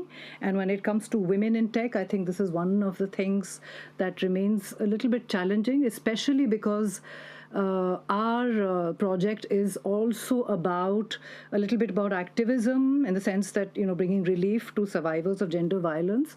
So sometimes there's that extra work required, because some people for some reason find it a little threatening. But we've actually really been doing a lot of work, creating content, doing workshops, and one thing that we're also trying to do is shape the way that we work differently from others. So we are working on something that's called authentic communication, so that we actually make room for people who are living with difficulties, with mental health challenges, and to change the way people work. Because generally what happens in capitalist context is that we have this way of negotiating which is very hardcore. We don't make room for difficulties that women, but also other people, but especially women, face. And we've actually got a lot of overwhelming positive response. People actually wanting to work with us because they like the way we work, and they like the fact that we think about how we work. And unfortunately, we can't have everyone work with us because we are still growing. We are still small, but we've had a lot of validation. Again, the prize obviously is something that really helped us also to sort of, tell people that, look, we have also this stamp of approval, as it were. And now all that we want, and I'll be blunt about this, is for 4 people or 4 entities to give us 10,000 euros each, and then we'll be flying, because that will really take our application to another level. And as you know, our app is actually really about creating an alternative social network with special features for survivors of gender violence. But as far as the content generation is concerned, that is going really well. We've had about 70 authors writing for us regularly. And yes, there's a lot of energy and a lot more work left to be done. And I'm really looking forward to also hearing about who today's winners is, and whether they're similar to us, what their project looks like, and so on. If you have any other questions for me, of course, I'm here. We're going to get to that in just a moment, but Nupur, you're actually part of the network. We are the future in tech, and this year, 5 out of the 10 innovators are actually women. How does that make you feel to see that more and more women are taking that step towards entrepreneurship? I think it's great, but the one thing I think is important to understand is who are the women who are coming forth, who are the women who are being awarded and rewarded, because not all women are the same. If the women that we are looking at are actually carrying on the past legacies that have gotten us in not such a good place today, in terms of what the climate is looking like, in terms of what our relationship is with ecology, for instance, or what is happening in terms of people who are getting left behind, because women can also be oppressors. Let's be honest about it. So are these the women who are thinking differently? That's what's important, because there can be women who perhaps think in the same old way. So it's less about identity, and the affinity that I feel with women is with a certain kind of women who have a certain idea of how to move forward. It's more about the mindset. It's really about ideas, the mindset, your politics, and this is more important really than just the identity women.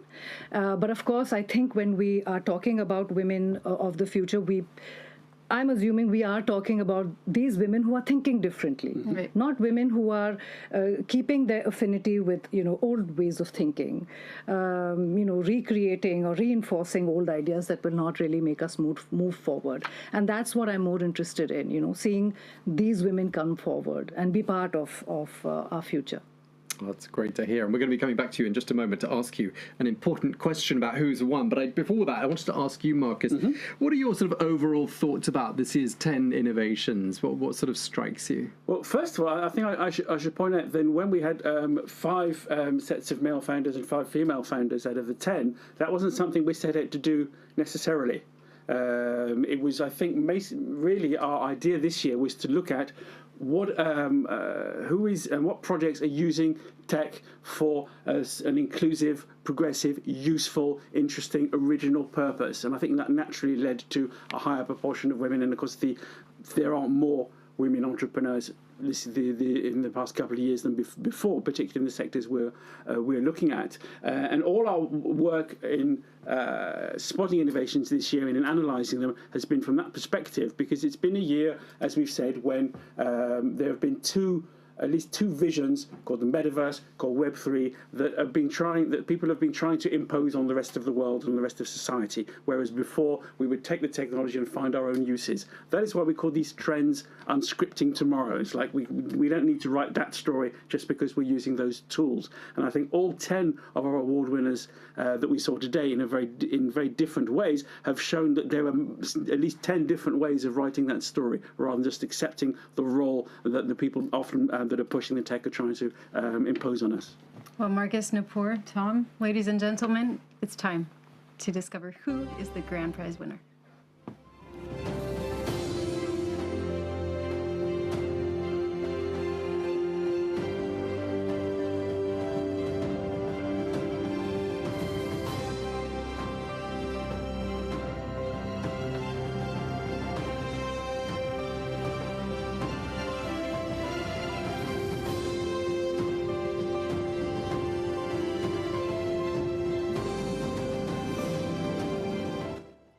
Okay, welcome back. As promised, we're going to find out who is the grand winner. Nupur, could you do the honours and tell us who is the 2022 Netexplo Grand Prize winner? The 2022 Grand Prix winner is Aquaverse. Ooh, Aquaverse. We're hearing celebrations outside of the studio. They definitely win a prize as well for the largest number of people ever to come to the studio the whole squad to turned up celebrate this. Well, that's a great result, and just to remind you, of course, Aquaverse is farming sponges and using NFTs in that process to help clean up the world's waterways, especially our seawater, which is full, of course, of plastics and heavy metals and so on, and these sponges soak them all up. Well, and they're joining us now in the studio. Come on in. Please come on. Congratulations. Congratulations. Thank you. Excellent result. Thank you. Well, congratulations. Congrats. Thank you. So as they come on set, also they were closely followed by LL Vision as well. Thank you. Congratulations to all of you. Congratulations. Yeah, really big congratulations to LL Vision, because they did come in second place. That's incredible innovation. Those glasses. Those glasses, and we've seen many innovations this year as well in the medtech sector to try to help people with disabilities as well. Congratulations to you all. It's great to have you here. How do you feel? It's amazing. So happy. Yeah. We are so happy and proud about all the work we've done, all the community. Also, we are proud of the community that is supporting us till the beginning. It was a lot of work. We learned a lot, and now we can see that it paid. So we are really happy to see that we can be the more innovative company using blockchain and to have a great impact, environmental impact. So yeah, it's a great pleasure. Thank you. Do you have something to add? No. There's some very quiet people listening. We're so proud. Just one thing, we are so proud of our community. They did a very good work. Yeah. They supported us during all the 6 last months. So thank you, Guardians. What are your plans? Let's look forward. What are your plans for making this innovation a positive force for the year ahead? Who'd like to answer that question?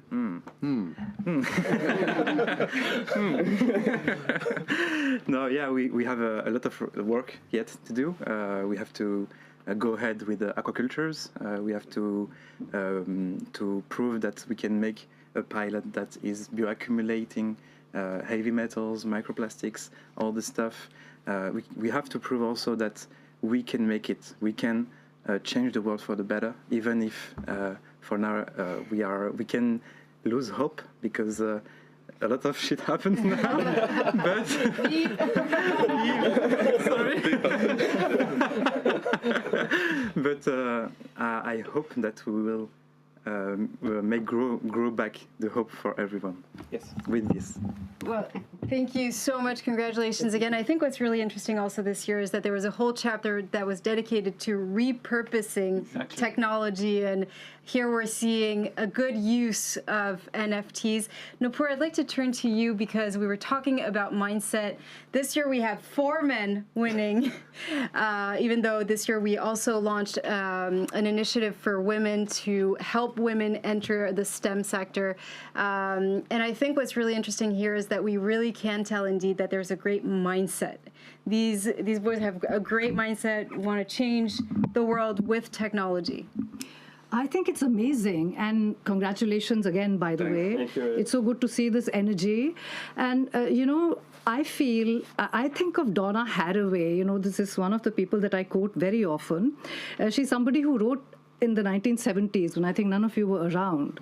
And she spoke about this kinship between everything that is machine and animal. So, okay, maybe the language isn't really what is the current discourse, but the way that you are actually bringing in ecology and technology together, it reminds me of what she said, Haraway. She was a feminist, and she said that there is less and less hesitation in the way in which we are fusing these things together. And it's amazing the way you are actually using tech to work on ecology. Two things that are blending in so beautifully together, and of course blockchain. Just like Smashboard is actually working on social relations and trying to bring relief to people who are suffering from gender violence. That way I feel an affinity with your project, and also I think it's amazing that you're being able to use blockchain in this way. NFTs and sponges. I was not very sure. I thought maybe sponges is some new term for something tech, but then I double checked, and it's indeed the sponges that exist in nature, right? Okay, so you'll need many of them. And if I may ask a quick question as well. Of course. What is it that is your biggest challenge right now? Because scaling this up into something which I think everybody will want now, is that your biggest challenge? Yeah, we have to make for now a small production to be sure to ensure the best parameters to have this bioaccumulation for the heavy metals, etc. And then we have to prove also that we can produce these sponges, and with the sponges that we can sell it to replace a lot of pollutant materials we use in our world. So yeah, I don't know if I answered your question now. Yes, absolutely. It's also going to encourage a shift in the way we think, right? Yeah, and that's what most of our projects are trying to do here. Yeah. Marcus, any final thoughts from your side before perhaps a message? Pick up on what Nupur said about Donna Haraway's quote about what you were doing about the fusion of biology and technology. I think that could be one of our main threads for next year. So hopefully we'll be able to tell you more about that in a positive impact way next year. Okay, well that brings us... Thank you very much. Thank you so much. That brings us to the conclusion of this year's edition. We'll be back in a second.